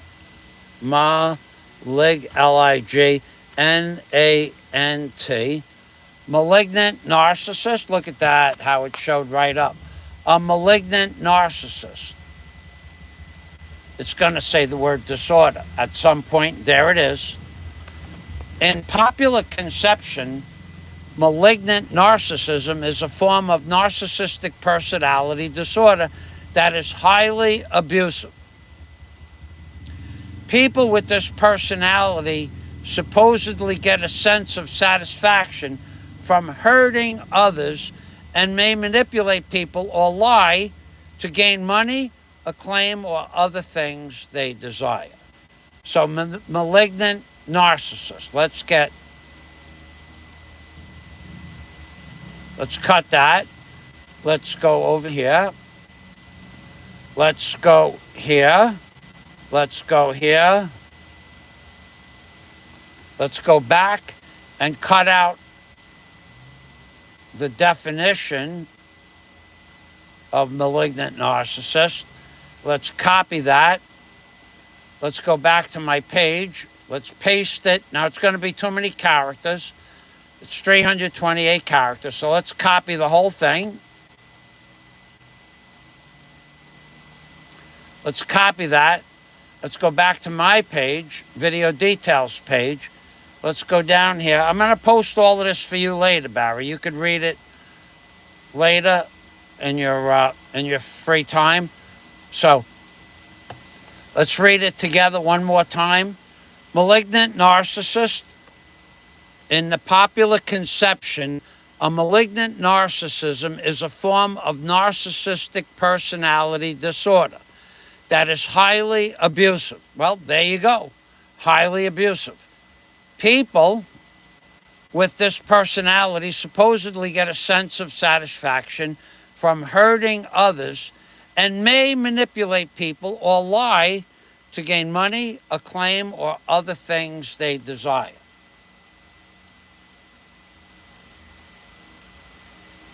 So we have to cut out this half of it, and then you guys will be able to see this, the whole thing. And then in the comments of this video, I will post all of this information. And by the way, the judge, I am sure, without saying a word, the judge knows if any of these issues any of the people involved in the case have any of the above issues that I talked about for the last 20 minutes. Because the judge knows what that stuff is, more than me, more than most other people. All right, then I think my work here is done. Barry, read that stuff, because try to make your girlfriend understand. Now, if you want another example of the malignant narcissist with psychopathy, the Giga Ego. The Giga Ego used Yad's emotive logs to triangulate by talking smack against a YouTube blogger being a liar, which I never lied.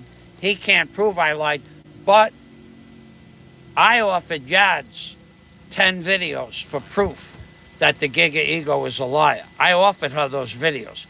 And everybody, if she herself wasn't watching, E.T. Travel was watching, and so was Nico.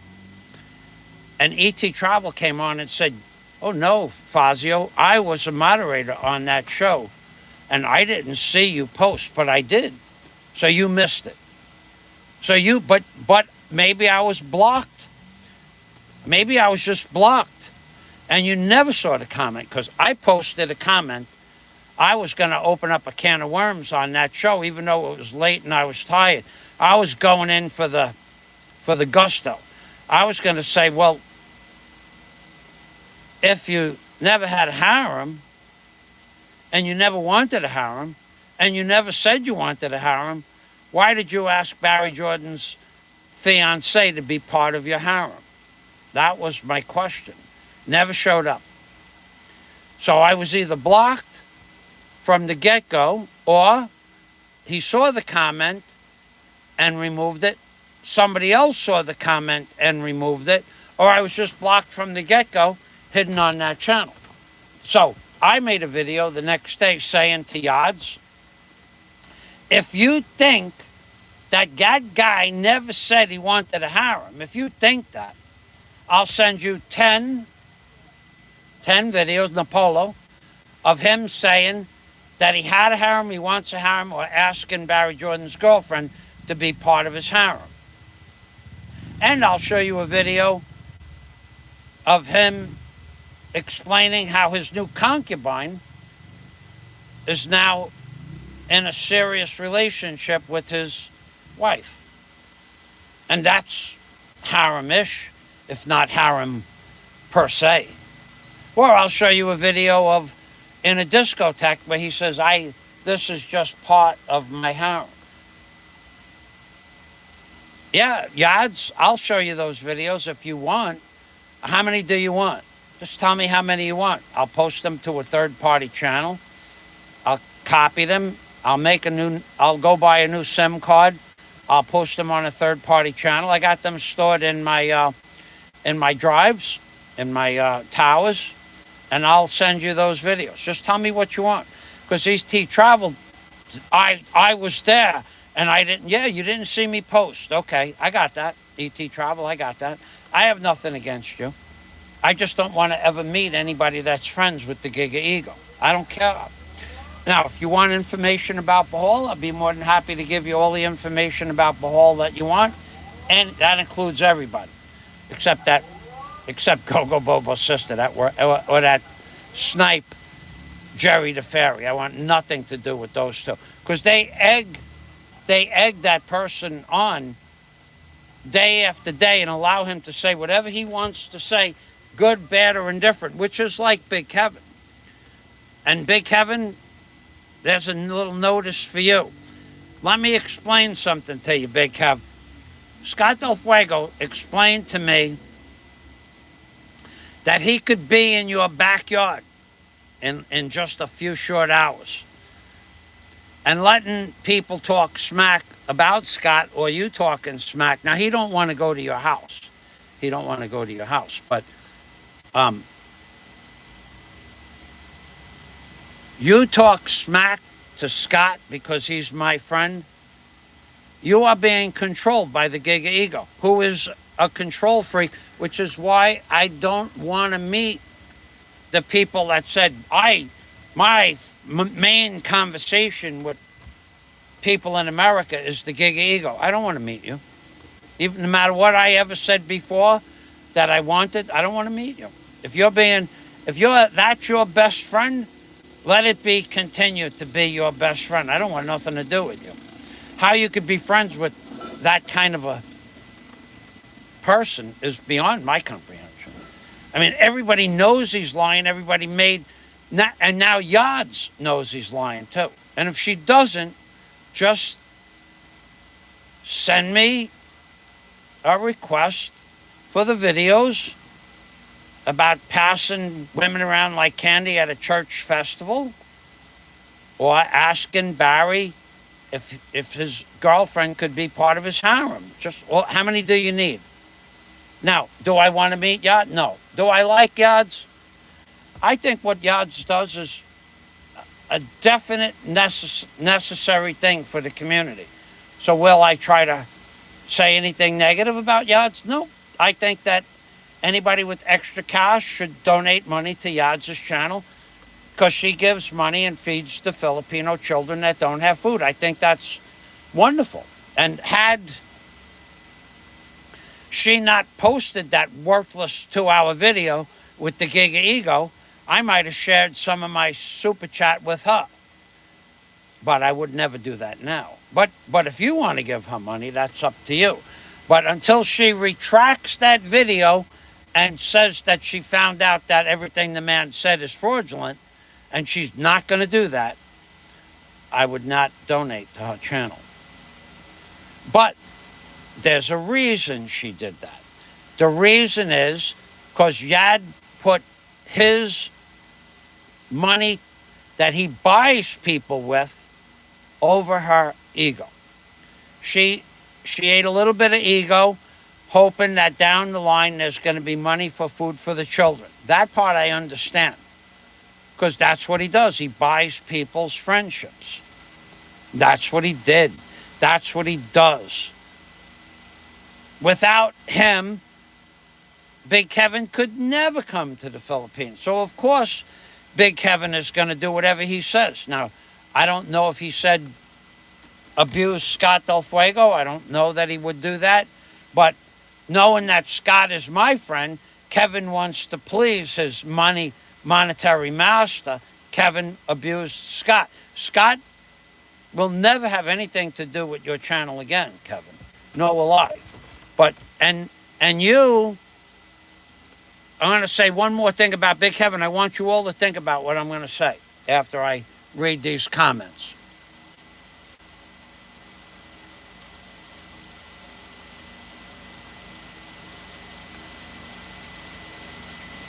It's all about money, says Flying Circus. That's true. So, Big Kevin, let me explain this to you. I have less respect for you than I do than about the guy. Well, you're right on par. You, Jerry the Fairy, who likes stirring up the pot, Go-Go Bobo's sister, who likes stirring up the pot. Now, they are on the list as number 4, Go-Go Bobo's sister. Number 3, Jerry.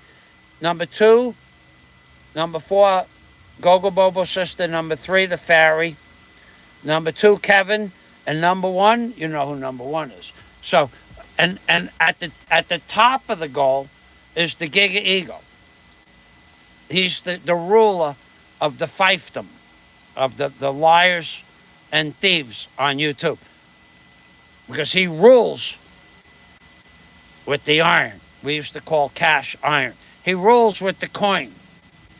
But as far as lowlifes are concerned, those are your top lowlifes on YouTube.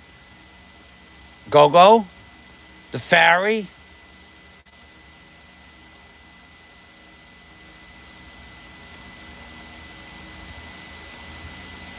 the Crier, and the Giga Ego.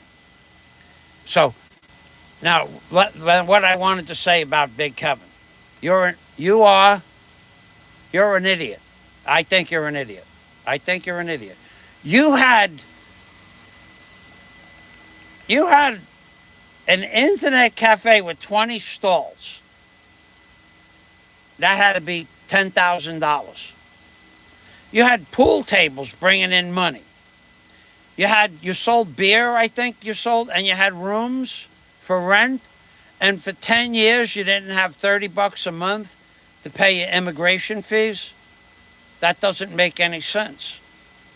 No matter what your bills were, you had 4 sources of income. You had your wife working in the store, that's a source of income. You had internet cafe, that's a source of income. You had the pool tables, that's a source of income. You had, if you sold beer and soda, that's a source of income. And you had rooms for rent, that's 6 sources of income. But rooms for rent, pool tables, beer and soda, snacks, pool tables, and 5 sources of income, but 20, I never saw an internet cafe go out of business. What were you doing with the money that you didn't have $30 a month? You're an idiot. You're a complete imbecile. And that was before your brother-in-law hit you with the thing. Before he bowlerized you.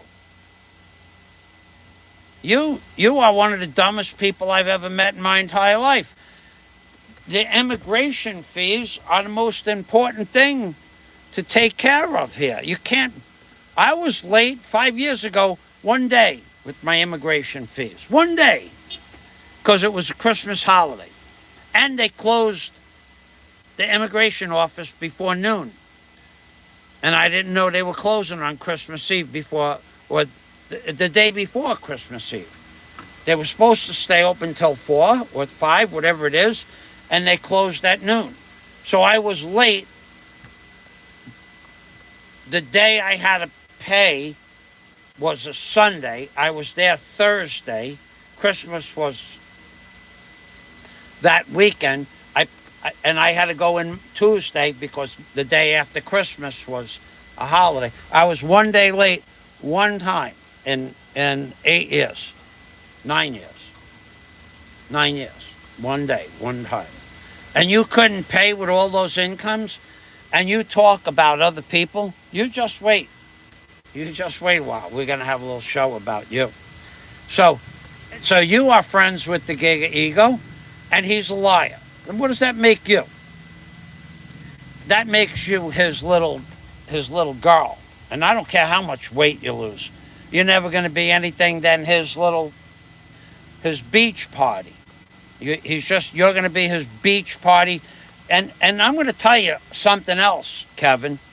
That guy has many friends that go like this and like that. He might think that you go like this and like that as well. I don't know. But he sure did hate somebody until he found out that that guy went both ways. And then he became that guy's best friend. That's true. So, you, Big Kevin, maybe you do too. Maybe now that that you have the Echo Delta, I would think that you have Echo Delta for sure. I would think that. I would think that because, 10 years now? That's quite a long time. So anyway, not that there's anything wrong with that, but you like to make fun of because you can't make an honest living on YouTube. Giving people you provide people with nothing but drama. You're a worthless blogger, in my opinion. Absolutely worthless. Your videos are nothing but hate. The only way you make money is by one person hating on somebody else and somebody giving you more money for hating on somebody else. Other than that, you would have nothing to say. What do, Kevin? You don't do anything. You don't swim. You don't walk. You don't blog restaurants. You don't go to the movies. You don't hike in the mountains. You don't do anything. Nothing. Now, one could say, I don't do much anymore. Well, the doctor told me You sit in your chair for 6 months and you don't work and you don't walk unless you have to go to the store, and you don't swim and you don't go hiking and you don't pick up tools and you don't do this and you don't do that. So I'm almost done with my 6-month tenure, and then I'll go back to work. And then, and only then, do you go back to work. And all 3 doctors. So when you hear the man who will never, ever, ever say any of those things to my face, when you hear him running, scampering around like a mouse, when you hear his little feet scampering in the opposite direction, say that Fazio doesn't do anything. Look, yeah, I was told to sit in this chair for 6 months, go shopping, walk around if you have to, but no work, nothing. Don't pick up anything that weighs any kind of weight. Even when I tried it, and I did try it 3 months ago, I picked up something that weighed about 30 pounds. It hurt. I could feel my operation. Now, I don't know what that is, but the 3 doctors, 2 that operated on me and the 3rd doctor that I have for something else, for wound care, they all said, oh, I know that. Oh, you had an inguinal? Oh, yeah, 6 months, for sure, 6 months. If you could do it longer, do it longer. So in a few months, my 6 months is going to be up, and then I could get back into shape. They don't want me lifting weights. They don't want me walking. They don't want me swimming, but it won't matter because you ain't going to do what Mike Ross wants you to do. That guy's trolling you. He's going to get you in trouble. If you agree to do what Mike Ross wants you to do, I would love that. I hope Mike Ross comes to the show. I hope Mike Ross comes. That would be quite the show, no? That would be a great show. We would make quite the entertainment venue, me and you, for however long it lasted. And all that blah, blah, blah, and blah, blah, blah, and blah, blah, blah. We could settle all of this in just a matter of minutes as far as boys are concerned. Now, the other issues are never going to be settled because some of us have NPD personality disorders, and some of us are just a little bit eccentric. Some of us are downright nuts. In fact, the judge has seen all the people, the list of people that you've made, shall we say, dossiers on. How many are there? Let's think. There's 1, and there's 2, there's 3, 4, 5 with flywoods. Preemptive dossiers. 5 at least, yeah? Maybe John might be number 6. Could be. You actually have proven the point of what by defining paranoia. Just last week you did.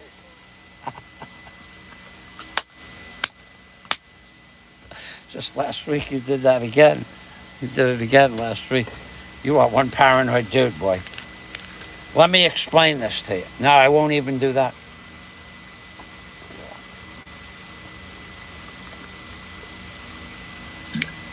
You made a fool out of yourself last week, though. That I remember. Preemptive. I fixed him. I preemptively showed them videos. Showed them videos of what? Clips? Just wait. Bring the video clips with you. You could show them to me. You and I will review the video clips on your phone. Go ahead, you do that. I want to watch your video clips. Me and you, side by side, watching videos together. Yeah, that would be great entertainment. And for the trolls out there, push the thumbs up. Come on, 16 thumbs up. I put on a good show. I deserve thumbs up. I'm not going to demand you give me $5 in Super Chat. If you saw my Super Chat and Super Stickers for the month, in fact, if you remember last week, 10 days ago, Gary Pogie, my friend Gary, said, I'm going to set up a Super Chat so I could Super Chat you some money. Gary said that. Gary Pogie, right? Go back and read what I said. You send me Super Chat and I'll block you from my channel. Okay? Because Gary has been my friend for many, many years. Not that piece of worthless garbage, Gary the drunk. Not that Gary. That gave that guy $50, $75, whatever it was. That's ridiculous. For what did you do that for, Gary? For what did you do that for? For what reason? So that you could get your name in lights? How drunk were you, Gary? Yeah, we're having all the... What you want? You want drama? How drunk would you have to be to send your nemesis $75? Have to be pretty drunk, because there was never any arbitration between the two of you. You left off as disliking one another, severely disliking one another. And out of the clear blue, you send him, what, $75? He didn't even believe it was you till he went to your channel. How drunk were you? But Big Kevin, you're bought and paid for. Yards, if you want those videos, I'll be happy to send them to you. I really don't want to meet anybody that is his friend, though. It goes right across the board, too. Unless somebody really wants to get together and go out and have the dinner at Lobo on the river, I will do it. But, Yards, I don't want to meet you. But I'll put it clear as day. I don't want to meet you. I wanted to meet you until you allowed that man to lie to you. And then even after I said that it was all lies, you still left the interview up. In fact, I could show it to you right now. I could see if it's still up, because I have it posted on my page. There it is right there. There it is right there. Still up. You can't see it, but it's going to appear on my page in about 10 seconds. There it is. So I won't show you... It's got 35 thumbs up. Monday Night Live with Will he freely bear everything? And there's one comment on the page. Why did you stop the comments on the video if you thought he was a good guy and telling you the truth? Why would you stop the comments from appearing on the video? I'm asking you a serious question, because you know darn well he was lying to you.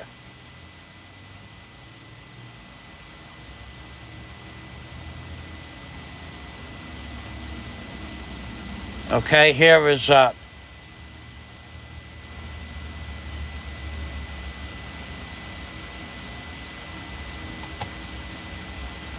I'll just give you the definition, the defining.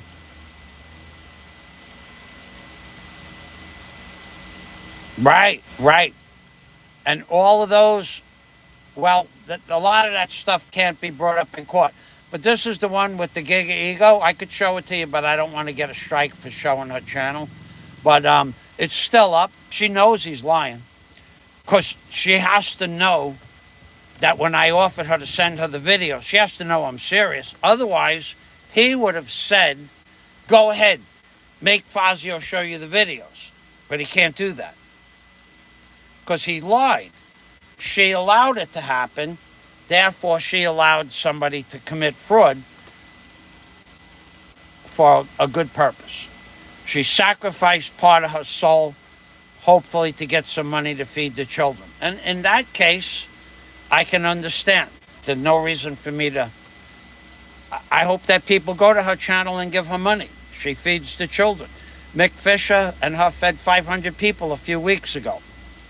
But me personally, there was no amount of money to get me to say that that man is a good man or a truthful man or an honest man or an honorable man or even a man with honor. He has none of those qualities. But for the almighty dollar, you guys are willing to sell your souls.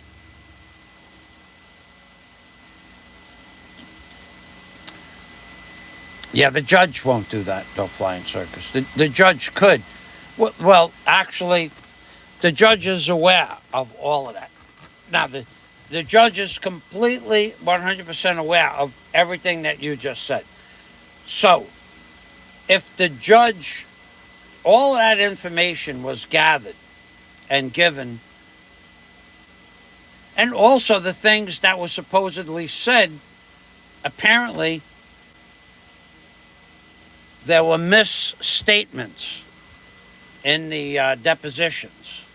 Apparently some of the things didn't actually happen the way they were supposed to happen. Now, I don't know this yet for a fact, but it's all hearsay. But apparently some of the things that were stated in the original deposition may have been a little bit less than precise, let's say precise. So he's got to backtrack on some of those things. And by backtracking on anything you say in court, puts doubt in the mind of the person who's going to be judging you. And being that you guys want more, because now I see 2 more thumbs up, I'm going to go get some water. Right? I'll be back momentarily. Some nice cold lemon water. I haven't peed since 7 o'clock this morning either. That's on the agenda, but not right away. I can wait. For you, I could wait. Wow. Whoa.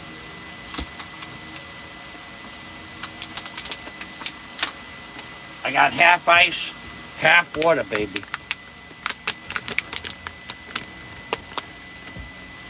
Half ice and half water.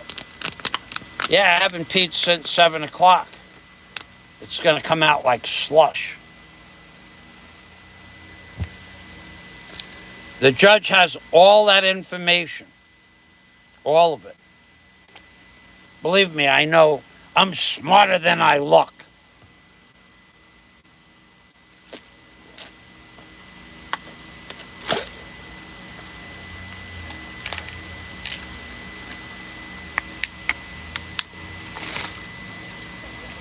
That's cold water.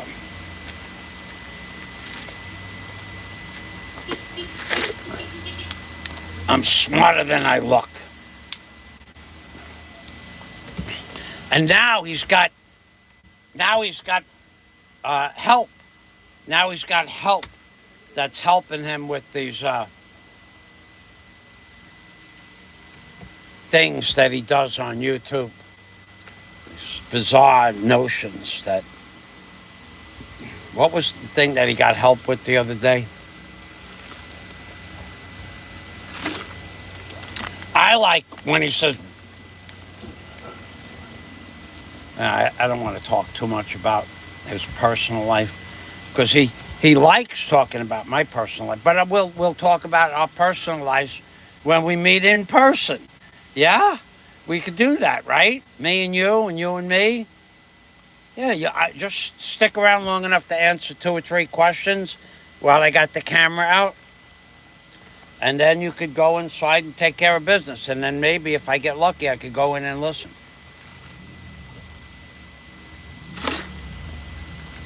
I don't think that's going to happen, but one can hope. Now, where I go to court, there's a glass wall. You could see inside the courtroom, but you can't. I don't think you could hear anything. 19 thumbs up. Boy, we're moving right along. The thing.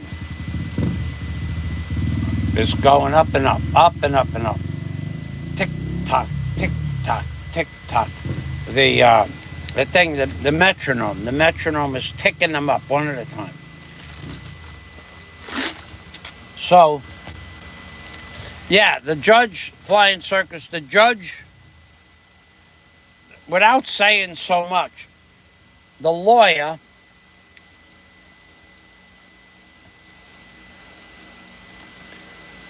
supposedly circumvented just about every negative part of the case. But that's not over yet. I mean, it's not over yet. There's no determination.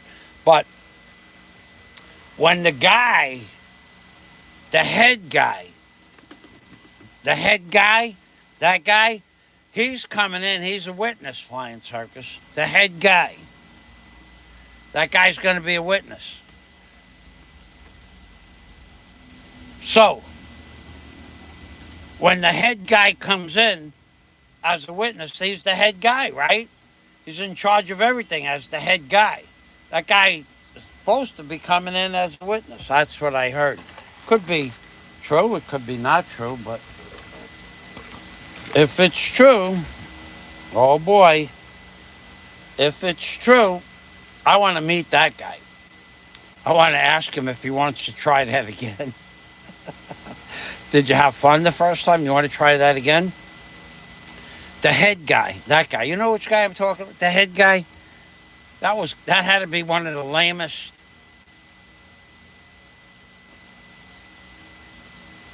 I don't know what he was thinking. I know what he was thinking about a minute later. He was thinking that wasn't such a good idea. I wasn't thinking so good. So,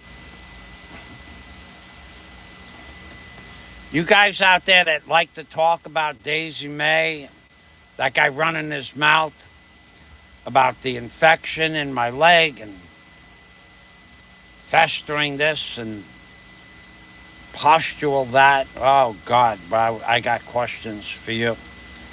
And I'm allowed to ask those questions. You don't have to answer them, though.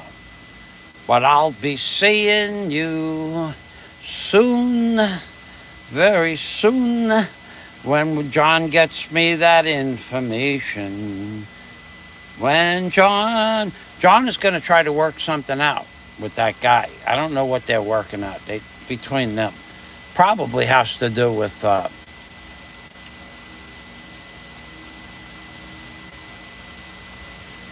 imagine.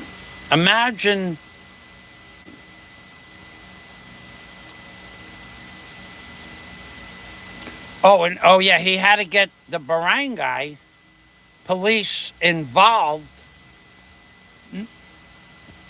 with his paranoia last week. He was paranoid that somebody was going to see him. Nobody ever said they were going to see him. Never once did anybody ever say they were going to see him. Never happened. Never happened. Never happened. There's no words, no videos, no faces in video. There's nothing. There's no words. There's no chat that anybody is going to his island. Never. The word, the island name, never happened. And I went there and I talked to them and I showed them videos of that crazy guy, that crazy island guy. You made yourself look like a fool, dude, is what you did. You made yourself look foolish. Why would you say something that wasn't true, that you can't prove? Nobody ever mentioned going to your place. Nobody. Never happened. A year and a half ago, I went on vacation. But you went out like that somebody was coming, and I took care of that. Now, then what? I already talked to the people now. A long time ago, I said, it's okay, I go to your island. Yes, you can go as long as you don't start trouble. Why would I start trouble? The paranoia. His paranoid personality made him look like a fool to the local authorities. Again, he does it to himself. Oh, Fazio walked around. He looked like he had a dress on. I did have a dress on for a very good reason. You are going to have to answer some questions, or not.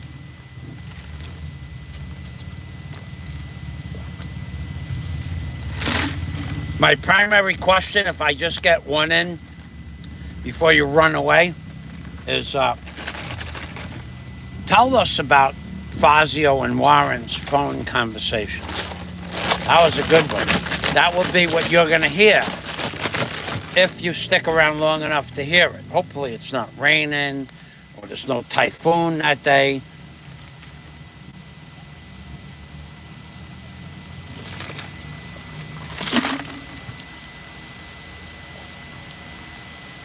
Yeah, Warren and Fazio did what?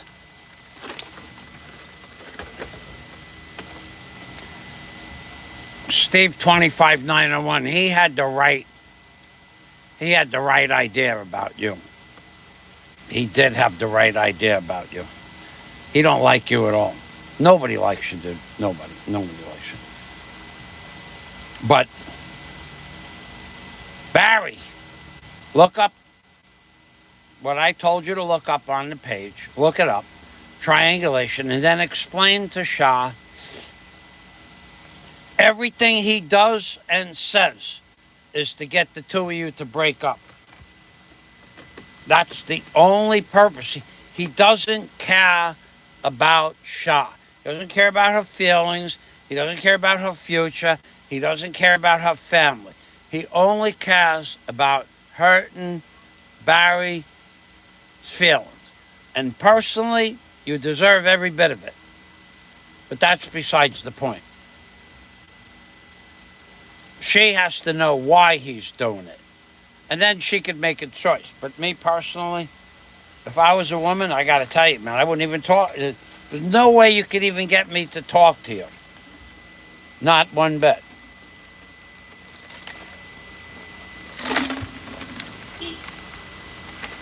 But some women, they like different things. Some women like men with shaved heads, I guess. I mean, maybe it's got that Kojak thing you got going now. I don't know. Oh, yeah. And also, Flying Circus, the judge is aware many clips have been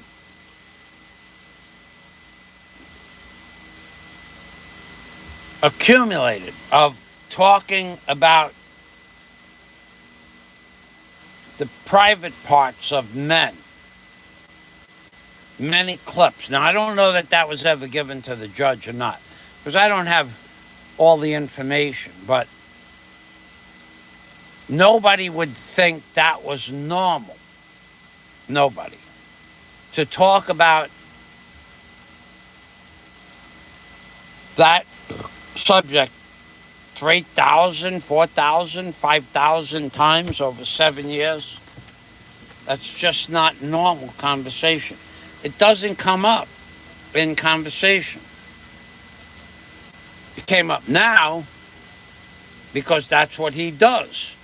But think about this. Everybody out there, all you trolls, how many times have any of you trolls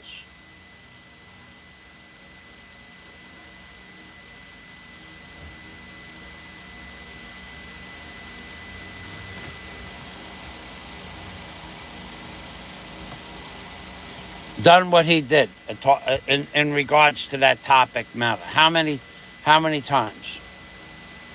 About the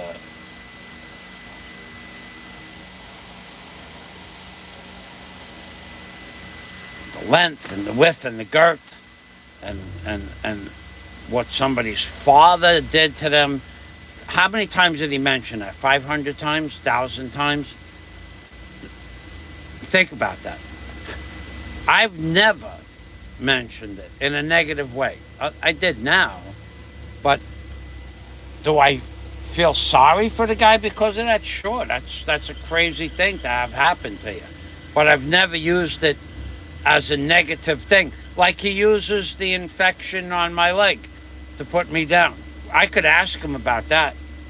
In fact, I will. If he sticks around long enough, I'm going to have a questionnaire. Explain to me about the infection on my leg, please. Explain to me what you think it is. And remember how when it was a lot worse, he'll pass away within a certain amount of months. In a year, his leg will be gone. You thrive on that kind of stuff, dude. Say it to my face. Say it to my face. Come on, show us that you have enthusiasm, as Nico says. Show us your enthusiasm. Come on, don't be afraid. I hear all kinds of stories on YouTube, but with you're a special case. Because you do it every day. So, I stopped eating the seeds. Most of them. I don't know why I stopped eating the seeds. The seeds were, I don't know how many calories were in. 48 pounds. By the end of today, I will have lost 48 pounds. 11 inches, solid 11 inches off my waist. My waist is now 45.25 inches, and it was 56.5 inches when I started. Right around there. So 46, 11 inches. A solid 11 inches. All right, then. Any of the trolls want to say anything? And I'm going to... The guy who mentioned Daisy May, don't think I forgot that.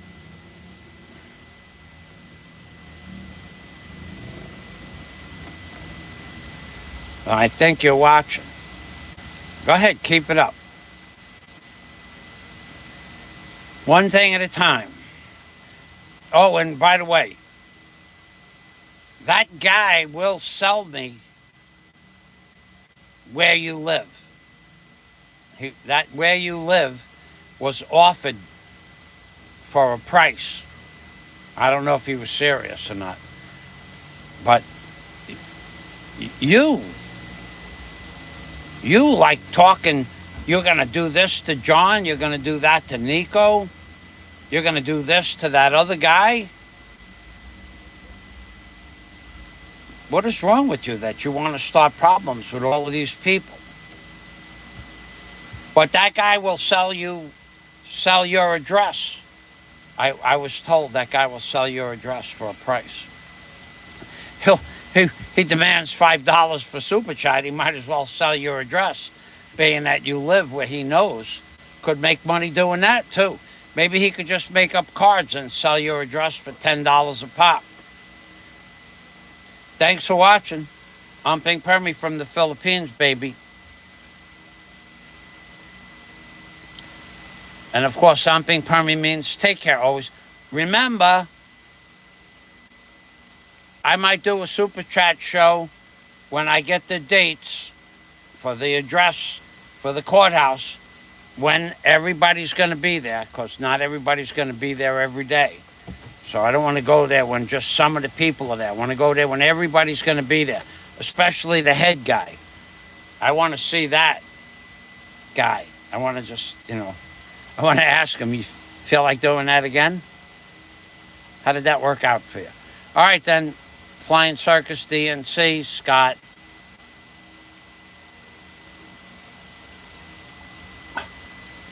Oh, Dennis, stop by Philip, stop by Charlie Delano. That was a nice Dr. Yen Lo, thank you.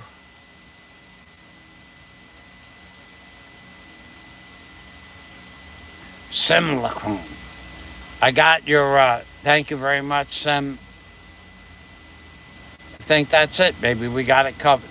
I'm Pink Permy from the Philippines, which of course means take care always. Bye-bye for now. That's right. Where's the button? There it is right there. Got it.